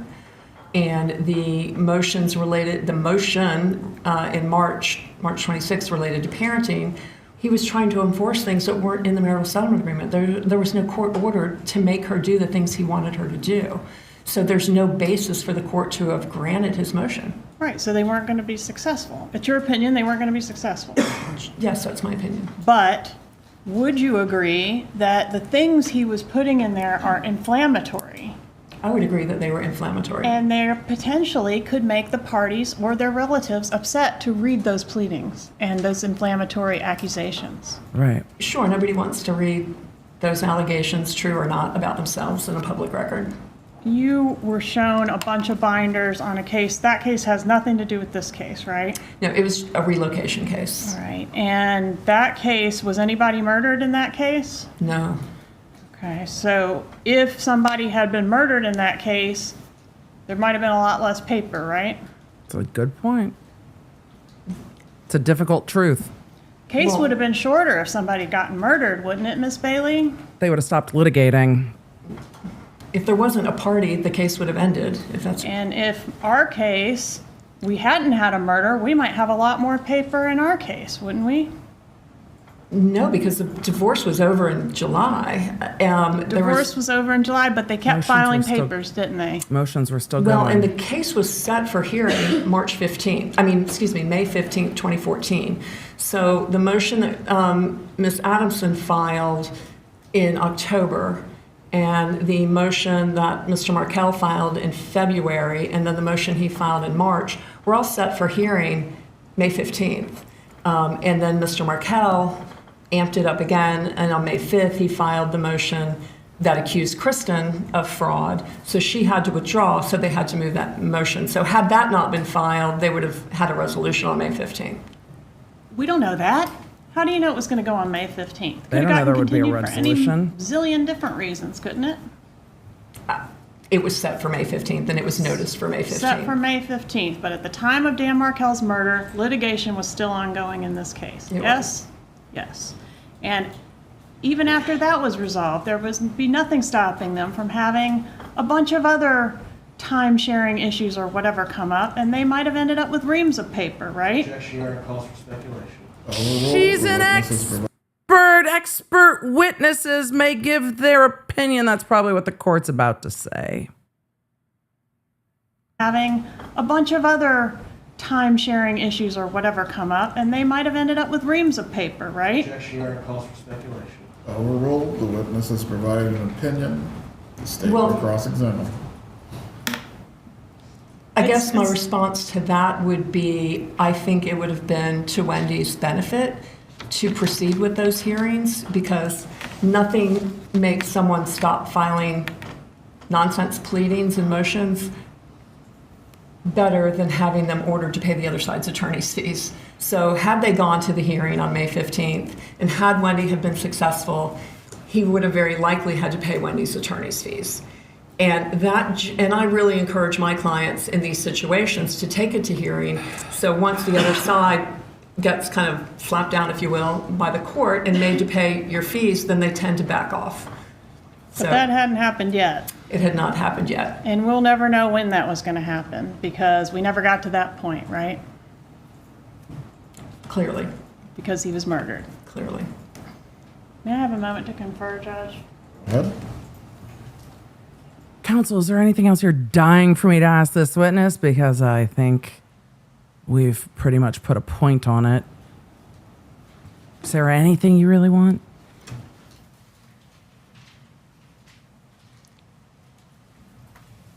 The clearly, given where we're at in this case, is kind of a wild answer from this witness. Just the point of the prosecution's cross was restrained and highlighted that you as a lawyer and how you see divorce cases is not how Donna Adelson sees a divorce case. This is everything to her. We saw those emails. This is everything. This is the most important thing, the most critical thing. And those emails are telling. But yeah, lawyers get into work mode. And they're like, right, it's not the worst thing for me. But then again, lawyers go home at the end of the day. They're not the ones paying the divorce settlement. They're not the ones going to jail. They go home at the end of the day. So yeah, for the litigants, it's different. And they did, I think, a really good job of pointing that out. how you see it after 2,000 divorce cases. Redirect It's examination. not the same. Briefly, Your Honor. Cross is done. Let's get to redirect. I think that was a great cross by Georgia. I think this witness was a calculated error for the defense. I really do. Just a huge swing and a miss. The last lawyer provided all of the answers that this witness provided. Ms. Bailey,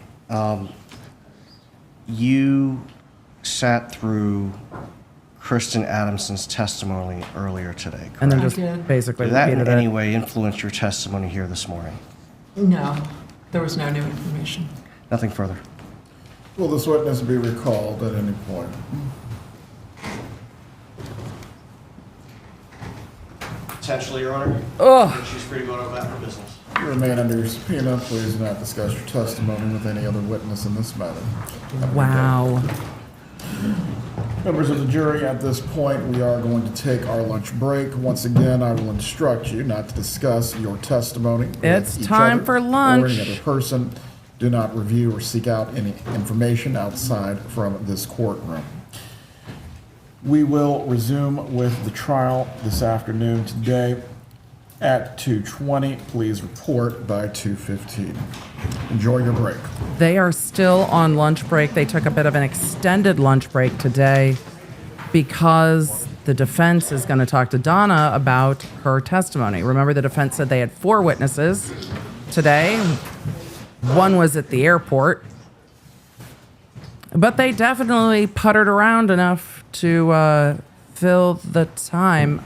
I just don't think that helps them because the jury's going to be sitting there going, what are we doing? Everyone can be seated. Any discussion that needs to take place concerning whether the defendant will testify does need to occur during the extended lunch break at this point. Are there any other matters that we need to address?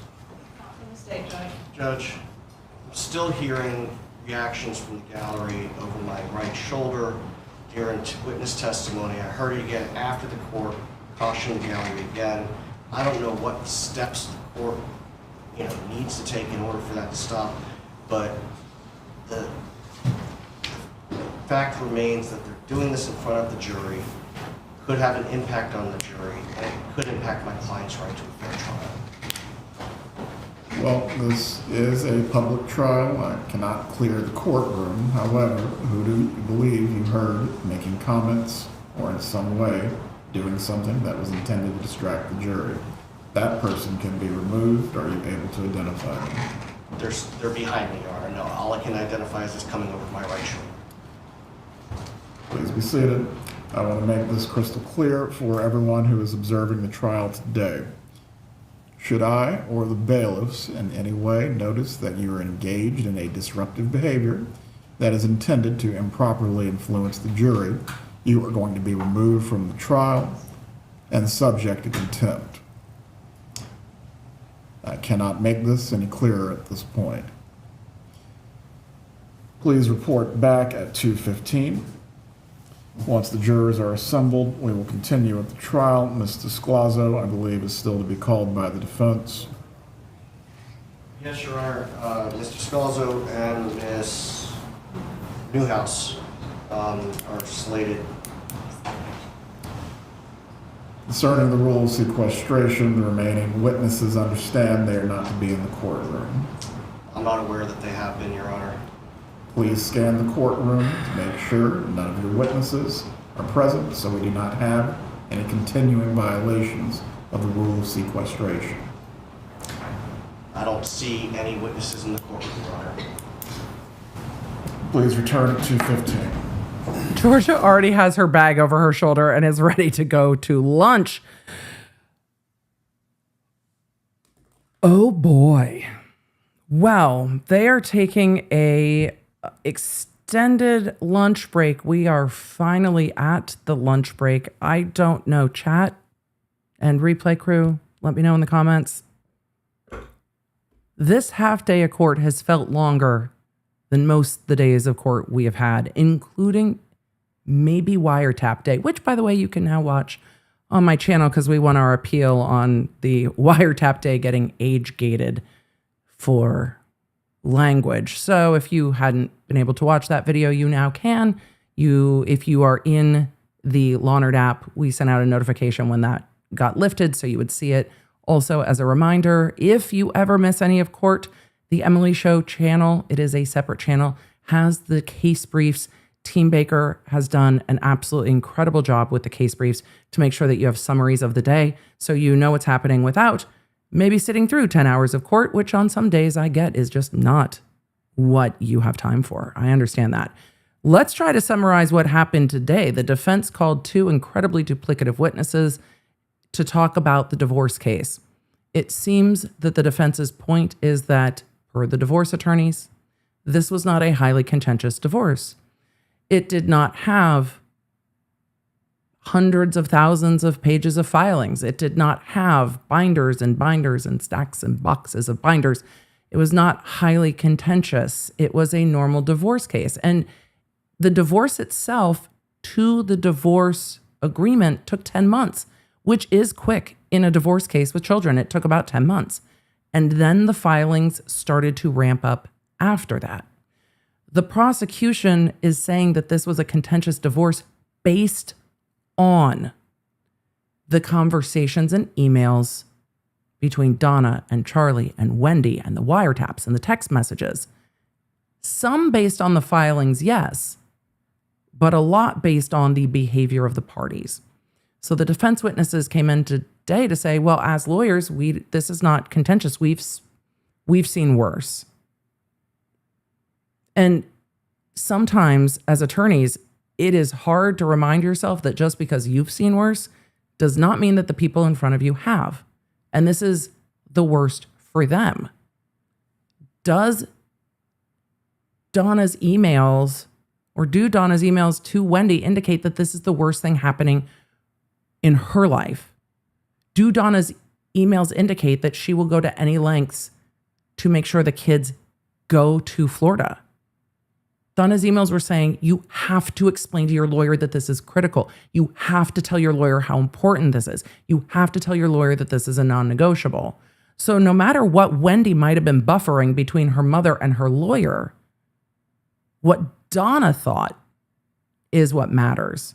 And how Donna was reacting is what matters. And the court reminded the defense attorneys after a hearing about one of the witnesses that was supposed to not be in the courtroom that was in the courtroom and then ended up testifying after the judge found a second violation of the sequestration order. I think the defense did more damage to themselves with that witness than they helped, because the witness basically just said, yeah, what the last witness said. Oh, well, as Kristin said. Oh, well, when I talked to Kristin, she said this. They called an expert witness to testify about what the witness before them testified about, the witness before them being the actual divorce attorney who filed the motions and was in the rooms. I don't know why they made that choice for the duplicative testimony, unless it was just to see like, hey, we've got witnesses. But I'm sure the jury's just sitting there going, are we going to hear what the defendant thought or no? I'm sitting there wondering that. It is just a interesting choice. And it's striking to me that when we get to lunch today, the defense through defense attorney Jackie Fulford, my brain is buffering after that last witness. Her questioning, her opening statement, and her long questioning of some of the witnesses have been about what a great human the victim in this case, Dan Markel, was. And then counsel gets up during this witness and talks about, you know, if the nickname that Donna Adelson and her daughter were calling Dan Markel was justified. And whether his legal motions were sufficient, whether the things he was asking for were warranted. And it's such a stark contrast between the rest of the defense's case. The rest of the defense's case has been, this was a horrible murder that took a wonderful parent away from their children. And then we get to these witnesses, and it was very telling that they were saying, no, he was asking for unreasonable things during the divorce. He was unreasonable with this. He was unreasonable about that. It was just a stark contrast to the rest of their strategy, which was confusing to me. Versus sticking with the strategy of this wasn't highly contentious. It was settled. There was really not much happening in this divorce, which I don't necessarily agree, but at least would have logicked in my brain. So the defense is supposed to be talking to Donna Adelson during lunch about whether or not she will testify, which means we should have an answer to that. I don't know if she's going to change her mind, but the defense indicated all pre-trial that Donna was going to testify. But looking at how they're filling the days with the witnesses,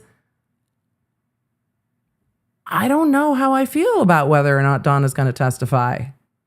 My personal opinion, it will not help her to testify. Donna's vibes, she's going to want to explain it to everybody. And we're going to have to see where we land in between those two things. The court is at lunch. They should be returning soon. I would love to be able to pull up super chats, but I feel like we're going to have more super chats this afternoon. And I would like to be back close in time to court. So if you will all indulge me a brief break, I'm going to run to the restroom and grab lunch to snack on while we watch court. Hydrate. Make sure that you have the Lawnerd app so we can let you know, because if you're like, I don't care who these next two witnesses, Donna Adelson testifies, you let me know. I'll let you know in the Lawnerd app. We have over, well over 130,000 Lawnerds in our Lawnerd app, and we will ping you the second we hear what Donna's going to do. So turn on your notifications, free on iOS and Android, Lawnerd app at lawnerd.com or in your iOS app store.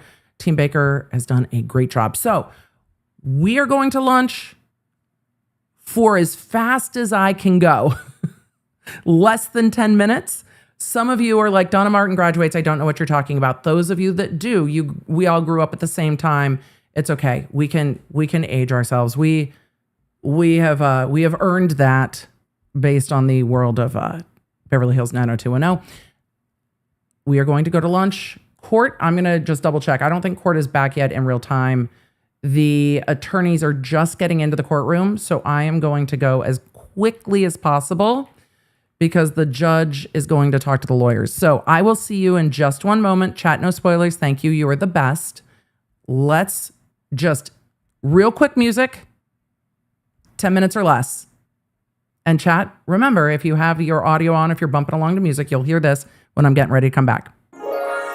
All right. I'm gonna zoom as fast as possible. So I will see you guys in just a full minute, just a few minutes. Ready, go. Everybody ready, go. Set a timer. Let's go. I did that badly. One more time.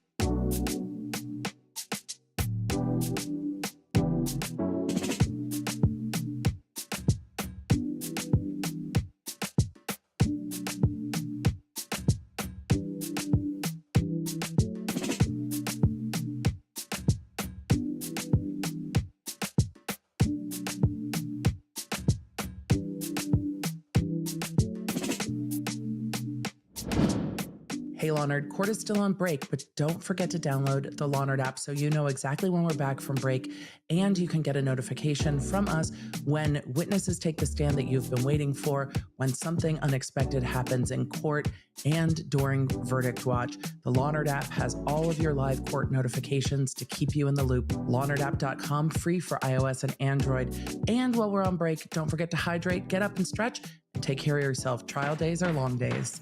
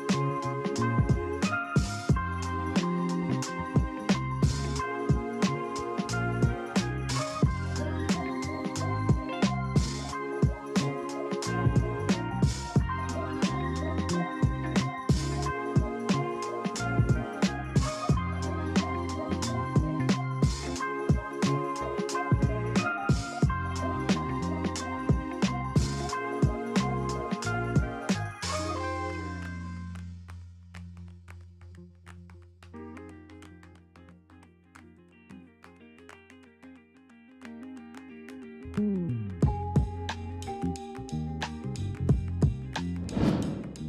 to stay in the loop with this trial?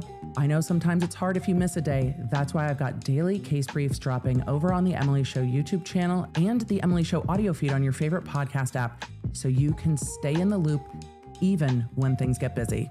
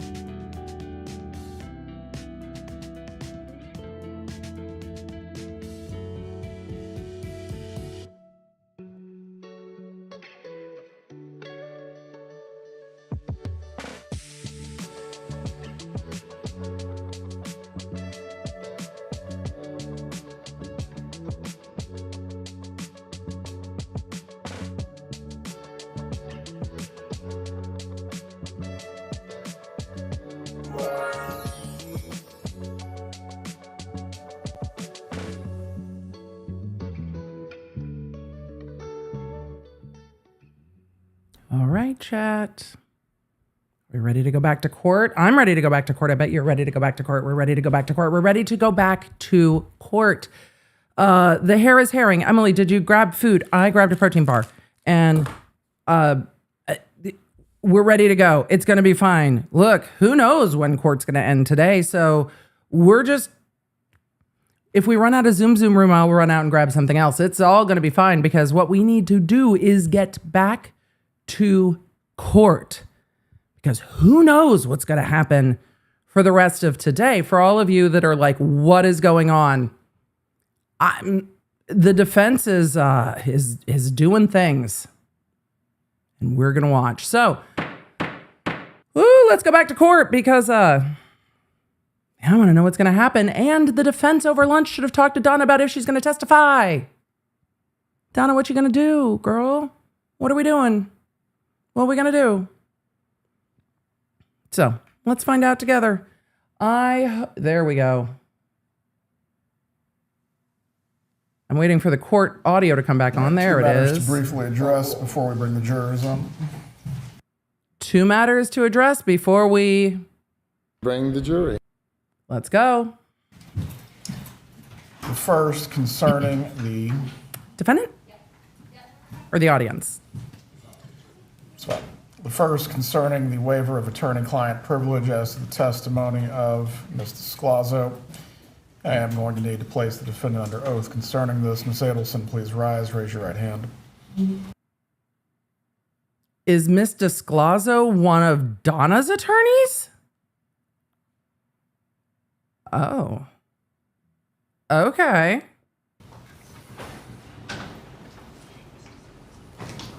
Ma'am, you heard the Raise court. your hand, please. Do you swear or affirm the testimony you're about to give will be the truth? Yes. You can lower your hand. You understand with your former, or I guess I don't know the relationship exactly, but someone who has previously represented you, concerning their testimony today, are you waiving attorney-client privilege concerning what they will testify about? Yes, I am. Concerning that, Mr. Zellman, do you wish the court to make any further call to it? Yes, Your Honor, the waiver is specific as to the counsel that our client received from Ms. Descalzo. Well, if you need to discuss with her what she's waiving, that's fine. I don't believe you can waive on her behalf.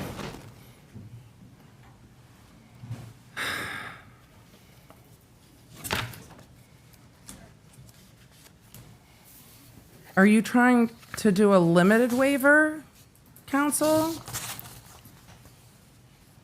We're going to find out. Because Donna is waiving attorney-client privilege as to Miss Descalzo? Mrs. Adelson, do you understand the scope of the waiver that you're providing? Do you understand the scope of the waiver that you're providing of attorney-client privilege? I do, Your Honor. What is that scope? The information that was discussed after my son's trial regarding my travel, my state of mind. Is the defense planning to examine this witness on any other topics than what has been identified as the scope of the waiver? No, Your Honor. Very well. If any matters are inquired into that exceed Fair. the scope, at that point, we are going to have to send the jury out of the room. As I previously stated before, the state is permitted to cross-examine as to all topics that are inquired to on the defense direct, and also as well matters of impeachment and bias. Does the state need to be heard in any way? As to the other matter concerning whether Mrs. Adelson will testify as a part of the defense case in chief, Mr. Zellman, were you able to speak with her as to a final decision? I'll allow, the short answer is we were allowed 20 minutes during the lunch break to speak with Ms. Adelson. In addition to the time that you had yesterday and other times? Yes, Your Honor. If I may judge, No. the issue is that we... No. One moment. Who's handling this matter? We're not tag team. Tag team back again. Check it to wreck it. Let's begin. This judge has very clearly said 1 horse, 1 rider. We are not riding 2 horses with 1 ass. We are not putting 2 riders on 1 horse. We are not doing any of it. The court has continued to say no. The court's like, do not do this again. And other times. Yes, Your Honor. If I may judge, the issue is that we... Well, one moment. Who's handling this matter? We're not tag teaming any arguments of any sort. Your Honor, what Ms. Fulford and I had discussed was the factual issues that are concerning our client's decision. She was more involved in than I was. So the only thing that I intended to address Who's handling the was motion? the time that we had during the lunch break. Aside from that, I'm asking that Ms. Fulford be allowed to address the court. Ms. Fulford, go ahead. Yes or no? The issue that we're facing, Judge, is this was 6 days of testimony from witnesses for the state and a great deal of evidence that they have entered. We have...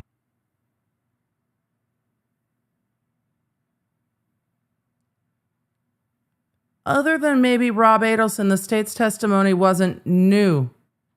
Counsel.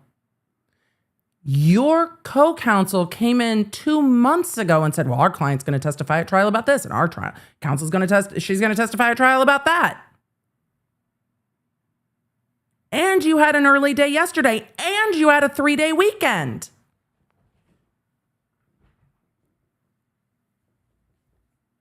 Well, Your Honor, they've had 6 days of testimony. Yeah, they have. They told you they were going to have 5 to 7 days. They had 6. Nailed it. I've discussed with our client, of course, her right to remain silent or whether she wants to testify or not. We have not had an opportunity to go through all of the evidence that's been entered in this case and have a full and frank discussion with her about that evidence.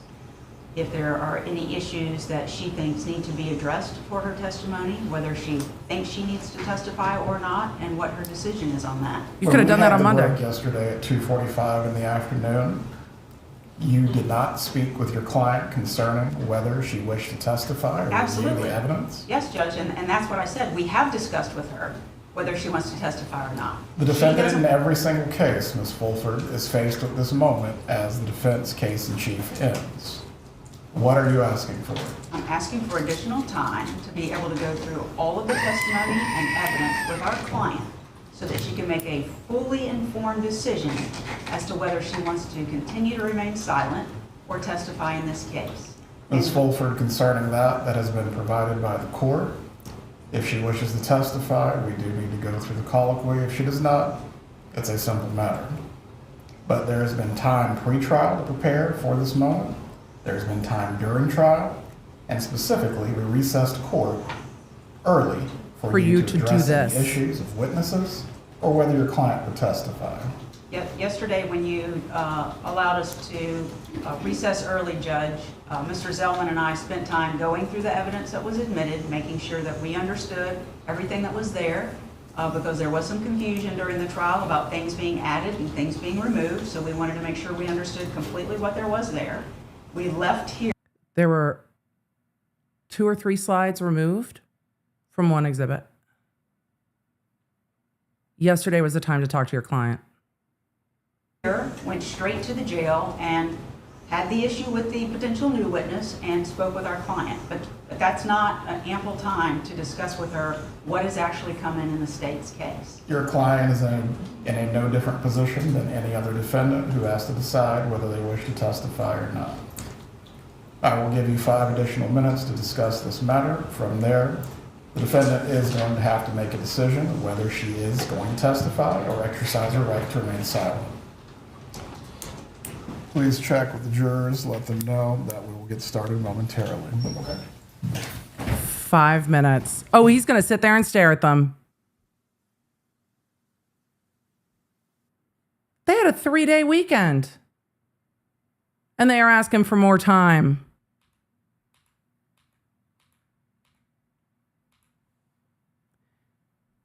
The thing is, they knew what was coming in this case because of the other cases. Donna knew what these witnesses were going to say because she watched Charlie's case. There are a few things that are new for sure, but they also knew what those witnesses were going to be. The state disclosed all of it, and the state rested on Friday, and they had a 3-day weekend. They've had so much time. The defense hasn't had enough time. Defense hasn't had enough time is not going to fly. It's just absolutely not. All right, I'm going to zoom. Audience. And now something else is getting put on the record. Sounds like counsel was talking about the audience again. Times is the response from the audience concerning things that are said by the defense. And although the proceedings are public, that has not stopped Peanut Gallery from their comments and laughter. We are respectfully requesting that the court allow Ms. Adelson to participate at sidebar as she is entitled, and for the court for us to address additional issues. Why are you bringing this up now? I wonder if it's because they're trying to lay the groundwork in case Donna's going to testify, but you're supposed to be talking to your client about if she's testifying. You're getting back to the gallery. And you know what the court said? The court said, if the bailiffs hear something, they will take care of it. Do you think that the bailiffs in this courtroom are not on top of it? Because it looks like these bailiffs are incredibly on top of it to me. Counsel. That are weighing on Mrs. Adelson's decision. Say that one more time, because y'all are filibustering right now. Say that one more time. The audience, the peanut gallery, nay, the peanut gallery is weighing on Donna's decision to testify. Your client concerned she's going to have to sit there and look out into a crowd of people? Like Dan Markel's parents? Allow Miss Adelson to participate at sidebar, as she is entitled, and for the court to address, for us to address additional issues that are weighing on Mrs. Adelson's decision. His approach, we are not going to do this for very long.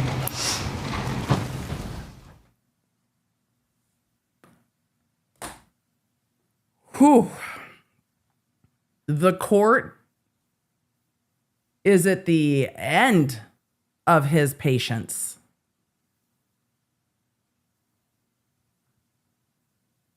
Excuse me, deputy. Can you come back so we can look at your tattoos? Deputy? Emily, are you rewinding? Deputy, sir?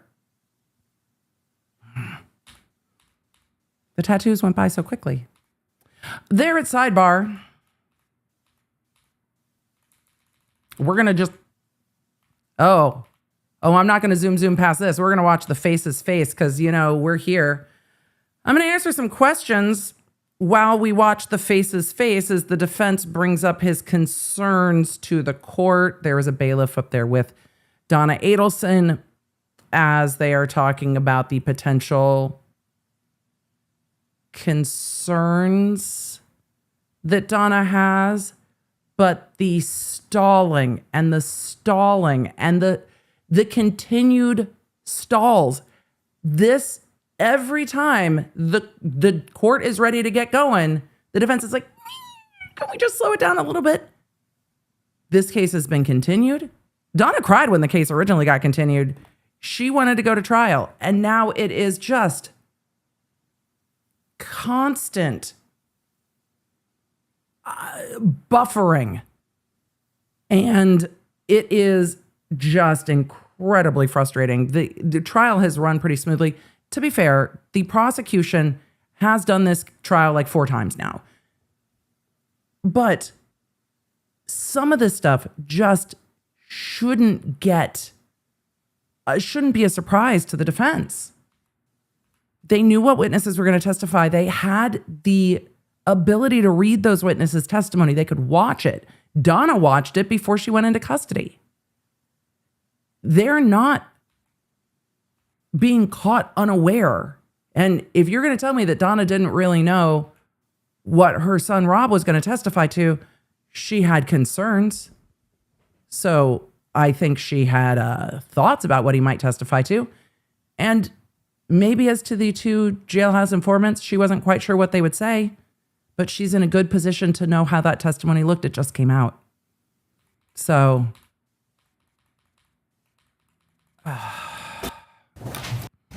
okay, we're back on the record. Fingers crossed.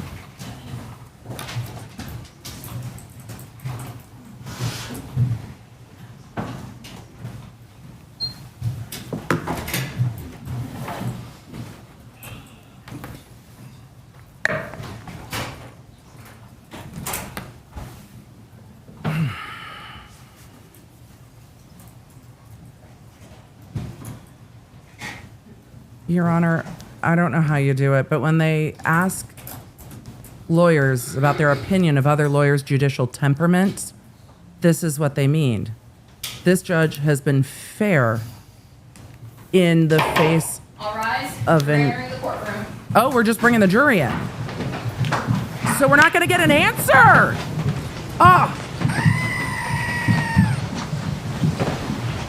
The judge has been patient and fair and has protected the record in spite of his own frustration. Chat, Can be seated. the freaking Members of the jury, I hope you had a cliffhanger. restful lunch break. We are going to continue at this point. That was non-consensual, Your Honor. We did not consent Before we call our next witness, to the cliffhanger. Foundation through Luis Rivera for Defense Exhibit 50. At this point in time, we'd like to introduce that into evidence. Any objection from the state? What happened? The defendant went to sidebar and we didn't get an answer. Thank you. So we don't have an answer. At this point in time, the defense would call Marissel Descalzo. The defense is calling Donna's previous attorney. Donna waived her attorney-client privilege as to this witness. Donna and her lawyers said that this was to the limited inquiry as to whether this lawyer, I think, told Donna that she could travel. Like whether Donna thought it was okay that she traveled. You want to know how big of a deal Donna's flight is? Donna getting a one-way ticket has been the substantial focus of the defense's case because the consciousness of guilt is significant and substantial evidence. So the defense has spent a lot of time saying, but she just needed to clear her head. She wasn't really fleeing the country. She was going to come back. And so when Donna waived her attorney-client privilege and the defense put the scope of this witness's testimony on the record, the court indicated that if the defense strayed from a very narrow direct, that the prosecution could ask anything. So let's see if the defense keeps this to a narrowly tailored direct or whether they start opening doors left and right. I'm curious. Raise your right hand. Do you swear or affirm the testimony you're about to give? Defense witness. You may be seated. Thank you. 11. You may inquire. I like your blouse, ma'am. Good afternoon, ma'am. Can you please introduce yourself and spell your last name for the jury? Marissel Descalzo. My last name is spelled Descalzo. And Ms. Descalzo, can you tell us how you're employed? I'm an attorney, Okay, what type of attorney? a criminal defense attorney, And how long have you been practicing? since 2003. During a period of time ending shortly after her arrest, did you represent Donna Adelson? Yes, I represented her sometime in 2022 through maybe 3 months after she was arrested. And I want to direct your attention specific to October, the late October and begin. So in 2022, so Donna hired you when Charlie got arrested because she figured she'd be next, like she said in her text? Okay. Of November of 2023. During that time period, was her son on trial? I'm not sure about the dates, but it sounds about right. Okay. During that time period, when her son was on trial and shortly after, did you have some concerns based on statements that she was making? Concerns about Mrs. Adelson's mental state, yes. Yeah. Can you tell us what those were? She had made numerous statements about terminating her life if her son, Charlie Adelson, was convicted. Did that cause you to take any steps or actions to determine what you needed to do? Chat, remind me, because this seems like a full sympathy play for the jury, but remind me, didn't on the open line call Donna mock Wendi for coming down and asking if she was at risk to harm herself and saying, if you are at risk to harm yourself, I will, in fact, make sure that you are put on a hold? And she was like, ugh, Wendi didn't even ask about her brother. Wendi didn't do this. Wendi just said she was going to put me on a hold. She was pretty frustrated with Wendi about that. Yeah. Okay. Yes. And what were those? Well, first, I conferred with Daniel Rashbaum, who represented Charlie Adelson. So we discussed it, and we decided that we needed to call Ethics Council and call the Florida Bar to determine if we needed to take any additional steps, such as Baker acting her, or Baker acting as putting her in a mental institution, or anything else. Yeah, if they needed to 5150 their client. After doing that, in Florida, it's Baker Act. California, it's 5150. Other states have other. We've heard Massachusetts as well. But whether or not they needed to put her on a hold,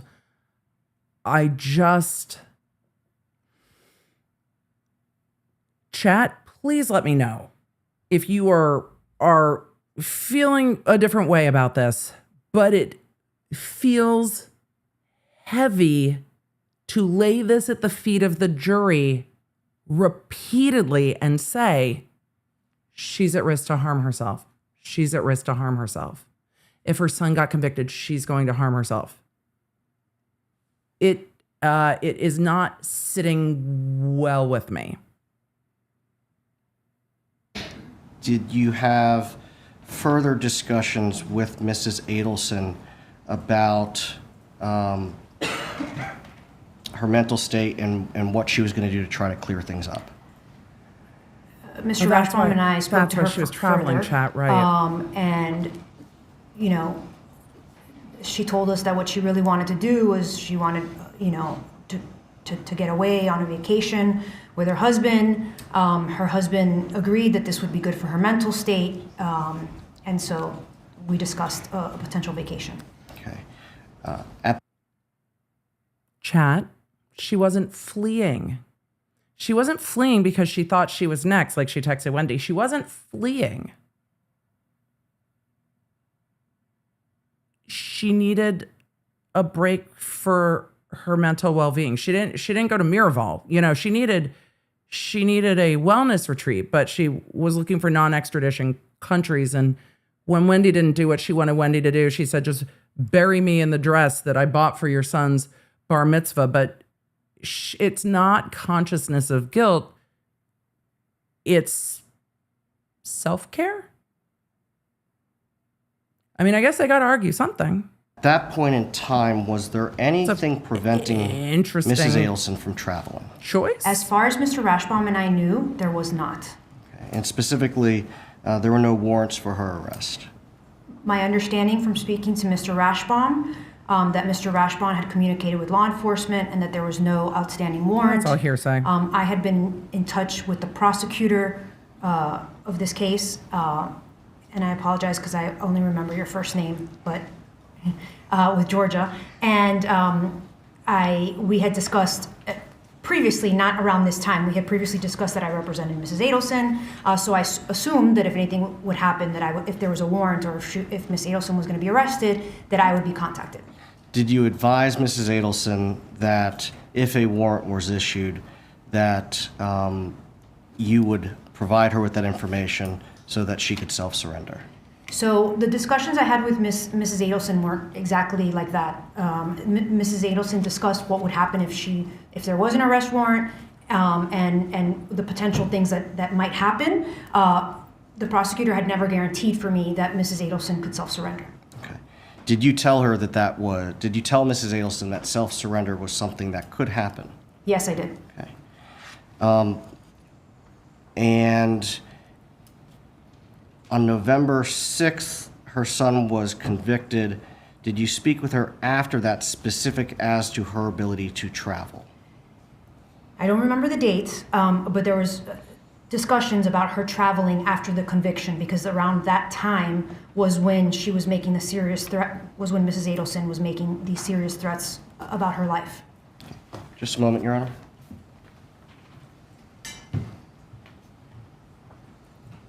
She needed to get away for her mental well-being is the defense's argument. But again, you've got to argue something, I suppose. Cross-examination. And on to the prosecution. Good afternoon. Good afternoon. Now, if someone On to has cross. a warrant, is it up to the defendant or the suspect, the person who has the warrant, to dictate their terms of surrender? No, they're not in control of that. I don't think so. It's up to the law enforcement. It's usually up to law enforcement to decide how or where to apprehend that person, right? Yes. But, so it's not a requirement of law enforcement to notify someone when they have a warrant, but that is sometimes a courtesy that's extended, is that right? That's correct. And that is a courtesy that's sometimes extended in situations where, let's say, someone is not a flight risk, right? Yeah. It's in all sorts of situations you can have self-surrender extended to, I wouldn't limit it to only people that are not a flight risk. Okay, would that be one situation? I would assume so, yes. Okay. And you were told that by Georgia, by Ms. Kappelman, that you wanted to know whether she had a warrant she could turn herself in. That was some amount of years ago? It was before, definitely before Charlie Adelson was convicted. It was on a phone call that I had. No. Oh, that's not at all how it's been made to seem. Chat. Is that how they've been presenting this whole time? Because the way that this information has come through this trial, and let me know if I've misperceived it or if we're on the same page. Because the way that it seemed to me from the defense is that the day Donna's getting ready to go to the airport, they ring-a-ding-ding the prosecutor and are like, hey, they're warrant out for our girl? No. Can she travel? Yeah. Any travel restrictions? No. You'll let her turn herself in, right? Before Charlie was convicted? This was before this happened before Charlie was convicted, because y'all made it seem like it happened the day she was going to the airport. That's not the same thing. Oh, this happened a while ago. The circumstances change when Charlie's convicted. Calling the prosecutor before Charlie's trial is even done is a totally different circumstance than calling up the day Donna's like driving to the airport, which is how they made it seem.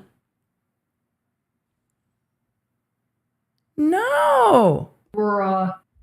Interesting, the timing of that. That's not at all what it seemed like. I'm sure glad they called this witness to clear that up. We all would have been left with a misperception. Huh. Well, I'm sure glad they, You were told that by Georgia, by Ms. Kappelman. I'm sure, just want to make sure I'm clear on this. Is not a flight risk, right? It's in all sorts of situations you can. Well, that's why they said there wasn't a warrant, because there sure wasn't. Only people that are not a flight risk. Okay, would that be one situation? I would assume so, yes. Okay. And you were told that by Georgia, by Ms. Kappelman, that you wanted to know whether she had a warrant she could turn herself in. That was some amount of years ago? It was definitely before Charlie Adelson was convicted. It was on a phone call that I had. I offered it, and as I stated, Georgia Kappelman did not guarantee that. Okay. But that was before Charlie's trial or verdict? Correct. Okay. That's different. After the verdict, or I guess during the trial or after the verdict, Didn't the defense insinuate through questions that Donna had been promised she could self-surrender? Because this defense attorney is saying, I said, hey, if you're going to arrest her, let us self-surrender. And Georgia said, I can't promise that. I believe this witness, but that is not how the defense tried to position things. The defense insinuated they told her she could self-surrender, and how dare they scoop her up at the airport. They asked her friends. You disclosed to anyone in the state attorney's office that Ms. Adelson was suicidal? Of course I didn't. Okay. No, I had an privileged. attorney-client privilege relationship with her, and I don't think that would have been appropriate. Sure. And why was she suicidal? Because her son had just been convicted, and she was worried he was going to spend the rest of his life in prison. Was she also worried about getting convicted herself? I don't believe that was even crossed her mind. She was only worried about her son. Okay. Are you aware of a text message where she said that she was afraid she was next, but don't worry, she would take care of that? I'm not, I'm sorry. Was that a text message to me or? No. I don't believe so. Yeah, It was not to you, ma'am. I don't have any knowledge of that. Okay. No, you're just helping fill in the gaps now. At the time of, were you present when Dan Rashbaum told her that she may make it to the airport in time, or she may get to the airport and not be able to make it out? Mr. Rashbaum and I don't believe that was a telephone call. I don't believe that was in person. And I was on a call, and I myself also told Mrs. Adelson that we did not know whether there was, that we understood there wasn't a warrant, but that didn't mean she couldn't get arrested at the airport. Okay. When she, Right. you suggested, I guess, was the suggestion that you said that she take a vacation? I don't believe I suggested it. I believe that that's something that was being discussed between Mrs. Adelson and her husband as something that would help her with her mental state. Okay. So that's something they suggested, but not you? Correct. I did not suggest that they take a vacation. Okay. Did you know at the time that the I did not suggest they take a that they were vacation. suggesting they were considering Vietnam, China, or Korea? I did not know the location of where they were going. Okay. And it was never discussed with me. So at that time, you didn't have knowledge that they were specifically looking for non-extradition countries? I did not know one way or another where they would vacation to. Yeah, her testimony comes across incredibly credible to me. Donna Adelson But the insinuation was of overheard the by law Timing enforcement is debating between wild. either committing Wild. suicide or fleeing to a non-extradition country. Do you think that would change law enforcement's stance that she could turn herself in? Objection. Your Honor, calls for speculation. Overall, the witness has opined on this matter. I'm not law enforcement, so I'm not sure. And I've never been in law enforcement, so I'm not sure. I can rephrase it. Would you expect that to change the stance? If I was law enforcement and I heard a target of investigation discussing a flight. As her attorney, Okay. would you expect if she's overheard debating either committing suicide or fleeing to a non-extradition country that she wouldn't be expected to be able to just turn herself in on a warrant again after that?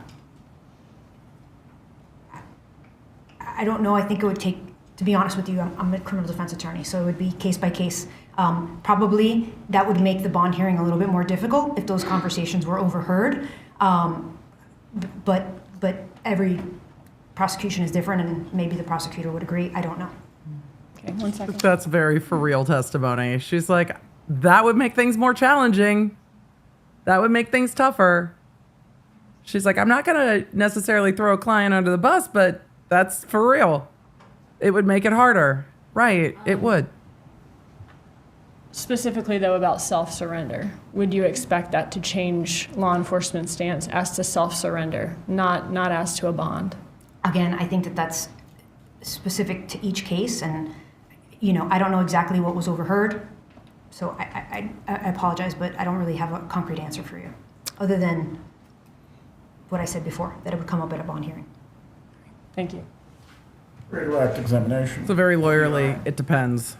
All right, redirect. Mr. Descalzo, prosecutor asked you, Do you think this defense attorney was confused about the timing of that call based on what Donna said? Because that witness, came across incredibly credible. These are the conversations I have. This is what I said. This is what I think. This is what I'm doing. She's not going to throw anybody under the bus. She's not going to expand her testimony, but she cleared up the timing of when that conversation happened real helpfully. But the defense seemed kind of confused. about fleeing the jurisdiction. My client talked to you about a vacation, correct? That is correct. It was not fleeing the jurisdiction. And you told her if she could get out on time. She talked to you about a vacation. And the state also asked. She was also talking to her son about the TV gonna be 5. Like, counsel.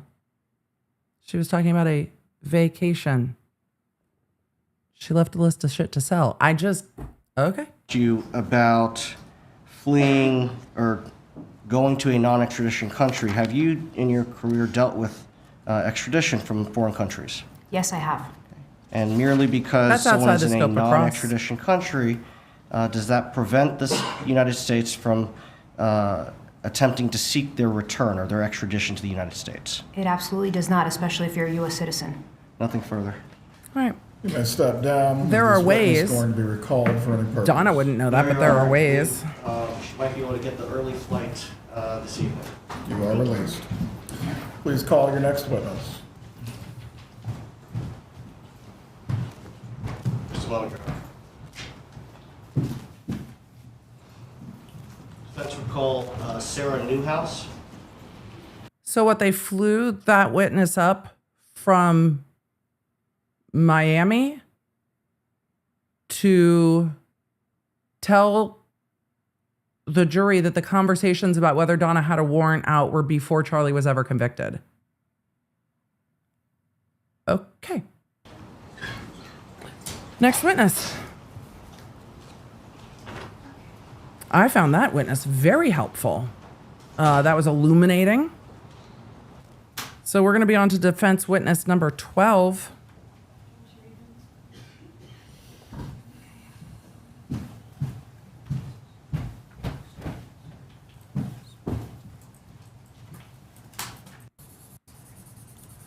We have a scant amount of zoom room, but I'm zooming it nonetheless.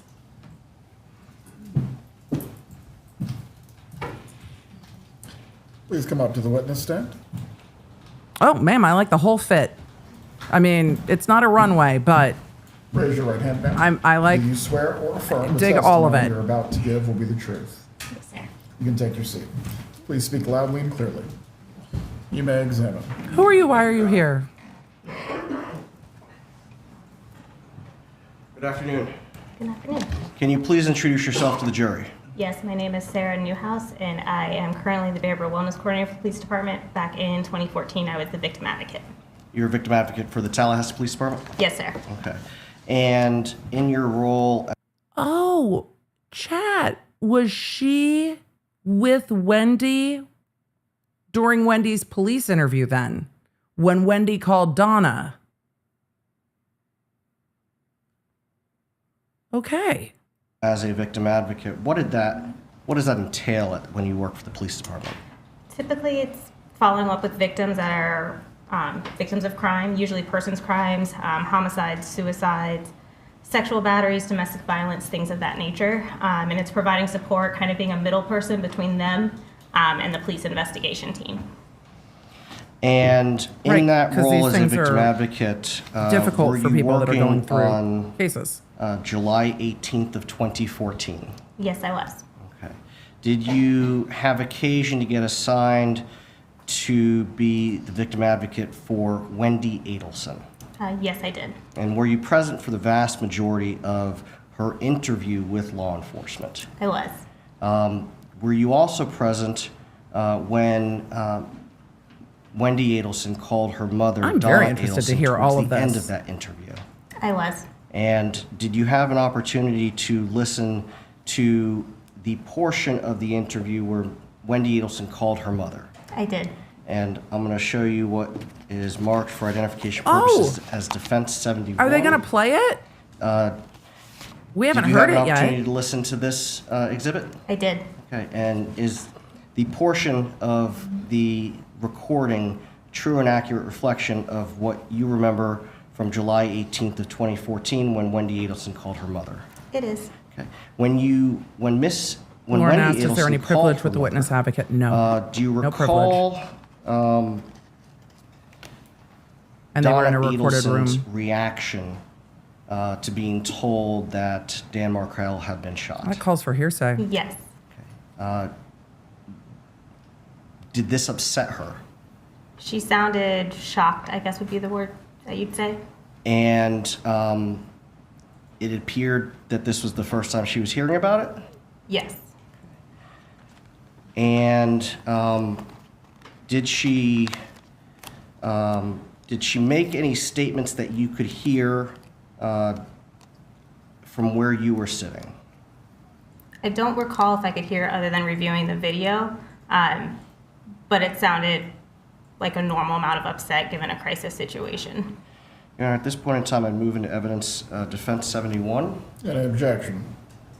Judge, I haven't reviewed this exact item, but based on what the defense has represented to me is on there, I don't have an objection. I do want to review it on the break and reserve the right to object. So subject to that, no objection. A lot of qualifications. Well, they're just... Members of the jury, we're going to take a brief break. The court's face was, that was a lot of qualification. The bailiff who escorts the jury moves faster than I think any human I've ever seen move in a courtroom. The jury is being escorted out. There might be statements of Donna Adelson in this. This has not been admitted as an exhibit yet that are hearsay. So the prosecution said, I would like a minute, because Donna's statements, if there are any statements of Donna, it would be hearsay statements. You can be seated. So the jury's out. If anyone needs to stretch their legs or use the restroom, please do it now. Oh, she's going to sit down and watch it right now. Okay.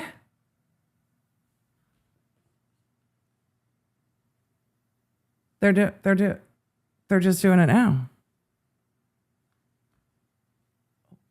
Okay. Let's see if we can zoom. Let's see how much we can zoom. And I don't know how long this section of the tape they're seeking to admit is. So. Awesome job on the Adelson saying Oh, I zoom too far. it includes Wendi Adelson saying this is the worst day of my life before the call connects, and then it includes the witness telling Ms. Adelson she did an awesome job on the call after the call disconnects. So I would object to those two comments.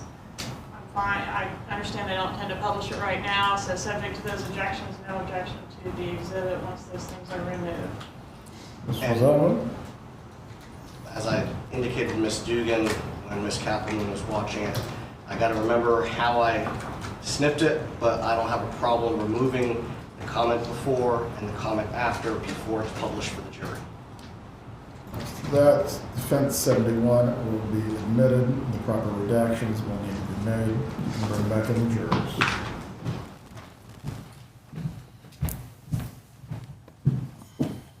So the court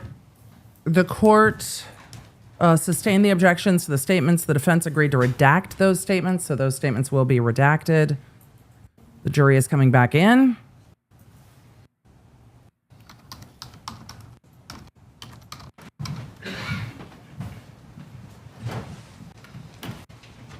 Time. Oh, I went just. You may continue with your examination. All right, jury's back. No further questions for this witness, Your Honor? Cross-examination. No further questions. All Is right. there any weeping or wailing going on at the other end of the phone during this phone call? Not that I recall, no. Did you know Donna Adelson? No. Have you ever met her? No. So you don't know what her normal demeanor is like? Correct, I don't. Okay. But Wendi Adelson, her daughter, presumably does know. Correct. And do you remember Wendi Adelson making the comment after that phone call that she handled that well? Objection, Your Honor. That's hearsay. That's exactly what was asked to be removed from the recording. Please sit down. Asked to the hearsay, sustain. No further questions. Redirect. The prosecution's allowed to elicit Wendy's statements as a co-conspirator statement. However, she did just ask for it to be redacted, so counsel. What? Your Honor, just strike the question from Ms. Kappelman. Members of the jury, you are to disregard. The last question of the prosecutor is to be struck from the record. What is happening? Will the witness be recalled? No, Your Honor. As to your exhibit, do you wish to publish or just leave it? I love her outfit, though. Love all of At it. this time, Your Honor, I do need to make the edits that were requested outside the presence of the jury so that it removes the two references. That could just take a few minutes.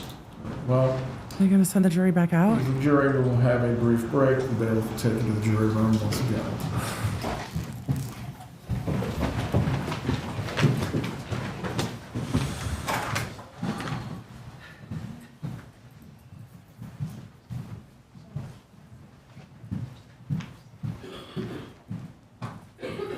Well, the jury's heading back out.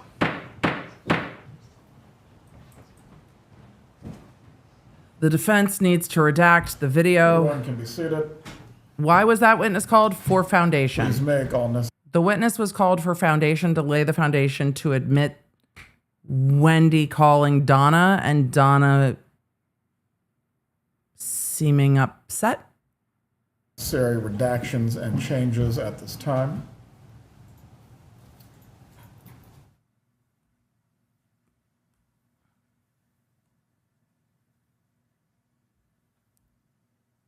Okay.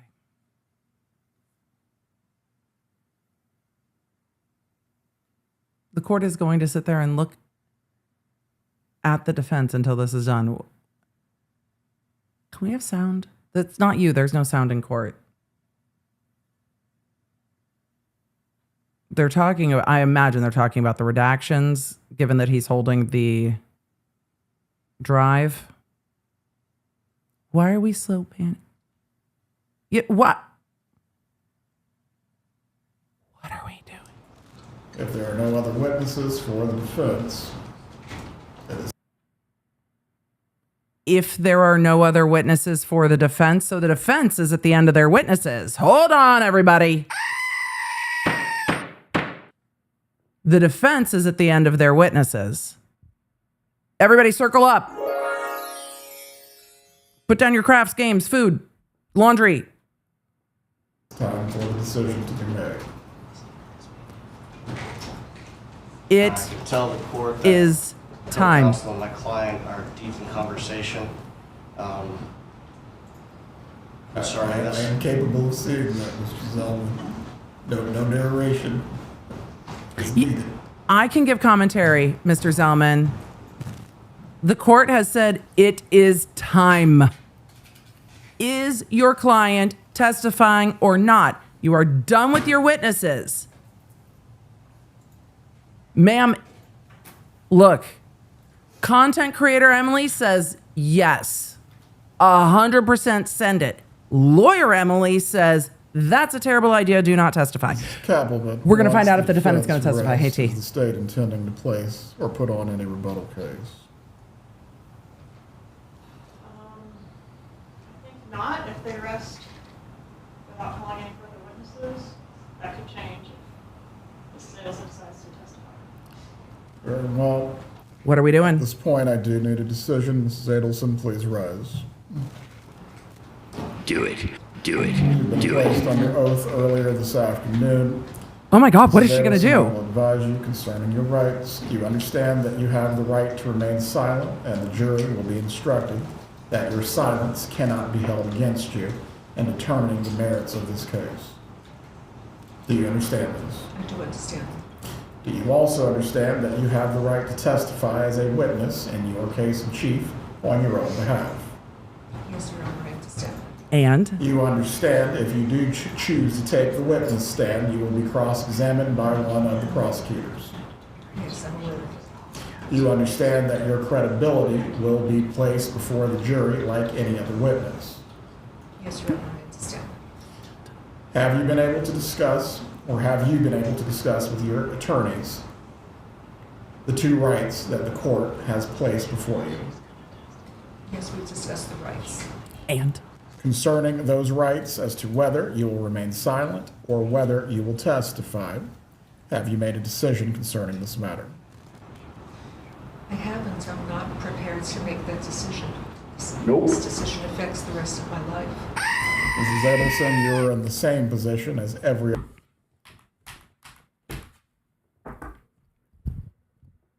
The court asked you a yes and no question, ma'am. Have you made a decision? And you said, I am not prepared to make that decision. This affects the rest of my life. I'm going to gain her up a little bit so we can hear better.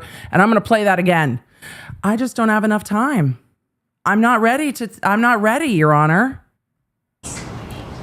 Concerning those rights as to I backed it whether up. you We're will watching remain this again. silent or whether you will testify, have you made a decision concerning this matter? I haven't. I'm not prepared to make that decision. This decision affects the rest of my life. Mrs. Adelson, you're in the same position as every other criminal defendant who faces trial. Ultimately, you must decide whether you will testify or whether you will not. I cannot make you testify. Your attorneys cannot make you testify. But ultimately, you must choose whether you will testify or not. I don't have to choose. I was hoping I would have some time to speak to my attorneys. This has already been discussed, ma'am. What is your choice?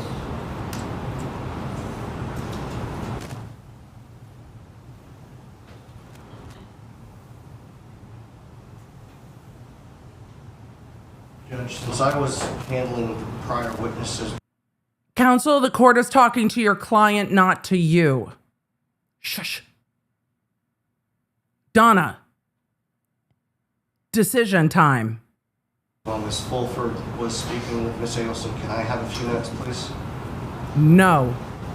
What exactly are we going to accomplish that we have not been able to since the trial started, pre-trial, the long recess yesterday, or even the lunch break today? That's what I'm trying to determine, Your Honor. I will give you exactly 5 additional minutes. From there, Mrs. Adelson has to make a decision whether she will testify or whether she will not. Thank you, Your Honor. Oh my God! If anyone in the gallery needs to use the restroom or stretch your legs, If this you is your don't opportunity know, at this point. it's a no. 5 more. The court is giving them 5 more minutes. 5 more. Your Honor! Miguelina, will you let the app know that we are waiting for Donna's decision about whether she will testify or not? And for like the 12th time today, we are on a fucking cliffhanger of whether or not Donna's going to testify. Her attorney said all pre-trial, Donna's going to testify. Donna's going to testify. Donna's going to testify. And now we get down to it, and Donna's like, well, Your Honor, I have not made up my mind just yet. I don't even know. I don't know. I'm going to zoom and see if we have elapsed the 5 minutes because we had the briefest amount of zoom room. So hopefully our app got a notification because they are coming right back in. If anyone has seen any spoilers, do not share them in the chat. I will automatically ban you myself because I have no chill right now. None at all. Oh. Dramatic cutaway to the judge's chair by itself. Okay, now is the time. Mrs. Zellman, Ms. Fulford, Mrs. Adelson, the extra time that you have been provided, that has come to a conclusion. Donna, now is We are not finished the with time. the colloquy quite yet.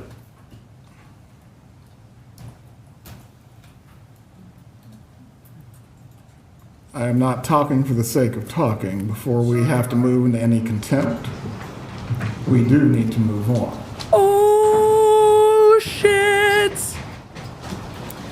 Mrs. Adelson, the question remains, as it relates to your right to remain silent and your right to testify, what is your decision concerning these 2 rights? You have to answer the court. This time I don't want to testify. Very well.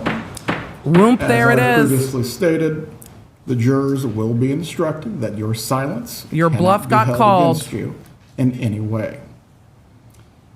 We will bring the jurors back out. The defense Closing tomorrow, will rest then? its case on the record. Ms. Kappelman, you indicated the state will not have rebuttal.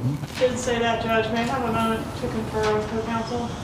Go ahead. She said she doesn't anticipate a rebuttal depending on what the defendant does. And now the state needs a moment to decide if they are going to call rebuttal witnesses. Well, y'all heard it. Since the state needs a minute, we're going to back up. Donna still hedging her bets, I think, with that answer, which was, at this time, I don't think I'll testify. Ma'am, that's not going to protect this on appeal. I've dropped my things. It's not going to protect you on appeal that the answer was couched. What is your decision concerning these 2 rights?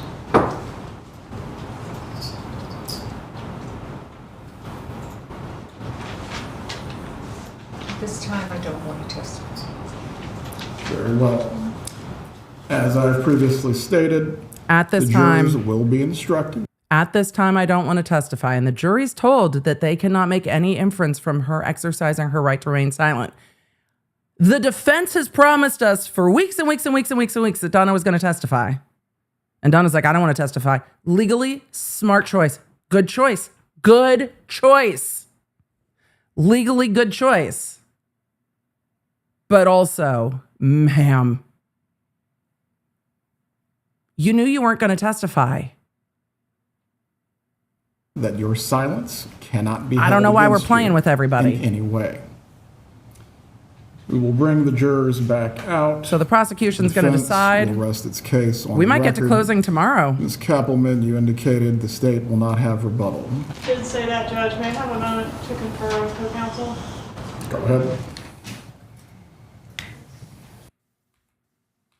Well, this has just been a whirlwind of a clusterfuck of the shit hitting the fan. Again, I think it's smart for the defense.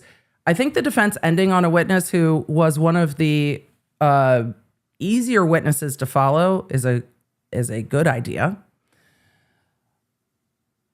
The prosecution and defense are chatting.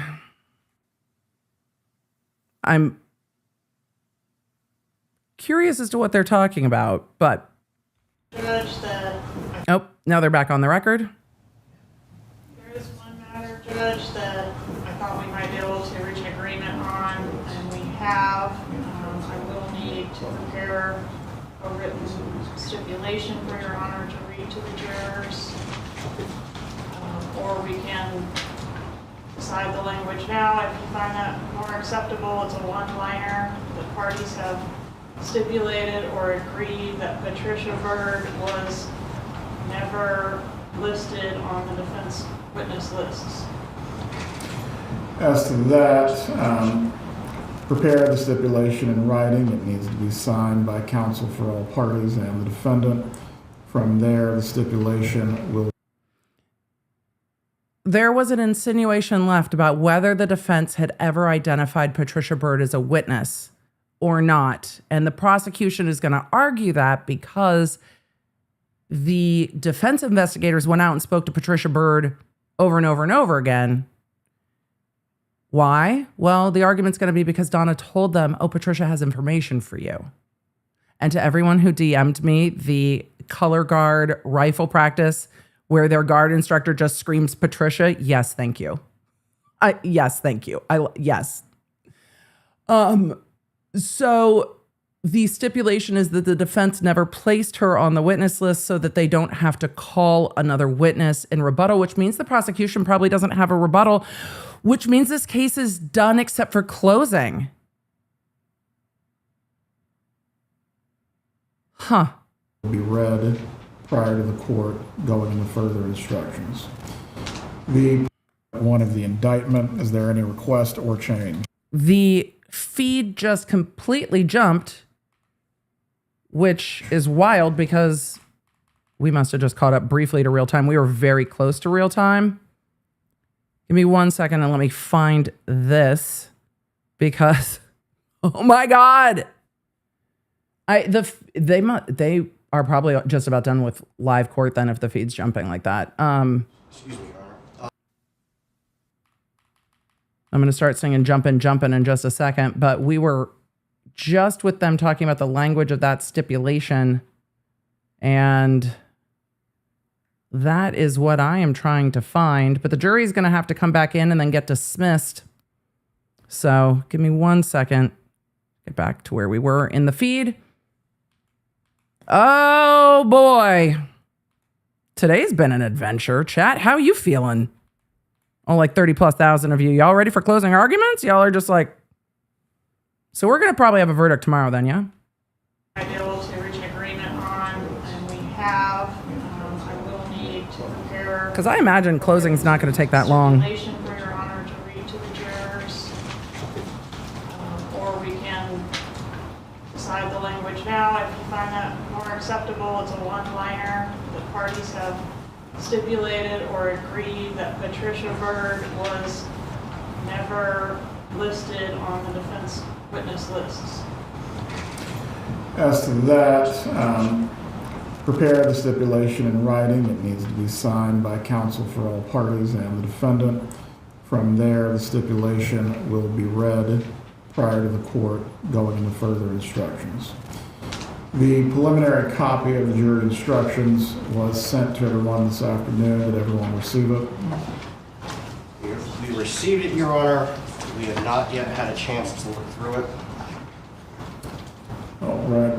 We'll bring the jurors back into the room. And then dismiss them for the day. Defense will rest. We will send them home for the evening. Jury We'll give you a instructions? few minutes to look through the instructions. We'll go through the charge conference.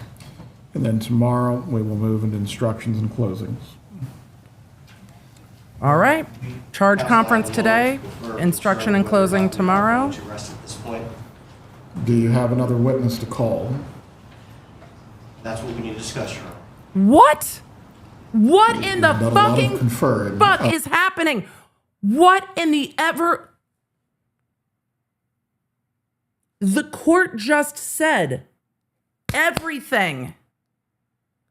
The defense has no more witnesses. Donna's not testifying.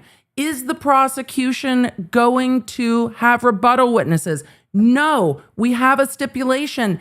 And then the defense, as if they haven't been here for the last 15 minutes, went, just a second, Your Honor.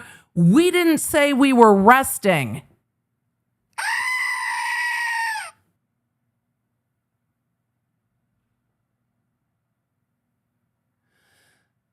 The court laid out the whole plan for the rest of the day. Defense will rest. Jury will go home.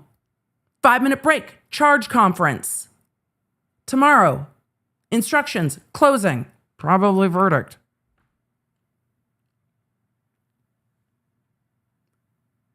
This judge is going to go home and just be like,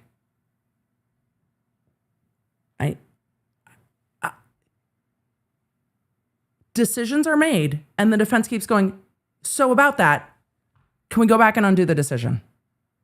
Oh my God. Please, quickly. Look, the judge's face. Witness to call. The defense, I'm going to back up because I crashed out right in the middle of that so that you can get the whole vibes, since it seems that we're done with court for the day. All right. We'll bring the jurors back into the room. The defense will rest. We will send them home for the evening. We'll give you a few minutes to look through the instructions. We'll go through the charge conference. And then tomorrow, we will move into instructions and closings. Your Honor, can counsel have a moment to confer concerning whether or not we are going to rest at this point? Do you have another witness to call? That's what we need to discuss, Your Honor. We've done a lot of conferring. Please. The reason the court's so frustrated is because the defense said we have no further witnesses.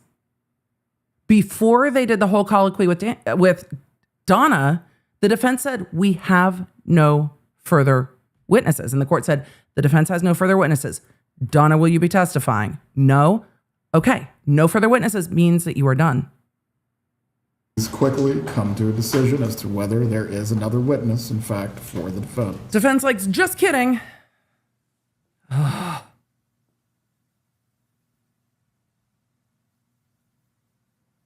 The court's not going to give them any more time. They have had a tremendous amount of time.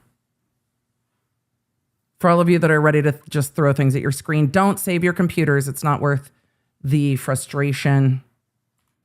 Defense is conferring. The court is just staring at them at this point. The prosecution is just like, I'm sure the prosecutors feel like they have whiplash because they are just going back and forth with what are we doing?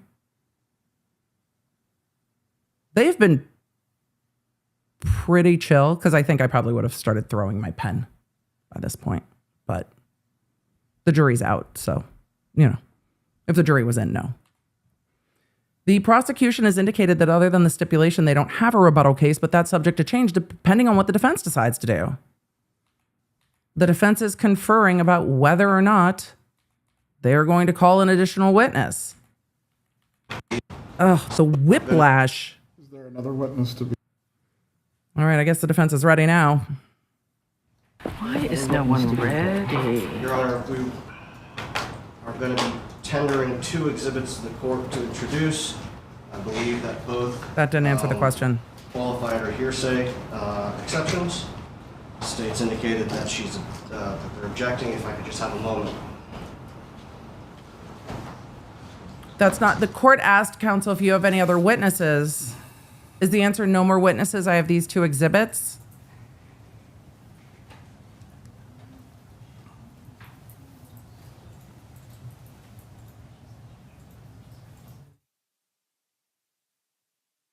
The court has been nothing but patient in this case. And we've seen cases where the judge is rushing the attorney. The court has been incredibly patient. The jury came back from an extended lunch for 10 minutes of testimony that I think was probably more helpful to the prosecution. Maybe it was helpful to Donna's case. Donna was distraught and said she needed a vacation. She was like, let's fly away. I think that was a Southwest advertisement. Got to get away. And maybe there will be some jurors who are like, you know what? Maybe she just really was stressed. I think the text messages indicate something else, but maybe the jury will say, look, those text messages are her emotionally manipulating her daughter. It's not necessarily what she was thinking. Everybody's like, nothing beats a Jet 2 holiday. Yes, that's a much more timely meme, I suppose. The defense is collecting their thoughts, I suppose. Zellman, concerning the items, we do need to move on so a ruling can be made. Counsel, the court has already told you today he's not talking just to talk.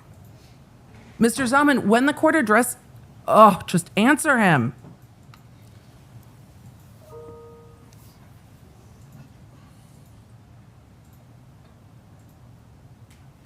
Why is no one ready?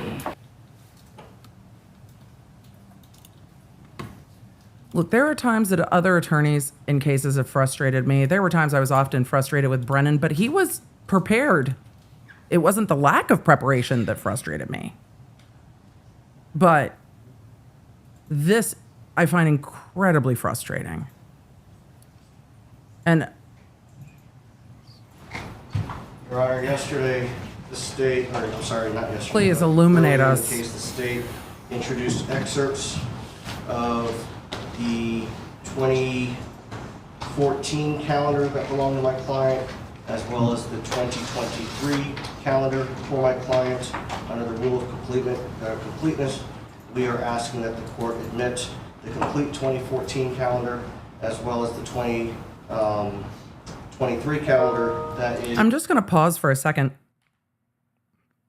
Everybody take a look. When counsel holds up the planners, do you think Donna is sitting there internally just screaming that the defense is not as organized as she is? Because that planner looks tabbed, color-coded, and organized. Now, it also had her son-in-law's license plate, make and model of his car in it in 2014, 2 years after their divorce. But aside from that, it looks fairly organized.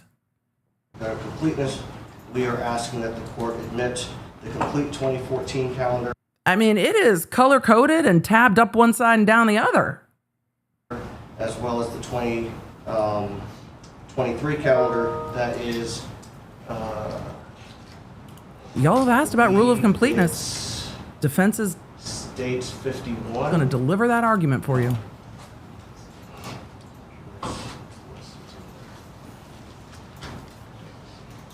But if it's a bunch of hearsay, that might not help. Roe in the chat said, is the chiming coming from the stream? It's in court. It sounds like one of the computers in court.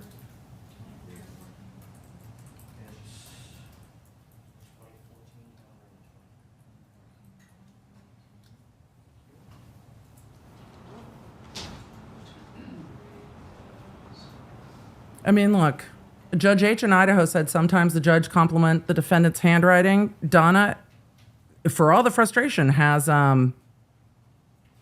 very, very easy to read handwriting. It's consistent. It was easy to identify. Good tabs. diligent notes. Couple then concerning these items was the state's argument. The jury's still out. Hearsay, Your Honor, the portions that were admitted by the state were for very specific purposes. The rest of this item is not needed to add context to those individual entries. It's a day calendar, it's not a narrative. It's hearsay. If there's any argument for completeness, there's tons of self-serving hearsay in those documents, and the state objects. Your Honor, with respect to the 2023 calendar, the state introduced a few pages that listed my client identifying items that she was going to sell. Based on the questions that were asked, the implication from that is that my client was selling these in anticipation of fleeing the country. Contrary to that, there are a ton of pages going back to January 9th of 2023 where my client lists those very same items to get prices to sell, to sell, to sell. So it is misleading to just put in those couple of pages that the state put in on the 2023 calendar for purposes Who was going to lay the foundation It's a good concerning the items that you wish to admit? Foundation's already been laid by the state, Your Honor. It was seized I by... believe as the inculpatory matters, yes. As to whether or not she was planning to sell something in January of 2023, what witness testified concerning that? No one? Judge, the implication from the state's admitting those pages is that my client was selling these in anticipation of fleeing. Under the rule of completeness, we should be entitled to introduce... See, if your client wants to testify, she would have to testify about that, though, I think. You don't get both. The additional entries from the calendar showing that it didn't just start around the time that she decided to travel to Vietnam, but it happened previously. Not for the truth of the matter asserted. Not that she was... Hold on. Yes, These it are is. not recordings. His argument just was for the truth of the matter to show she had been planning to sell these things all the way back to January. You heard him say it in his argument. He's arguing rule of completeness, but he wants the information in to show that, no, she wasn't selling things because she was going to flee, because they were attacking the flight hard. She wasn't selling things because she was fleeing. She had been wanting to sell those things since January. Well, you know who could tell us all of that? Donna could. But Donna already said she's not testifying, so counsel's trying to do it another way. We're going to get a full like I'm trying, Your Honor moment. A book with several entries is somewhat different from a recording. As it relates to recordings, the rule of completeness, I believe, serves a different purpose in the manner that you're describing. As to each page of this planner, all of the information is not inculpatory. So to that end, what witness has laid a foundation for the pages that you seek to admit that are separate from the inculpatory information? All we're seeking to admit are the pages from the 2023 calendar that list those additional items. List the items that the state has already put into evidence as my client intending to sell them prior to leaving the country. I've printed out the specific pages, and I prepared a copy with highlights to be able to present to the jury during closing. But it's not the entire, we don't have the entire 2023 calendar. It's been marked for identification and it's in the clerk's possession. These are just the pages with those entries. That are not admitted yet. As to that, I will reserve whether the rule of completeness will drag across the pages that you're seeking to admit, and I'll do some additional. Your Honor, that was a brilliant turn of phrase. And I would just like to pause for a moment to highlight it, because you've had a very long and frustrating day.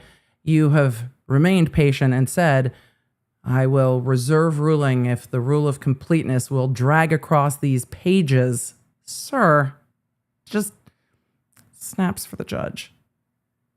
I feel for him, because I am so annoyed.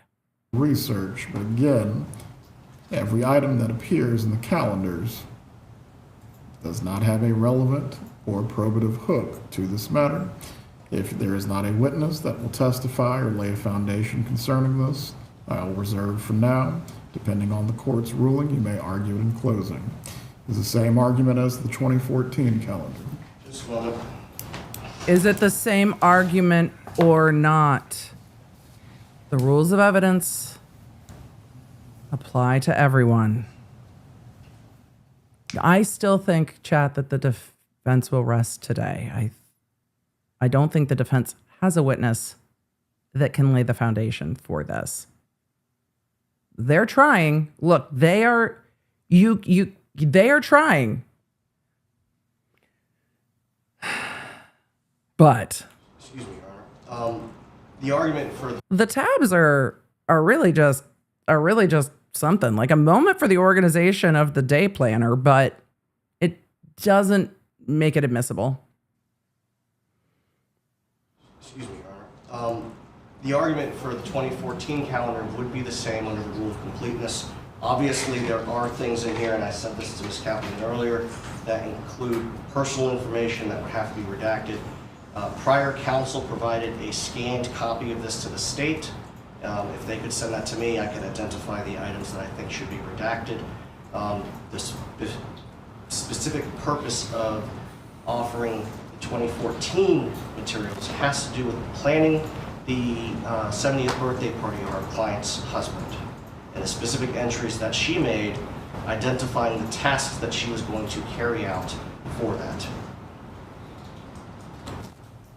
There's no foundation Again, for that. is there any witness who will testify to these matters, or you're just offering them as rule of completeness? Rule of completeness, Your Honor.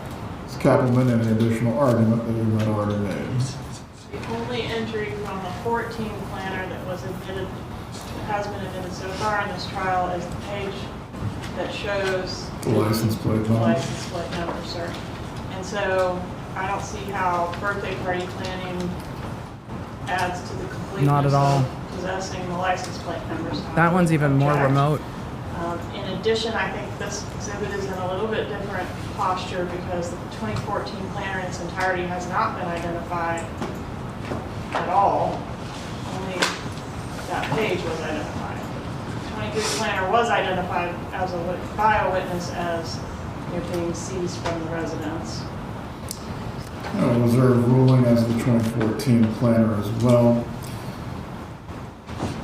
Beyond that, if the court does permit these items to be admitted, Unlikely. the defense will be able to admit them prior to any instructions and closings, and you'll be able to argue them if they are admitted. Yes, Your Honor, and for record, what I've done is I've marked the 2013 excerpts as defense, the 2023, sorry, as defense 51, and the 2014 as 76. Please leave them with the clerk. Judge, if Your Honor does rule that those items are admissible, the state would request complete redactions of all the items that are not related to the specific purposes the defense articulated. Certainly no objection to that, Your Honor. Please bring in the jurors. The defense didn't say they didn't have witnesses or not. The state has made the, I want to check the redactions on this video.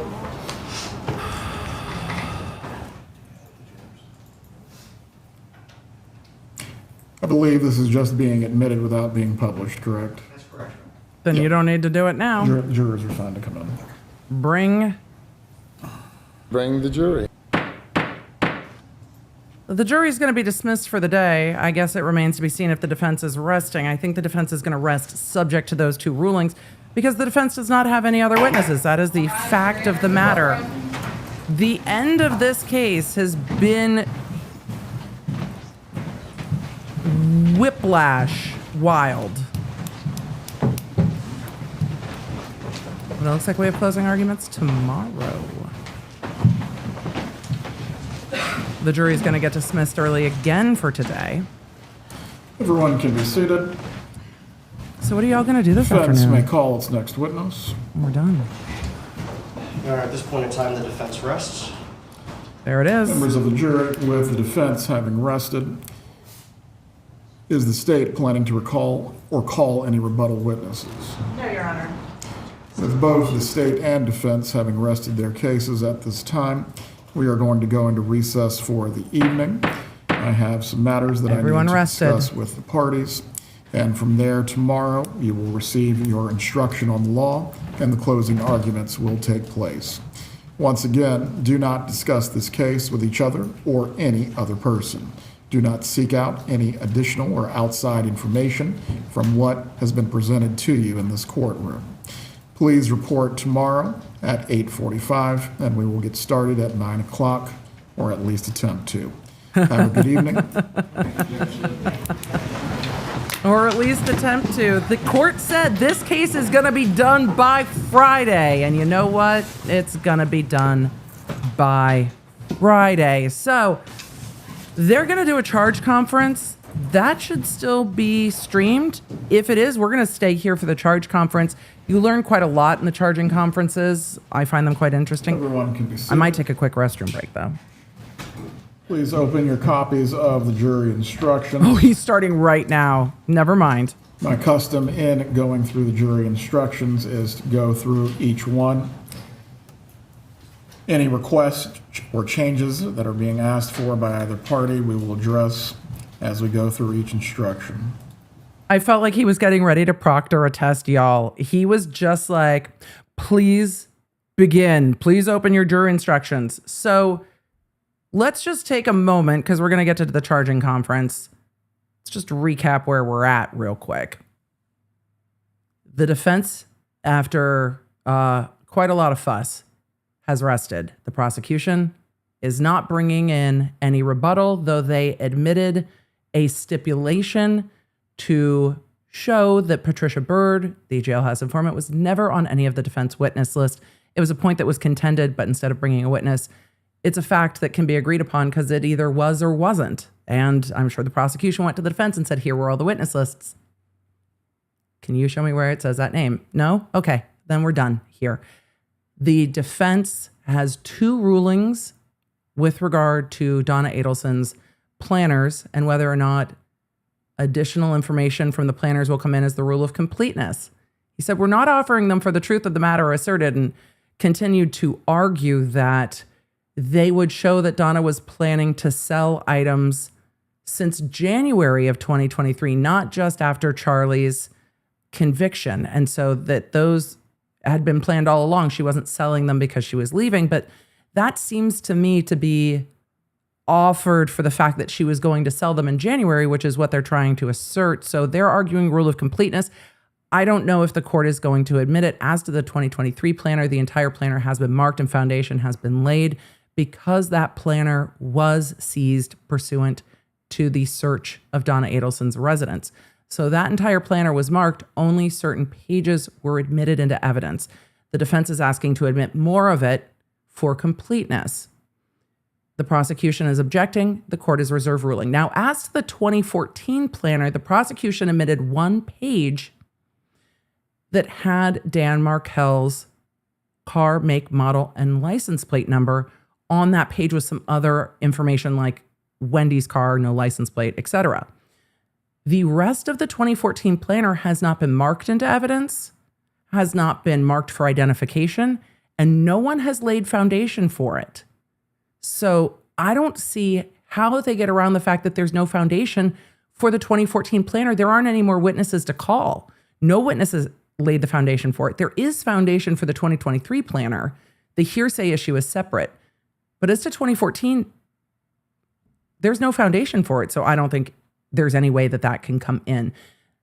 But the court's going to reserve ruling on that. And now we are going to the charging conference, which is going through all of the jury instructions. I'm very interested to hear the jury instructions with regard to these charges: murder in the first degree, conspiracy to commit murder, and solicitation of murder. So the instructions as to the crime. And then remember, we still have a special jury instruction hanging out there with regard to the witness who sat in for the other witness's testimony. That was still part of today, which is also wild. So to the charging conference, away we go, chat. Let's go. I hope you have snacks. The jury's out for the day, and they're going to decide jury instructions. And the court's like, blue books open, pencils up, and they're going to go page by page, which is the way I like doing jury instruction conferences that way, because we're all on page 1. Do we all agree? Great. Page 2. And then nobody's shuffling paper and getting lost. So, closing arguments tomorrow? Verdict tomorrow? It's possible. Jury was out for like 3 hours in Charlie's case. Let's start with 3.1, Introduction to Final Instructions. Are there any requests or changes being sought? So as to the jury instructions, a lot of them are standard, but you have to double check them after the evidence comes in because trial is dynamic. 3.2, Statement of the Charge. Any requests or changes? Not from say. Your Honor, the only request that I would make is that they have these. Name of my client and the names of the charges not be in all caps. So stylistic changes. Yes, Your Honor. State, do you wish to be heard? No, sir. I will make that change. Let me make a note. Nightbot agrees with you, Your Honor. Nightbot also says no all caps.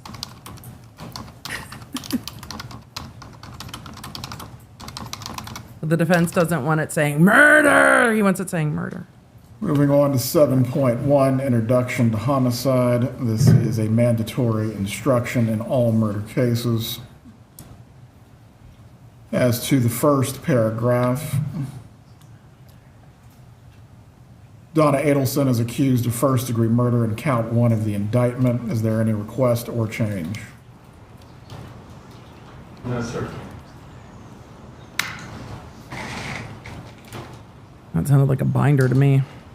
As to the next paragraph concerning lesser includeds, is the defense asking for all Category 1 lesser includeds?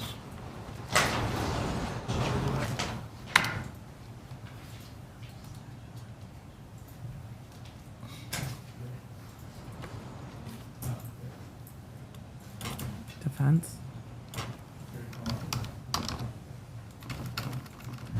Defense.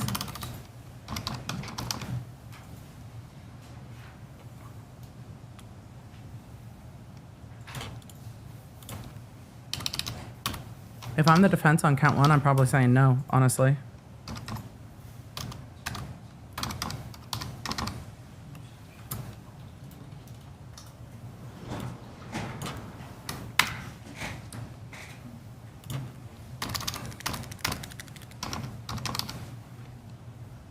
For all of you just popping in, Donna Adelson has decided not to testify. The defense rested, the prosecution rested. Closing tomorrow. Being approved by our client, Your Honor. They're discussing the jury instructions. Right now, they're asking if they wish to include the lesser included offenses to murder. If I'm the defense, I probably wouldn't. Because the principal theory of murder, the defense might want to argue that Donna is let me just turn the judge is typing down because he's making those edits in real time. But the defense might want to argue that Donna might have been involved in the conspiracy, but she's not a principal to the murder. So if she's not a principal to the murder, why add the assault and other charges that are lesser included of that? Because she's either a principal under a conspiracy theory or not. So the other lesser includeds don't necessarily make sense, and you kind of push the jury into did or didn't. But we'll see. Your Honor, the defense would request the manslaughter lesser. Oh, interesting. As to the second degree lesser, are you requesting that as well as Category 1? With the If it's a murder, it's a first. The jury's not coming back on a second on these facts. Well, it's a Category 1, the lesser still carries the same penalty. Yeah. So we are not requesting second degree. Is the state requesting second degree as a Category 1 lesser? Yes, sir. Yes, sir. We'd be requesting all lessers. Well, all Category 1 lessers will be given. The state asked for the second degree. Paragraph will read in the introduction, first-degree murder includes the lesser crimes of second-degree murder and manslaughter, all of which are unlawful. However, a killing that was excusable or that was committed by the justifiable use of deadly force is lawful. I believe the indictment refers to the victim as Daniel Markell. They're going to edit it to Dan. Does either party have a preference? J. Michael, good luck. To conform to the indictment, we would request his full name, Your Honor. Acceptable, sir. If you find Daniel Markell was killed by Donna Adelson, you will then consider the circumstances surrounding the killing and deciding if the killing was first-degree murder, second-degree murder, or manslaughter, or whether the killing was excusable or resulted from the justifiable use of deadly force. The definition of justifiable homicide and excusable homicide is either party seeking these.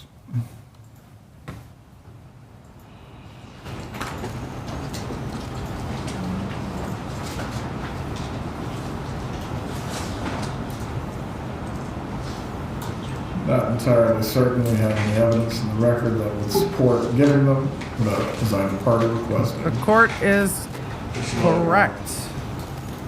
I do not think there is anything in the record that supports any of that.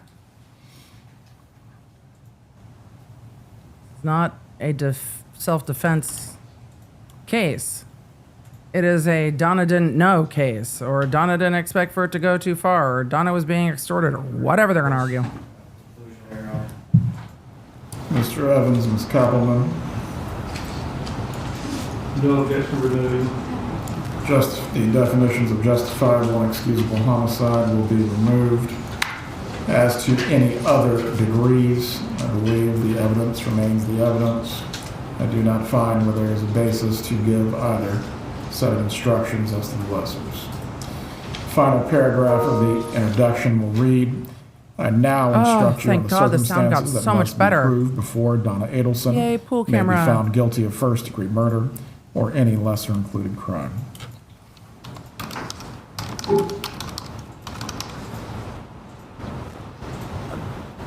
Bentley in the chat asked, who's doing the charge conference for the state? He said the name of another prosecutor that we haven't seen on the record As to count one, the state is only proceeding on the premeditated theory. Is that correct? Yes, sir.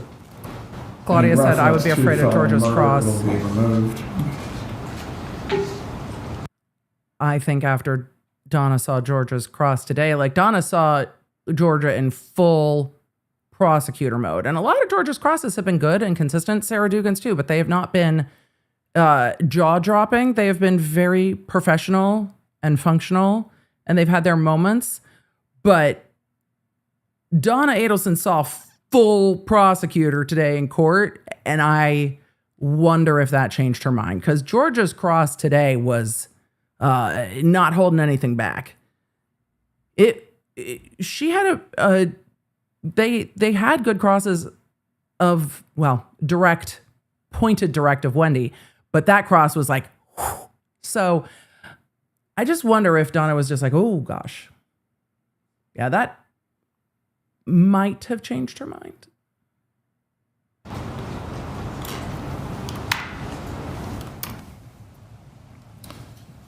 The elements of first-degree premeditated murder. Element 1, Daniel Markell is dead. Element 2, the death was caused by the criminal act of Donna Adelson. Element 3, there was a premeditated killing of Daniel Markell.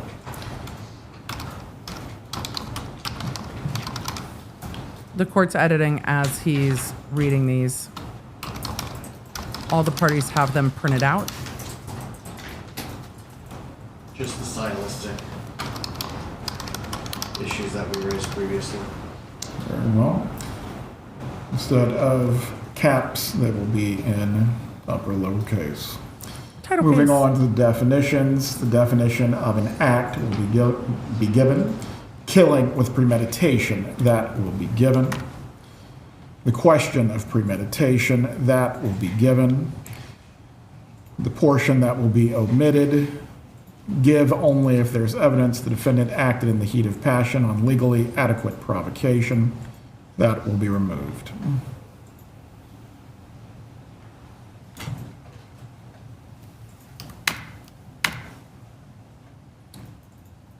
All right, instruction 3.4. This deals with the lessers. Is there any objection or request other than the stylistic issue previously raised? Jen in the chat asked, can Donna change her mind? Not now. No, sir. No, Your Honor.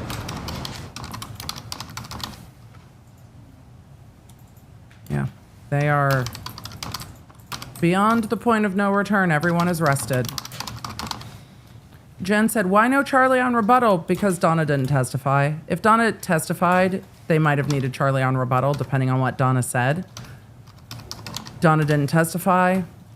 There is no need for Charlie on rebuttal. There's nothing that Charlie would offer that would rebut any of these witnesses. The witnesses 7.4, were about second-degree murder. Introduction to divorce. homicide will be given. This portion of the instruction will be removed. To prove the crime of second-degree murder, the state must prove the following three elements beyond a reasonable doubt. Element 1, Daniel Markell is dead. Element 2, the death was caused by the criminal act of Donna Adelson. to the elements. Element 3, there was an unlawful killing of Daniel Markell by an act eminently dangerous to another and demonstrating a depraved mind without regard for human life.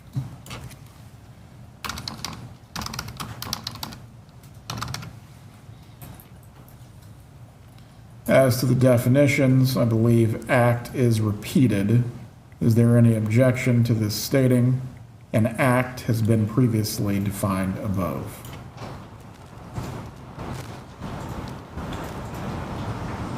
I don't have a legal objection to that, Your Honor.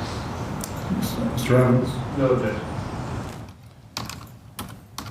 This is there's the prosecutor that's doing the charging conference. Because I imagine the prosecutors are now focused on making sure everything's been admitted. The second definition, an act is eminently dangerous to another and demonstrating a depraved mind, that must be given. In order to convict of second-degree murder, it's not necessary for the state to prove the defendant had an intent to cause death. That will be given. Give only if there's evidence the defendant acted in heat of passion on legally adequate provocation. That will be removed.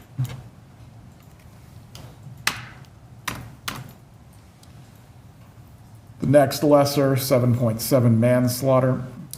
To prove the crime of manslaughter, the state must prove the following two elements beyond a reasonable doubt. Element 1, Daniel Markell is dead. I appreciate Florida's elements. They are very cut and dry. Which theory is the state proceeding on? They are easy to understand. This is on the lesser includer of manslaughter. But I do Florida has very plain language jury instructions. I really appreciate it. Diana in the chat asked, how many years is she facing? Life, period. So however long that shall be. But life, period. No parole, no possibility of parole, no XYZ years to life. Life, just life is life. Life.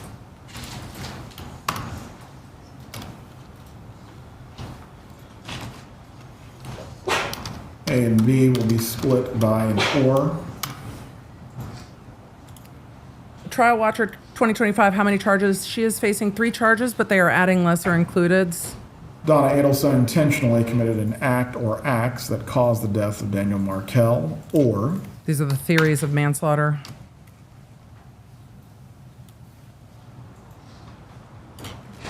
Donna Adelson intentionally procured an act that caused the death of Daniel Markell. And that's on the solicitation theory. Somebody's binder clips are binder clipping.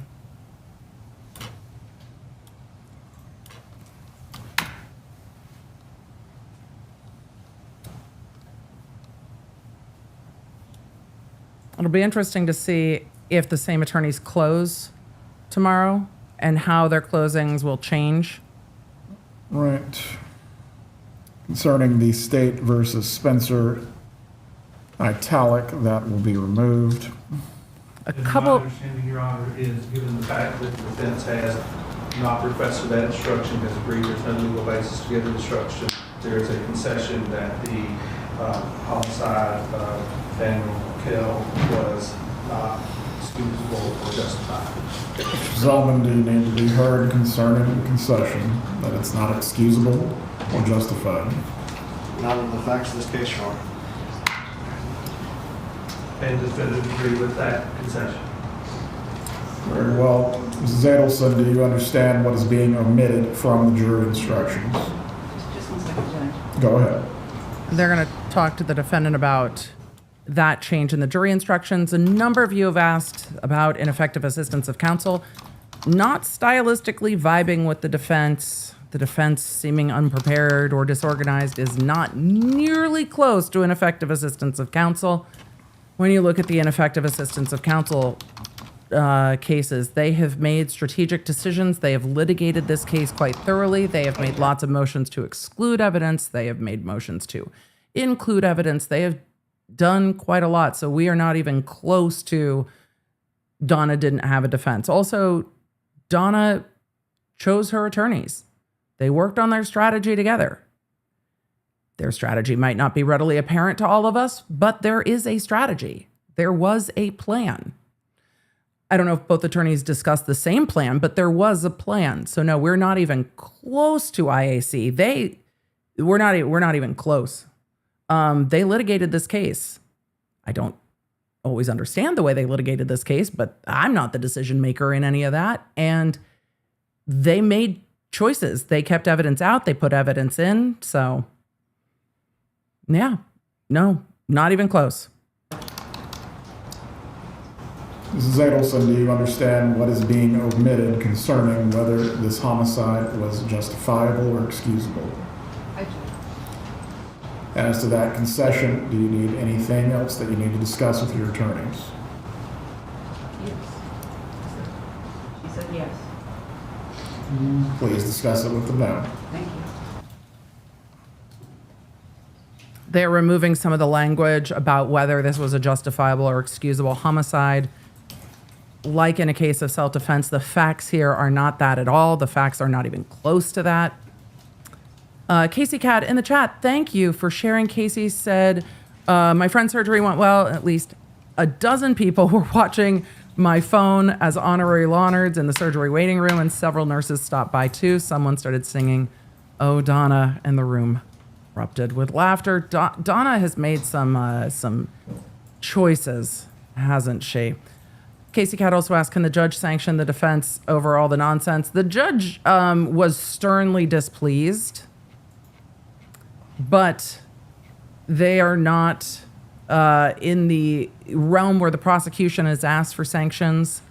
The court has found violations on the record of the sequestration order, but he has given them time. So he has been frustrated and disappointed, but balanced. The judge is thoroughly in the I'm not mad, I'm just disappointed camp, even though he probably is also mad, because at one point when you hear a judge say, I'm not talking just to talk, they're not yelling, but you know that they're not happy. Adelson, you understand the concession that is being made as to justifiable and excusable homicide? I understand that, Judge. You are giving your consent to this? I am. Let's move on at this point. The paragraph that states every person has a duty to act reasonably toward others if there is a violation of that duty without any conscious intention to harm, that violation is negligence. The defendant cannot be guilty of manslaughter by committing a merely negligent act. I believe the period needs to go there because there will not be any discussion of justifiable or excusable homicide. Does either party wish to be heard? We concur, Your Honor. In order to convict of manslaughter by act, that paragraph will be given. They're The still talking about last the manslaughter portion. instruction as a lesser included. In order to convict of manslaughter by act, it is not necessary for the state to prove that the defendant had an intent to cause death, only an intent to commit an act that was not merely negligent. And once again, That makes sense why the prosecution's adding it, because there was testimony from Patricia Bryd, and if believed, Patricia said Donna didn't intend for it to go this far. The language that was being used in the calls was language of, you know, can you harm someone? Can you hurt someone? So if there's a juror that's like, I mean, maybe they didn't mean for it to go that far. The manslaughter does not require an intent to kill. But manslaughter is a lower sentence. Second degree murder is still life without parole, which is something that surprised me when we did the Sarah Boone case, because I was like, well, you know, second degree is normally like a 15 to 20 to life if it's a to life case. And then we were going through Sarah Boone. I'm like, oh, wait, no, Florida, wait, no. Damn. Second degree murder is also life without parole. So the manslaughter, though, is going to be less. Which caused death. So they're talking about the manslaughter instruction. The portion of the sentence would be removed. Does either party wish to be heard? However, the conspiracy to commit murder is also going to be life. So the definition of procure will be given, and all other references to culpable negligence will be removed.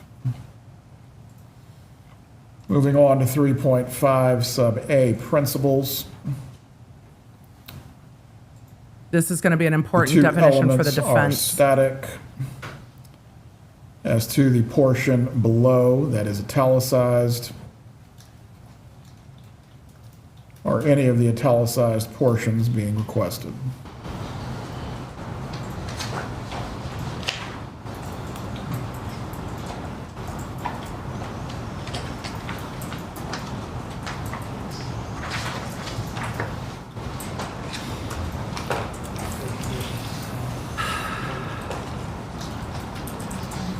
Court is just waiting for an answer.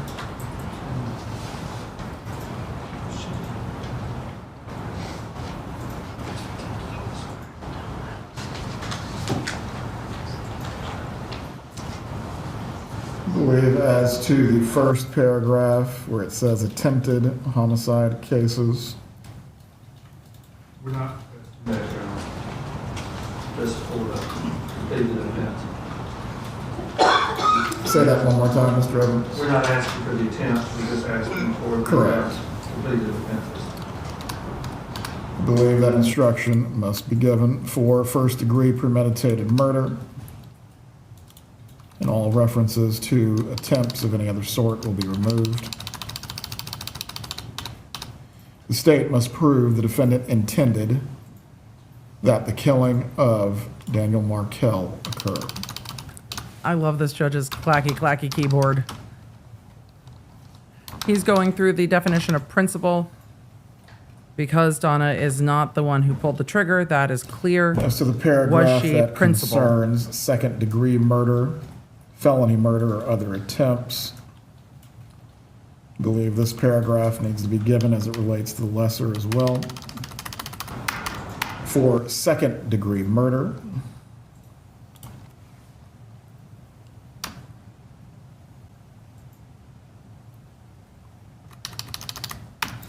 it is not necessary for the state to prove the defendant intended the death of Daniel Markell. Your Honor, I think under that, the manslaughter instruction, or manslaughter needs to be included.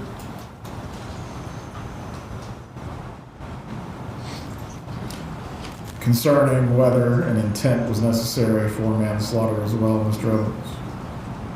Yeah, you have to intend the act, but you don't have to intend to kill. As to that inclusion within the principal instruction, does the defense wish to be heard? Just a moment, Your Honor. Randy Rose, the Lawner juror, said I caught up on yesterday and came into Georgia grilling this woman. Catch up today should be fun. It was a lot of the jury stands up, the jury walks out, the jury comes back, the jury sits down, but that cross was good. It's not included in the standard instruction, no. Can I have some time to research that to make sure that I'm not inviting error? That's fine. The court's not going to invite error. That's That's for damn sure. But the defense is like, I want to look and see. Contact me on that, Judge, and I'll let you know after later this evening. Right. If given to the jury as requested by the state, it would essentially mirror what it states as the second-degree murder. For manslaughter, it is not necessary for the state to prove the defendant intended the death of Daniel Markell. All right. No weapon enhancement is being sought by the state. That's I believe appropriate. that paragraph needs to be removed entirely. Yep. Does either party wish to be heard concerning those? I mean, Donna didn't use a weapon. Why would there be a weapon enhancement?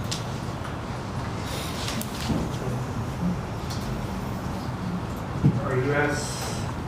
For cases where the criminal statute includes a higher degree because of a firearm. Yes, sir. I would skew down, move down the principles already connected to size. Yes, sir. No, there's no evidence that the defendant in this case actually possessed the firearm, so no, we're not requesting it. Yeah, It she will be didn't. removed. It should be removed. I appreciate that the pool camera operators, the 3.5 sub B in- principles when active court participant producers are hired doing by their best on the defendant. sound, but it's hard. If the defendant paid or promised to pay another person or persons to commit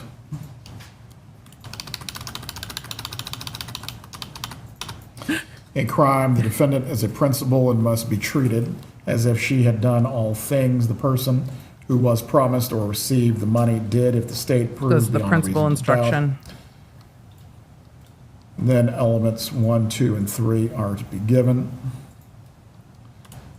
As to the bracketed portion of element 3,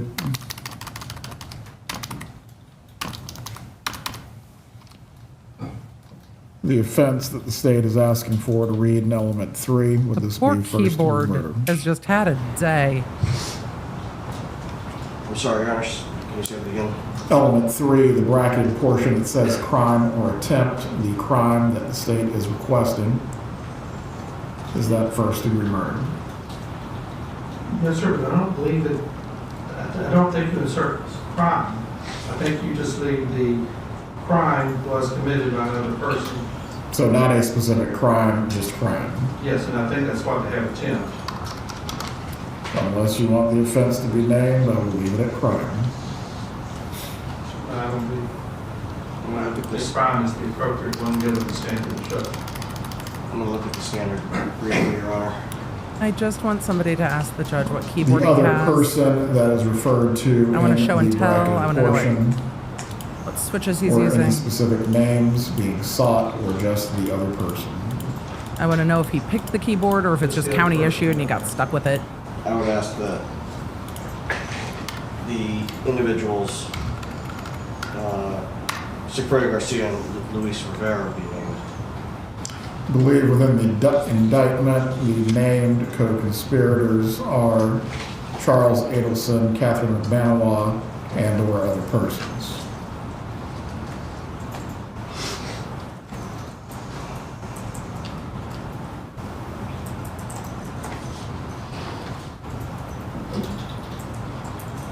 Chad, even though I'm yawning, I love Count one, Your I Honor. love There's no one identified. a charging conference. Zena, I just got a Keychron Mr. with banana keys and I love it. You, for principal instruction, I'm getting used to the layout. 3.5 sub B, element 3. yes, sir, but what I'm saying for principal instruction, you do not have to allege it in the indictment in order to be entitled to principal instruction. Well, that will read the crime was committed by the other person. As to the persons who committed the crime, I believe the evidence in the record is clear. It can only be argued that Luis Every trial. Rivera and Sigfredo People are Garcia just like, were this, the actual this is a triggermen, commentary channel? although Yes. who may have Oh. Sweet in-court producer saving our ears. Thank you. The sound just got so much better. them up to the act as a conspiracy. That is for the jury to determine. Any other matters that need to be addressed with 3.5 sub B? Just doing away with the firearm part of it. that will be omitted. Right. There's something I wanted to address briefly on 3.5A. Go ahead. There's lots of binder clipping. Am I reading, this is the new instruction? This is straight from the Florida Supreme Court on the Florida Bar website instruction. Well, He's like straight off the presses. we are making the affirmative election to use the current instruction. Only the court. Straight out of Supreme Court, counsel. Straight out of Supreme Court. Rather than the instruction that existed in 2014, which my client would be entitled to request. This is the current instruction. I'm sorry, yes. This is the current instruction. Yes, we are making the affirmative request for this rather than the old instruction. I want to make that clear for the record. What the defense attorney just said is we are arguing for the current instruction, not the 2014 instruction. He is making that affirmative request because depending on jurisdiction, depending on when the crime is committed, there are times where it is appropriate to use the law as it was at the time of the crime. When a crime is 6 months old, that might not come up. It came up in the Rust case, though. When a case is, 10 years old, 11 years old, the law might have changed from 2014 to 2025, and it would be appropriate to prosecute someone under the law as it stood at the time that the crime happened in 2014. So the defense is saying, look, we want to make sure that you know we want the current jury instruction, not the 2014 jury instruction. And he's making that clear for the record, but I didn't hear the prosecution ask to use an older version of the jury instruction, but this does happen in older cases where you can have a difference in the law and ask for the law as it was at the time of the crime. Moving on to count 2, conspiracy to commit murder. To prove the crime of criminal conspiracy, the state must prove the following 2 elements beyond a reasonable doubt. Element 1, the intent of Donna Adelson was that the offense of first-degree murder would be committed. This is what the prosecution has to prove. I'm just going to back it up a little bit to highlight as we are noodling through jury instructions.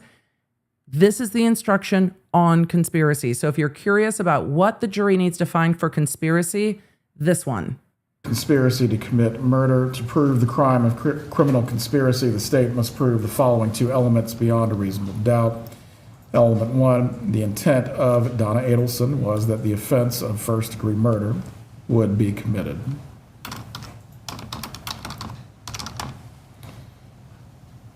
Element 2, as to agreed, conspired, combined, or confederated, which are being requested by the state. All 4. The state said all 4. So the indictment and the instruction say Donna did agree, conspire, combine, or confederated, and then there will be definitions on those things. They're requesting all 4 of them.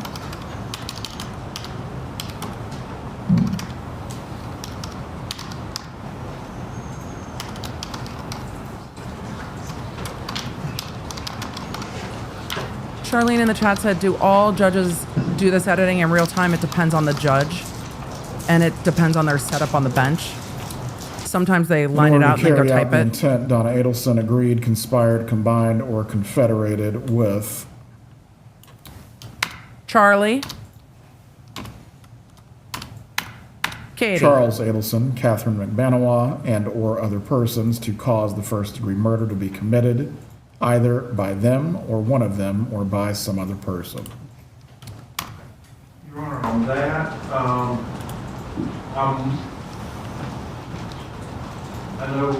think I understand the way it is written, but in order to avoid confusion, because the and or would apply between the Charles Edison and or Catherine McBanawa and or other persons. So I think it could be. You're just requesting an and or between the names. Yes. Defense wish to be heard. Your Honor, I always have a heartburn when I see and or in a jury instruction. Going back to the indictment, these are the individuals that are in Yep. charge of document. They're allowed to say and or in the jury instruction. I understand that. Donna conspired with Charlie and or with Katie and or with others. That's how it's indicted. The jury does not have to have unanimity on whether Donna conspired with Charlie or Wendi or Katie or In the whoever. indictment, I think the facts are pretty clear. Potential confusion with the jury. We would ask that and or not be included. And if that's the case, then you could put simply or. So and or, my understanding of and or are, it can include. How about just commas? If you put something or, I mean. We love a comma. This one, or Charlie, this one, or comma, this one. Katie. And so in this case, if it's Charles Adelson or Catherine McManawa or other persons, that would be acceptable to the state. I don't have a legal objection. Conjunction. What's your function? What's your function? Yeah. Very well, Charles Adelson or Catherine McManawa or other persons. Oh, Your Honor.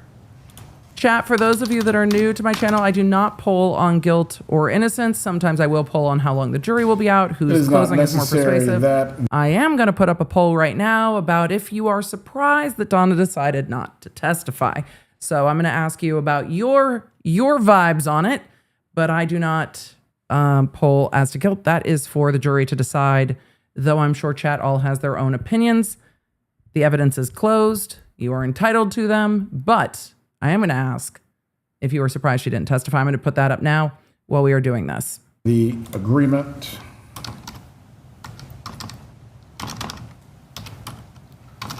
conspiracy, combination, or confederation to commit first-degree murder be expressed in any particular words or that words pass between the conspirators.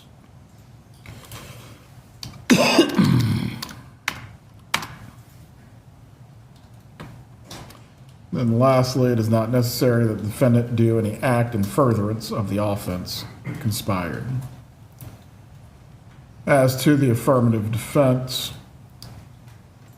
I am not aware of any evidence in the record that No, would there was no require affirmative this defense. to be given. Does the defense have any argument?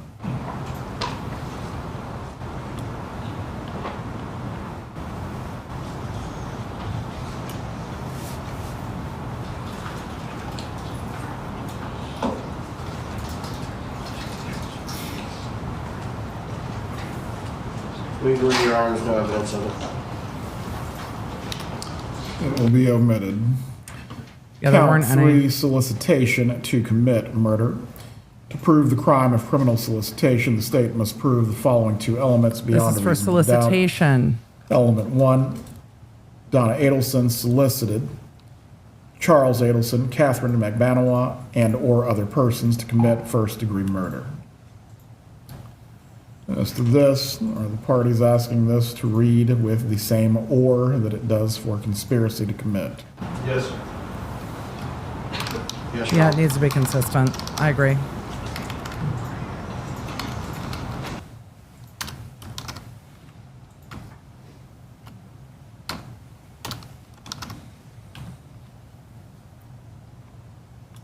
All right, the court is editing that so they stay consistent. Very well. Element 1, Donna Adelson solicited Charles Adelson or Catherine McManawa or other persons to commit first-degree murder during the solicitation, and which are being requested by the state. All four, Your Honor.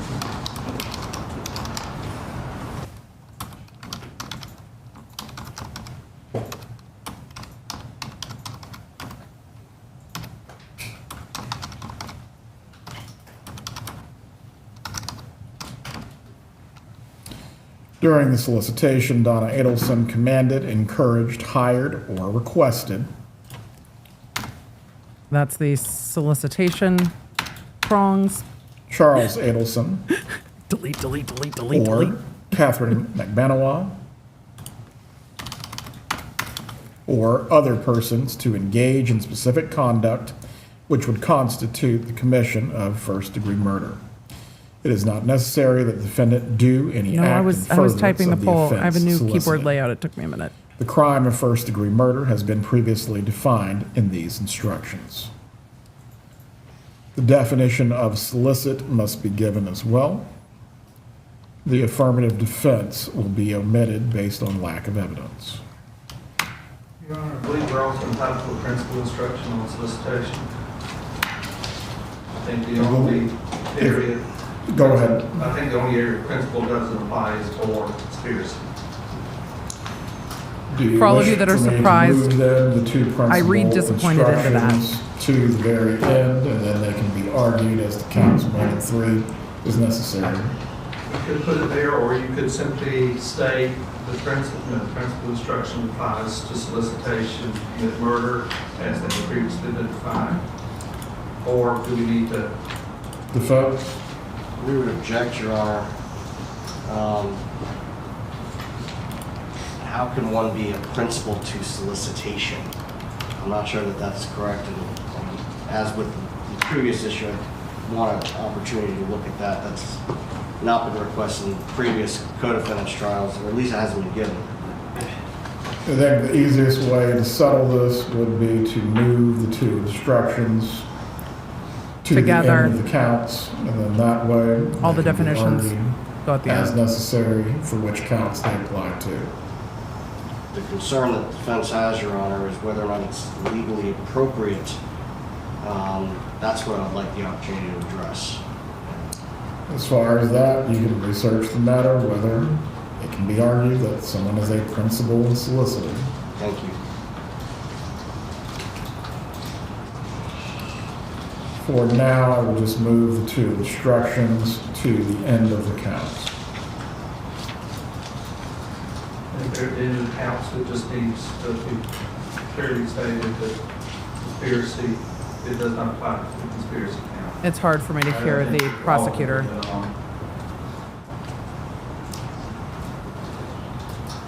I can add it, but ultimately, no instruction can be argued as to a defense that it does not apply to. Does the defense wish for me to add at the end of the principal instructions that this does not apply to conspiracy?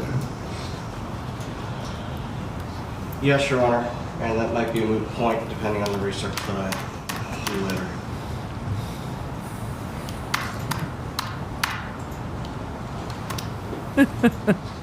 The course is like, bum, bum, bum, bum, bum.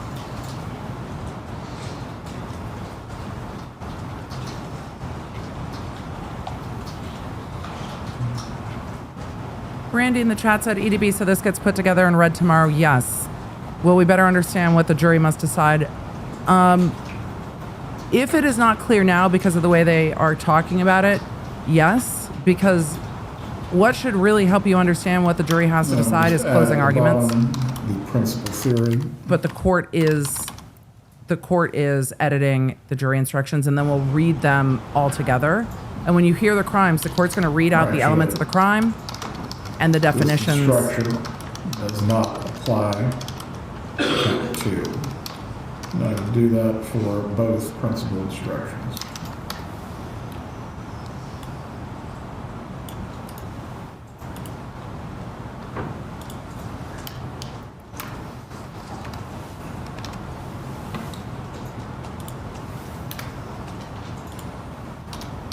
Right, moving on to intent as a standalone instruction.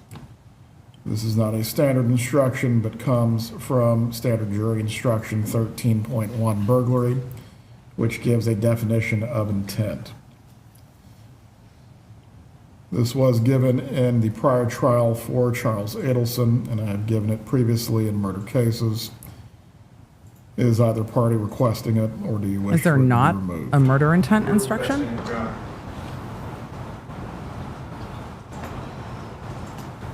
The prosecution said they're requesting the intent instruction slash will remain. definition. Object, Your Honor.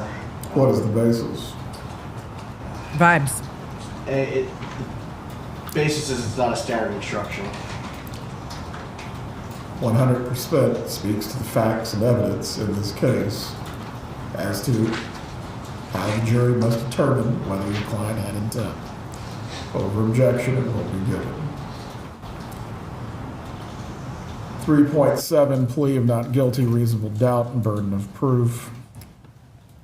All standard language from the current instruction. Does either party wish to be heard? No, sir. No, Your Honor.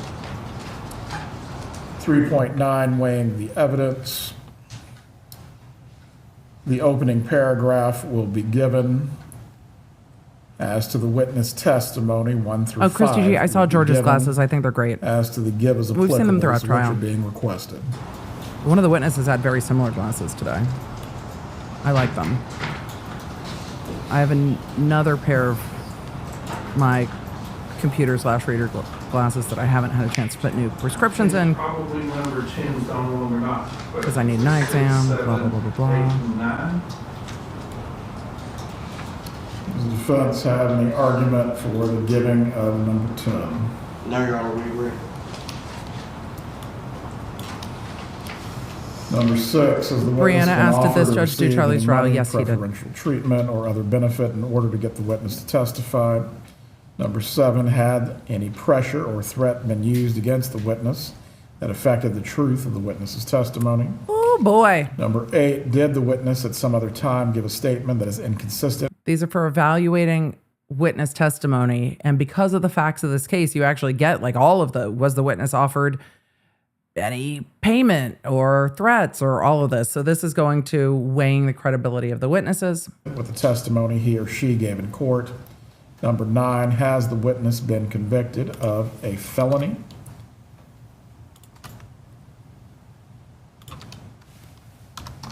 Or misdemeanor involving dishonesty?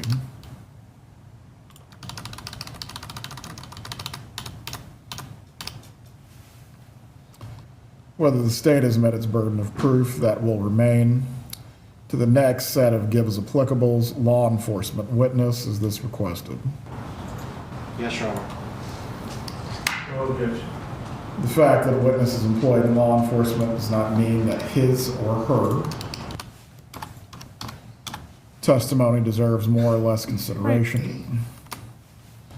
Expert witnesses. Experts are like other witnesses with one exception. The law permits an expert witness to give opinion. his or her opinion. Defense forgot that a little bit today, but we all got through it eventually. However, an expert's opinion is reliable only when given on a subject about which you believe him or her to be an expert. Like other witnesses, you may believe or disbelieve all or any part of an expert's testimony. As to the issue that came up earlier with the testimony of Linda Bailey, is the state requesting any instruction to be given to the jury concerning that testimony?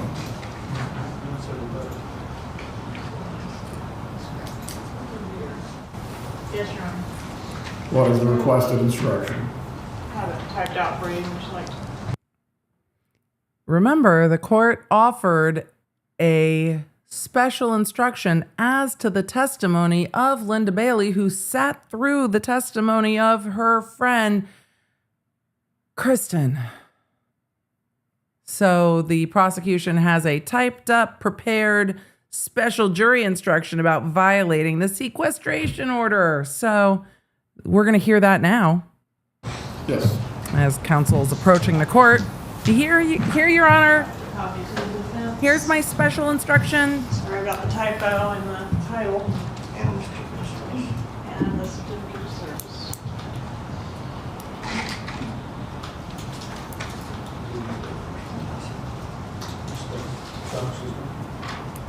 It's all on Mr. Evans.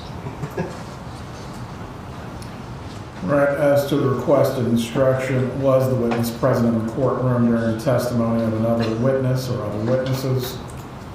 Did the witness violate the court's order not to be present in the courtroom during the testimony of another witness or witnesses? What is the defense's position? They're probably going to object to part of it, I would imagine. The jury is released for the day. They'll be back tomorrow for closing arguments. They are going through the charging conference. Determining the jury instructions is one of the most important parts of the case. Failing to object or preserve objections means you can't raise them later. First one, but the second one we do. What is the objection? Is the second?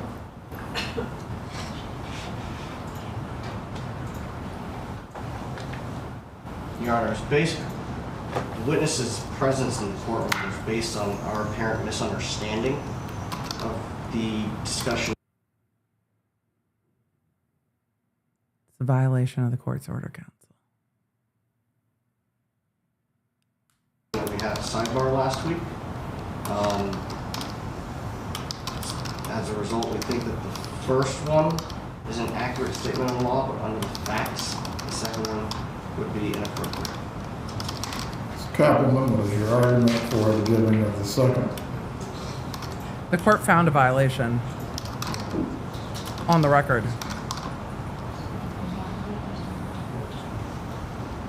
I'm fine with just the first one, Judge. No! He found it on the record! Expert. Counsel! He said it was a violation on the record. Make him deal with it. Witness. She let it be removed. The next instruction will be, was the witness present in the courtroom during the testimony of another witness or witnesses? It's a restrained answer from the prosecution. It raises less issues. Accomplices and informants. Writing special instructions can raise issues on appeal. It raises less issues on appeal. It is the reasoned position. That doesn't make it less annoying. Get him. But it is the defense attorney's fault. Because they told the witness it was fine. You must consider the testimony of some witnesses with more caution than others. For example, a witness who claims to have helped the defendant commit a crime has been promised immunity from prosecution, hopes to gain more favorable treatment in his or her own case. I believe we have number 3 of the bracketed portions. Are any others being sought? Your Honor, it has just dawned on me where you're sticking the previous requested instruction about the witness was present in the courtroom during the testimony of another. Yes. That's probably better under weighing the evidence as opposed to, because You're asking for this then to be inserted into the 10, or what would be the 9 questions and make it 10? yes, because I don't know how much sense it would make if we read, like other witnesses, you may believe, disbelieve all or any expert testimony, and then was the witness present in the courtroom during the testimony of another witness or witnesses. Certainly it's hanging out there as to what does that mean?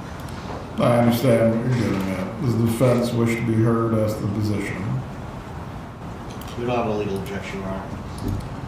Then it will be question 10. Under weighing the evidence. Move that now. So it was the prosecution suggested inserting was the witness in the courtroom to hear the testimony of the other witnesses into a different section of the jury instructions instead of with the evaluating witness testimony. So it's just moving it to a more logical spot. The defense Going didn't back object. to accomplices and informants, for example, a witness who hopes to gain more favorable treatment in his or her own case.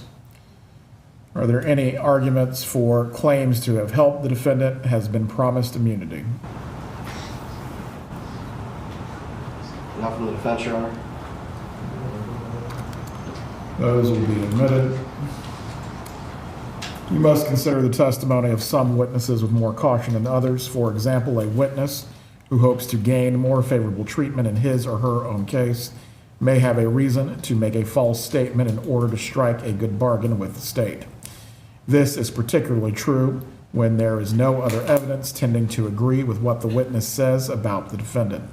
So while a witness of that kind may be entirely truthful when testifying, you should consider And I believe this would just be her testimony. Yes, sir. Your Honor, can we go back to the first bracketed language, please? Which is being requested. Claims to have helped the defendant commit a crime. I think that would apply to Ms. McManila and to Mr. Rivera. State. So, it's fine, Your Honor. So we're, for the record, as I understand it, of the bracketed languages under accomplices and informants, who claims to have helped the defendant commit a crime or hopes to gain more favorable treatment. All right, yes, sir.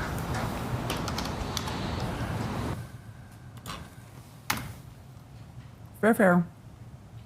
Gina in the chat said, why didn't they call Harvey? The Well, a prosecution witness of that can't. kind may be entirely truthful when And the defense testifying. You can't. should consider her testimony. Harvey has a Fifth Amendment privilege. The defense With more can't call caution him. than testimony of other witnesses. And as the However, prosecution, if the testimony of such a witness convinces you he has spousal privilege, so the prosecution can't call him. So nobody can call Harvey. beyond a reasonable doubt of the defendant's guilt, or the other evidence in the case does so, then you should find the defendant guilty. There have been no children witnesses. The defendant has not testified. Witness talked to lawyer. Is either party requesting this? I don't think anybody did. That will be given. And be given all cases, you may rely upon your own conclusion about the credibility of any witness. That will be given. Defendant not testifying. This will be given in full. And we'll just change the pronouns to all feminine. The Constitution requires the state to prove its accusations against the defendant. It is not necessary for the defendant to disprove anything, nor is the defendant required to prove her innocence. It is up to the state to prove the defendant's guilt by evidence. The defendant exercised a fundamental right by choosing not to be a witness in this case. You must not view this as an admission of guilt or be influenced in any way by her decision. No juror should ever be concerned that the defendant did or did not take the witness stand to give testimony in the case. As to defendant's statements, I do not believe there was ever a statement given by the defendant to law enforcement. This specifically goes to whether the statement was freely and voluntarily made. Oh, no, As she to just that, talked to Charlie. There is no law enforcement statement. She just This talked will to be Charlie. removed. Does any party wish to be heard concerning this? No, sir. No, Your Honor. Rules for deliberation. Standard instruction, this will be given. Does either party wish to be heard? No, sir. No, Your Honor. Cautionary instruction, does either party wish to be heard? No, sir. No, Your Honor. Single are just- defendant, multiple counts, does either party wish to be These are heard? just standard instructions. No, sir. No objection. 3.12 verdict. Any objection or request? No. Moving on to the verdict form. Count 1, we the jury finds as follows. As to count 1 of the indictment, first-degree murder. Check only one letter choice as to this count. Option A, defendant is guilty of first-degree murder. Option B, defendant is guilty of the lesser-included offense of second-degree murder. Option C, the defendant is guilty of the lesser-included offense of manslaughter. Option D, the defendant is not guilty as to count 1. Any Look at objection or that. request? Check only one. Option 1, option 2, option 3, option 4. And just calling them options makes it so much easier to figure out what you're doing. Look at that. I'll make the same request that I make in all cases. We would request that not guilty be the first option since she has the presumption of innocence. We would also request that the words guilty and not guilty not be in all caps and bold. As to replacing the order, I believe the standard instruction not only identifies guilty, not guilty, but the state is the plaintiff in this matter and has brought the action. And has the burden. They are entitled to the first option. That is overruled. As to the options being in bold or not, does the state have a position at which is the raise? The only thing I would suggest if we leave them involved. It makes it easy to see. With the jury to differentiate between each of the accounts, but I don't have any real strong feelings, but I see why they would be involved. I mean, you could make it bold and not all caps. So you are requesting for it to remain the same or to not be Just listed? split it. I request they remain the same simply because I think it makes it much clearer to the jury to identify what is what. It's not suggesting anything, it's just making sure They see recognize it. which box they're checking. Very well. It will remain in bold. This is for the purpose of clarity. No other purpose is involved. As to count 2, we, the jury, finds as follows as the count 2 of the indictment, conspiracy to commit murder. All right, this is verdict Check count 2. only one letter choice as to this count. Your Honor. What about all caps for the guilty, not guilty words in count 1? This Same is argument. stylistic because ultimately this has no bearing on how they're evaluating the evidence, correct? Correct. It's the same reason why I'm asking for the names of the charges to be in regular caps, not all caps throughout the instructions. It's the same principle. State, do you have a position? Your Honor, I think it's Consistency at this point. me, and when it comes time to sign the verdict, we want it real clear which boxes they are checking. I think this makes it most clear. That's the reason I think the all caps and the bold are appropriate. The only stylistic change I would suggest, and like count 1, probably need to move the degree murder that's up under it over to fully under B, under subsection B, and manslaughter fully under subsection C, so it's not up under the check box. But other than that, I think throughout the verdict form, we're going to be asking the same thing. Leave it as is, because I think it makes it much clearer to the jury when they're looking at it, you know what you're checking. As to the body of the instructions, I will grant the defense's request for the verdict form itself. Again, the object specifically is to have clarity as to what verdict the jury is reaching and why. The form will remain as it's currently presented. 2 options, guilty and not guilty for count 2. Same 2 options for count 3, guilty and not guilty. Suggest, Your Honor, for count 3 that you move it off page 16 to the top page 17. I've been making several edits, so my pages aren't the same, but it will flow to where it's not being broken up between pages. The court's like, it'll all be on one page. All right, closing argument 2.7. Any objection or request? No, sir. That's the instruction that closing arguments are not evidence. How much time is each party anticipating for their closing This argument? is what we really want to know. 2 hours, Your Honor. We would say the same, Your Honor? What? Well, both parties will have 2 hours. I think the defense said same thing. 2 hours, Your Honor. We would say the same, Your Honor? Very well. Both parties will have 2 hours to present their arguments. Ms. Kappelman, yours will be broken up based on what the law permits between your initial closing and any rebuttal that you wish to give to the defense. You'll need to be mindful of the time. I will help you in that regard as well. 2 hours. Don't tell me too much. Submitting the case to jury. She said, Just with the time. don't hold me to it Nothing too else. much. Any objection or request? No, sir. The items that are going to be sent into the jury room, I believe we have photos, discs, jump drives, written reports. Is there anything that the parties are not asking to go back into the jury room?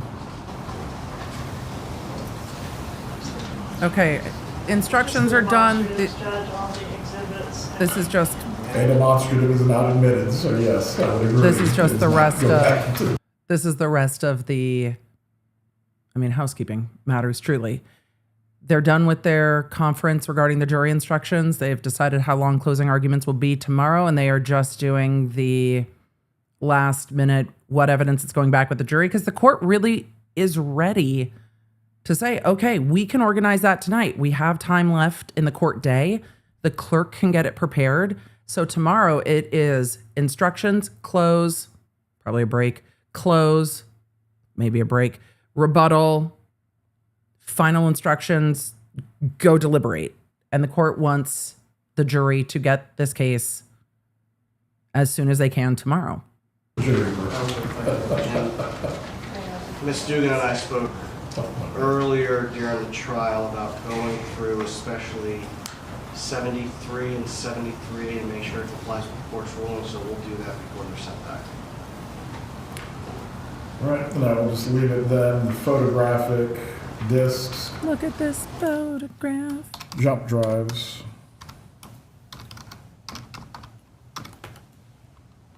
reports,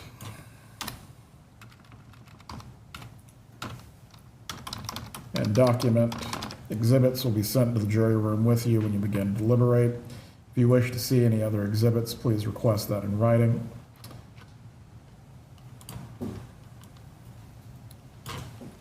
And the final instruction, when we reach the end of the case, instruction upon discharge of the jury. Standard language once again. Any objection or request? No, sir. Chris Mora asked, will Donna be sentenced same day? If she is convicted, no. Leave the remaining edits that I need to make. Everything I've seen in Florida, they ask for pre-sentencing reports. So no, I also imagine that they're going to want to have time to make impact statements and defense impact statements. So no, I don't anticipate them doing anything other than ordering a pre-sentence report. Make within the body of the instructions concern the capitalization and the names. We believe the state has requested within 3.5A for manslaughter. It is not necessary for the state to prove the defendant intended the death of Daniel Markell. I believe the defense is reserving any objection as to that instruction. That will remain for now. Also added to both principles, this instruction does not apply to count 2. The defense was asking for time to review that as well. Or was it specifically as to count 3? It's specific, principle applies to count 1. There's not disputing that in any way, shape, or form. I wanted the opportunity to look at it as to count 3. As to the language, this instruction does not apply to count 2 appearing in both principal instructions. Does the defense wish to be heard? No, Your Honor. All right, once I've made my edits, I will send through my assistant an updated copy of the instructions. I will also rule on the items that were submitted by the defense prior to the end of its case. Yeah, that's gonna. And then from there, That's we'll roll likely into gonna the get instructions and the closings tomorrow morning. Please report by 8:30. I'll We look will and await see if those are on the jurors. record. Any issues that can be resolved concerning the exhibits, certainly confer and advise tomorrow. He's like, do it Recess. now. And the court is in recess. This day is done. That's enough work that's enough for today, everybody. That's enough for today. Well, after 3 days of jury instructions, 8 days of trial, 27 witnesses for the prosecution and 11 witnesses for the defense. The prosecution is rested. The defense is rested. The prosecution will not be bringing a rebuttal case, and closing arguments will be tomorrow morning. The defense and prosecution did the charging conference with the court, going through the jury instructions. the lesser includeds that will be added to count 1 and the rest of it. Both sides have said that they would like 2 hours for closing. The defense reminded the prosecution that 2 hours will be divided up between their closing and then their rebuttal, meaning we will have prosecution, defense, prosecution, rebuttal, like we saw in the Sarah Boone case and others. So tomorrow we've got about 4 hours of closing arguments plus, relative breaks. And I would imagine the court is going to want to get all the closing done, send the jury back for lunch, and then let them begin deliberating. So tomorrow, closing arguments. Will they have a verdict tomorrow? That's going to become the new question. Today's question was, does Donna Adelson testify? And that came to a resounding no. I have to wonder if this morning Donna thought she might testify, saw George's cross-examination, and went, yeah, no, I don't want to do that. That does not look enjoyable. That looks bad. That's going to be bad. I don't know. Or was Donna never going to testify? Or did her defense attorneys remind her, look, there is not much that you can say that is going to help, but there's a lot you can say that is going to hurt. We might never know the answer to that, but we did see Donna pushing on the judge for more time, and many of you asked in the chat, is Donna saying, but I needed more time, Your Honor, going to be a basis for appeal? Well, if Donna Adelson is convicted by this jury, then yes, of course she'll bring it up on appeal. Is it going to go anywhere? Yeah, probably not. Probably not. Why? Well, the court has given the defense a substantial amount of time in this case. This case has been continued numerous times. So the fact that the defense just said, well, we want to talk to her more, is not going to be sufficient. The defense didn't say, Your Honor, this thing came out of nowhere in this trial, and so we need more time. Plus, trial yesterday ended early to give defense in part more time to talk to their client. So no, I said that very strangely, it's been a long day, but though it might be raised, it's not going to go anywhere. She knew that she would have to make this decision, and she has decided to testify in other hearings. Also, she has seen a lot of these witnesses. She's seen these witnesses testify against Charlie Adelson. She has had the report. She has had the attorneys. She knows the evidence against her. There aren't surprises. So her not having adequate time to talk to her attorneys is on her and her attorneys. Also, before Charlie Adelson even got sentenced, she was texting Wendi saying, I know I'm next. So she's been preparing for this for quite a while. She had an attorney, a criminal attorney, back in 2022, seemingly around the time that Charlie Adelson got arrested. Well, Emily, if you go all the way back to the wiretap calls that most of us have tried to purge from our working memory, when the bump operation went down in 2016, what did Donna do? Well, Donna called Charlie Adelson up and said, I was hand-delivered a thing. And Charlie was like, oh my God, it's the IRS. And Donna's like, it's not the IRS. God damn it, Charlie, it's not the IRS. That was hyperbole on my part. No, it's about the two of us. So you probably know what it's about. So Donna has known what this is about since at least 2016. And then if you look at all the behavior in 2014, she knew what it was about then too. So yeah, I was hand-delivered a thing. Is it the IRS? It's not the IRS. But I was hand-delivered a thing. It's still not the IRS. Oh my God, it's not the IRS. It's not the IRS. It's not about the dental board. It's not about the pasta. Donna knew what it was about. So her defense attorney saying that they needed more time and they didn't have enough time. They've consistently said that, but the courts, when they look at this, are not going to look at these defense attorneys given the amount of time and the continuations that they've had and say you truly did not have enough time. That is not the case here. So I think the prosecution has put forward a strong case. The defense arguments are going to be, Donna didn't know. Donna would never. Donna didn't think it would go this far. Perhaps they will argue that, but there's no evidence that Donna spoke to Katie McBanawa or Sigfredo Garcia. There's nothing connecting Donna to them. However, the evidence of flight goes to consciousness of guilt. The script, if the jury believes that Donna wrote the script and gave it to the jailhouse informants, even if they don't super believe the jailhouse informants, even if the jury is sitting there going, well, would people kind of lie to get what's best for them? Sure. So I don't know if I believe all of what they said. The script, though, and is the jury really going to believe that what the women in custody told Donna what to write in the script? I just find that really difficult to believe.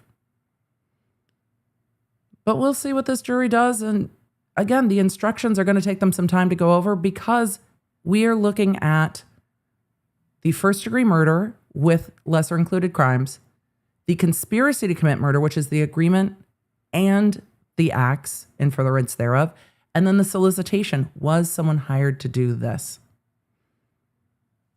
So was someone hired, or did they just randomly decide that they were going to go do it and then try to ask Charlie Adelson for money down the road? I think Donna saying, I know I'm next, but I'll take care of it. And then that open phone call where the jury got to hear Donna in her own words talking about what her options were after Charlie was convicted. I just wonder how persuasive Donna's own words will be to the jury at the end of the day. She's talking about settling her estate. She's talking about a one-way ticket. She's talking about non-extradition. And she's talking about, can I get out in time? And then her friend said, yes, she was just worried she was going to be late to the airport. Yeah, I don't think that's it. I don't think that's it at all. So the jury's going to get to decide. They have 3 counts to decide. The charging for all 3 counts is the sentence for all 3 counts is going to be the same. The defense, I think, did lean into repeating life in prison, life in prison, life in prison consistently. What I'm interested to see is how the prosecution uses their train car analogy with all of this. If the defense continues to lean into the victim was an amazing guy like they did in opening, because after today's testimony, I think it's going to feel real weird. I mean, today's testimony, some of it was really strange in light of all of the defense testimony. I think the defense's best witness today was the criminal defense attorney at the end, who said, no, we were talking to Donna. She said she was going on vacation. She had been told that there wasn't a warrant for her. She had no travel restrictions. She told us she was distraught and she needed, a vacay for her mental health. I think if they had just brought in that witness yesterday, I don't think they needed all the witnesses about the divorce today. Even if they wanted to bring in Wendy's divorce attorney, I think the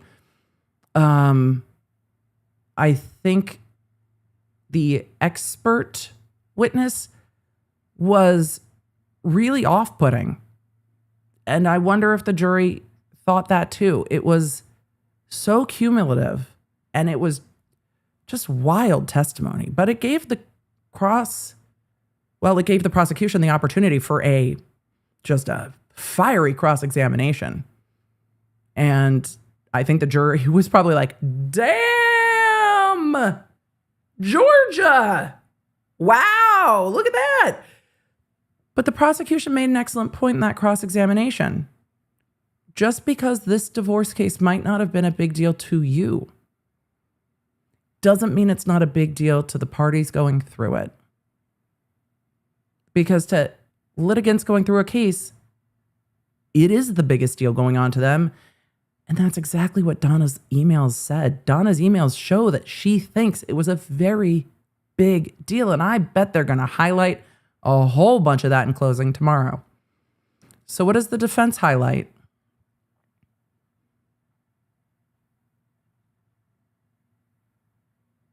Donna wasn't fleeing the country for consciousness of guilt. She was taking a vacation. Donna was stressed after Charlie got convicted of the exact same things she's being charged with.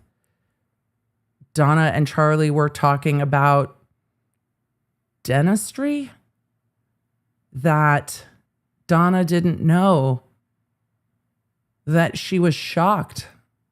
And her friends that were on the phone with her said she was shocked when Dan Markel was shot. And that she didn't expect for this to happen. But when the jury is reminded by the prosecution, as they will be, of Catherine McBanowa's testimony, the musty money, text messages, the dropping the money off, and all of the emails, I'm curious to see what this jury will do. So, tomorrow, Law Nerds tomorrow, closing arguments. Last Friday, the prosecution closed their case, and then this week has been a short week, but also the longest week of trial, and it has just been it's been a clunky week.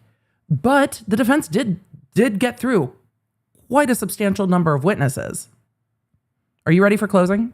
Are you all ready for closing? I'm going to answer a few questions. And then we're going to get ready for closing tomorrow because it's time. Emily. A number of you have pointed this out today. Look, chat, for those of you that are new Law Nerds, you can go put a 1 in the chat if you are new. I have a no breaking news rule. Why? A, ADHD. It distracts me very much. B, all kinds of stuff happens when we're covering trial, and I am focused on this, and I often do not have the bandwidth to navigate breaking news. However, I have broken all of my rules this trial, and I will break this rule too. Emily said, EDB, Utah's getting a Buc-ee's. Thanks for distracting me from my broken AC, and trigeminal neuralgia is the worst. I'm sorry. And C-spine problems. I feel you. I have been having all the orthopedic stuff, but a Buc-ee's is very exciting. Look, I got to tell you what, though I don't have a ton of beaver specific merch, I'm going to just leave that there. I have found some, especially as to Halloween, some fantastic like mugs and what have you from Buc-ee's. It's not all beaver related, but they have some great stuff. It's just really fun. Danny said, is our Buc-ee's going to Beaver, Utah? If it's not going to Beaver, Utah, it's a miss. Unless, look, if there is a trademark case between Beaver, Utah and Buc-ee's where Beaver is like, I love Beaver is our logo, you don't get to bring a Buc-ee's into Beaver, Utah, let me know. We'll cover it in food court. Because ultimately, it all comes down to snacks and merch. So we'll cover it then. Ashley said, I'm excited for closing arguments, mainly because after the defense CIC, I still have no clue what her defense actually was. Wendi did it. Dan had it coming. She's just a confused little old lady. I think it was the divorce wasn't contentious, but Dan was being contentious, but Donna didn't ask anyone and Donna didn't pull the trigger. I think that's kind of where they're at. The opening statements, the defense said, there's no evidence to show that Donna directly did any of this. But the thing is, it's a conspiracy case. So Donna doesn't have to be the one pulling the trigger. What is the evidence that Donna wanted this to happen? And I think the defense should focus on what is the evidence that Donna wanted this to happen. And maybe the defense will say Donna was shopping for houses in Tallahassee. They were open. I thought that was a good witness for them too. They were open to moving to Tallahassee. They had looked for homes there. They were wealthy enough to travel back and forth, even though it wasn't ideal. They wanted, of course, their daughter to move nearer to them, and they were going to make this monetary offer, and they wanted to incentivize Dan Markel, even if it was through threatening to convert his children and dressing them up appallingly. Even if it was all that, they never wanted to hurt him. Psychological harm, I mean, that's in the emails, but they didn't want to kill him. So I think it's she said mean things in the emails, but she didn't want him to be killed. Yeah, she she went to Charlie's, but there's no evidence that she dropped off any money. I mean, other than Katie McBanawan, who can believe her anyway? You know, she called Charlie a stupid fool, if Donna's script is to be believed. So we will see. But I think the defense's strongest argument is to focus on the first-degree murder first, because Donna and Charlie's communications and writing the checks out to the dental practice are, I mean, there's a lot there as to the conspiracy. But as to the first-degree murder, arguing that she wanted the first-degree murder and took specific steps, like what shows you that Donna intended for there to be a murder? And the prosecution, I think, is going to say, yeah, but that 70th birthday party, Donna put the children's names as Adelson, not Markel. She was erasing Dan Markel from their life before he was murdered. And I think we'll see the prosecution circle back on that. And I think we'll see the defense say she did want Dan Markel out of their lives, but not like this. She wanted him to have, you know, part-time 50% with the kids. So we'll see. But the consciousness of guilt, the defense might argue, yeah, she was going to Vietnam. Yeah, she was distressed, but she was helping her son after the fact in 2016. I don't know. We'll see. Lona said, I'll miss this judge when this is over. Oh, wasn't it so lovely? Y'all, wasn't it so... There were things in this that was up and down, but this judge being so even-keeled, like you just... When a judge has control of their courtroom, everybody can relax a little bit. There's a lot of analogies I could make, but when the judge does not have control of their courtroom, everything gets crazy. Everybody acts wild. Everybody forgets who they are. But when the judge has control of their courtroom, cases just go as smoothly as possible. And it's nice to see a judge that just is incredibly even-keeled. I love it. Love a good judge. Emily says, EDB, I turned a coworker into a law nerd through this trial and your coverage. Shout out to Suzanne. Hey, Suzanne. I hope y'all are able to get some work done this afternoon so that you're ready for closing arguments tomorrow. That's what you guys are going to do today. Prep your lunch for tomorrow. Get ready. Get buckled up for closing arguments. Carrie, I think I talked about this a little bit earlier, but just in case, Carrie said, can Donna appeal based on being rushed, made to make a decision, or not testifying before she was ready? I mean, again, there's a lot of things we don't feel ready for in life, but you know are coming. For me, being pregnant felt a lot like that. It's like, well, this is going to happen. I don't know if I'm ready to have children, but this is actively happening. And you know, the day is nigh. And it's not that different with Donna. She knew when trial was starting, and she's known since she was arrested in 2023. She was supposed to go to trial in September of 2024. And then it got kicked to May of 2025. And then it got kicked to August of 2025. She has known this day was coming. She had plenty of time. So though she might make an appeal on that ground, it's not going to go very far.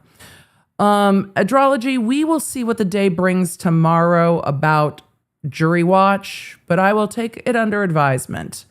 But we will see. We'll just see what the day brings tomorrow. I don't have to pick any kids up from band tomorrow like I did with the Murdaugh verdict, so I'm not worried that I'm going to be like driving down the road. I'll be home all day tomorrow. So we will see. But I don't think Donna was rushed. I think she just, I don't know. I think she just wasn't sure. And I wonder if she went into this day, and I'm repeating myself with this, but I wonder if she went into court today thinking, yeah, today's the day I'm going to testify. And then was in the courtroom seeing the prosecution in action and went, shit. But I think it is the best legal decision for Donna that she did not testify. I don't know if there was anything she could say that would help her. I don't think she can explain it's about the two of us. You kind of know what that means. I don't think there's, I don't think there's anything she could have said that would have helped. And the prosecution did a very good job of preemptively putting Charlie's like extortion defense and Donna's extortion defense on blast through the jailhouse informants. So whether or not the jury believed the jailhouse informants, the shit was already out of the horse on Donna saying extortion underline. And that, I think that was a change for her to consider as well. So my kid's personal Uber driver said the I don't want to answer made me think she abruptly changed her mind. I think she might have changed her mind today too. And it might have had to do with that cross. It might not have. But her defense did say she was going to testify early on. So, Judith, you are asking the question. Lots are going to ask. I'm going to think about this a little bit more. Judith, I apologize, said after the verdict. What are the odds Wendi is next or Harvey? I don't know what I have seen with regard to Harvey that is more than knowledge. Knowledge is not going to be enough. This prosecution team has shown that they are willing to wait. I think we learned more about Wendi in this case. We heard a lot about Wendi in this case. There's more I would want to know, and the prosecution knows more than we do. There's more I would want to know about Wendi and about what they have about Wendi, about calls that we haven't heard, discussions we haven't heard, emails we haven't seen. Because some of what we've seen is, well, we're protecting your sister. So navigating Wendi's defense, which would be my family did all this fucking shit, I have no idea. I would want to know more about what they have. Wendi randomly sending the photo of Jeff and her kids to Rob is real interesting to me. Like, I have some questions. Both eyebrows are up on this one. But I want some more information. Because the prosecution in these cases has shown that until they feel incredibly confident that they have proof beyond a reasonable doubt, they are not going to move on something. For Wendi, they would need to show some substantial acts. Her parents setting up a potential alibi, sus. But what did Wendi know? I don't know what we know about the TV. Maybe there's more. Jeff's information, very interesting. I've not seen all of his testimony as to all of the things. Wendi asking Jeff when kids start to form memories. It was removed from this trial. It was stricken, but that would come in as to Wendi. But what did Wendi do, and what did she know and when? So I just have some more questions. But it was very interesting seeing Rob Adelson's testimony this trial, wasn't it?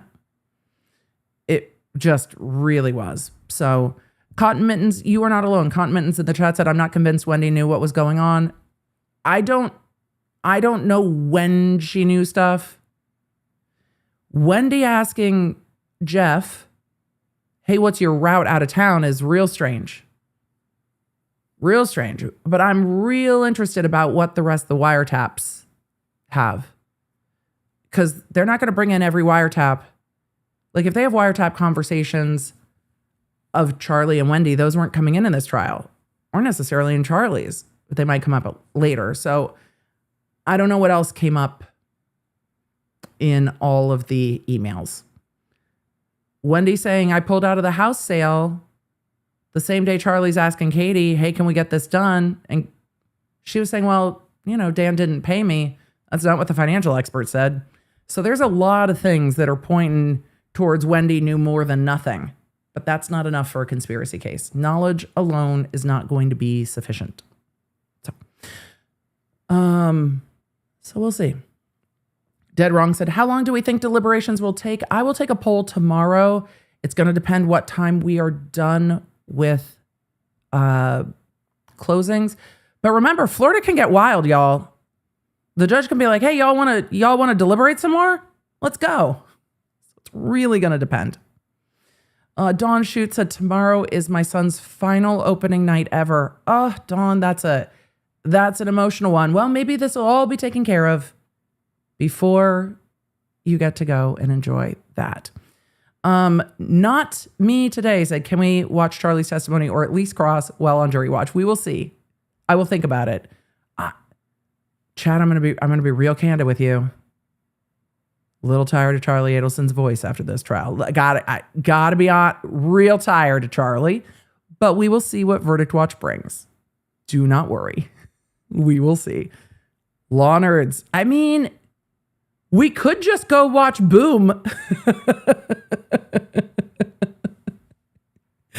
I am way more easily persuaded to go watch some DCI shows from this year than I'm going to be to dive back into Charlie Adelson's testimony. But we will look at Charlie Adelson's testimony at some point. We will look at the Cardi B case. There are other cases we will look at. There are other hearings that we have missed. I also have a bunch of travel coming up. So I'm going to make sure that we don't leave anybody hanging with like half a day of testimony. So don't worry. We're going to take a look at some other hearings once we are done with this one, some other trials. But the next trial on the docket, there will probably be stuff that pops up. But the next trial on the docket that is set in like stone for me, unless they move it, is the Corey Richins case out of Utah. That's the next one where I'm like, what is happening? But also there is a trial date set in the TikTok defamation case up in Idaho. I'm real interested about that. So that's not going to be streamed though, because it's federal court. And if that lines up at the same time as Corey's case, I don't know what we're going to do. We're going to figure it out. But we can go back and watch Cardi's case, because I don't know if the outcome of the case is the thing. I think the journey is the experience in that case based on what I've heard about it. So there are other cases that we will peek in on, and don't worry, we will take a look. We will take a look at what went on with Charlie Adelson. I don't know when. We might need a minute. It's just going to depend on what happens in the next 2 days. Law nerds, you're the best. I love watching trial with you. Thank you for making this channel the #1 place to watch live trials. I think the live trials podcast was like 2 or 3 today on YouTube. Like, y'all are great. We will have more live court. We've got live court tomorrow. Let's not jump ahead too far, lest we skip over closing arguments. And that's one of my favorite parts of trial. Also, which defense attorney, I'll poll this tomorrow, which defense attorney is going to do closing? And they're going to say, I don't do all that newfangled technology stuff. The prosecution's all slick with all their technology. I bet we're going to hear that at least once tomorrow, aren't we? But some of you are saying you think Zellman might close. I'm going to do a poll in the morning when we get in as to who's going to close for the defense. I mean, Georgia's definitely going to do it for the prosecution, but we'll see. All right. Closing arguments are tomorrow, everybody. Get ready. Hydrate. Plan your food. We'll be here for breakfast. EDB is going to be closer to real time tomorrow, because if we don't have a ton of Zoom room, we don't. But, don't want to close my eyes. Don't want to fall asleep. I don't want to miss a thing tomorrow. Not a moment. And remember, the judge is going to read the jury instructions first. So that's what's going to happen before anything. We will send out notifications in the Law Nerd app when closing starts. So if, particularly my West Coast friends, if you are just like, girl, do we need to hear the jury instructions? You will get an app notification when they start doing closings. They might do the jury instructions, take a quick break, then do closings. We will send out app notifications tomorrow. And if you are like, girl, how am I going to know if there's a verdict? Hold on. We will be on Verdict Watch tomorrow, and I will let you know in the Law Nerd app when there is a verdict. You guys have been getting your app notifications super fast. So I'm not traveling tomorrow. Yay! We don't have a verdict day where I'm like in a bunker at YouTube headquarters. So tomorrow we will be sending lots of app notifications. So if you want to stay in the loop with the app and everything else, Law Nerd app, free for you, iOS and Android. I promise you I'm not offended if you download the app for trials and then are like, but now I need to do work. But now I need to do trials. I'm here for you. I get it. Never offended. All right, Law Nerds. I will see you tomorrow. You are the best. It is time for closing arguments. We're almost, well, we're not going to be at a case closed just yet, but we're close. I'll see you guys for closing arguments tomorrow. Bye. Thank you. I hit that twice. That was totally my fault. Thank you for joining me. Make sure you don't miss a live stream or any of the updates on the cases that you care about most with the Lawnerd app at lawnerdapp.com. It's a free download on iOS and Android, so I can keep you in the loop. Because you never know when something's going to pop off. Thanks for being here, and thanks for being a Law Nerd.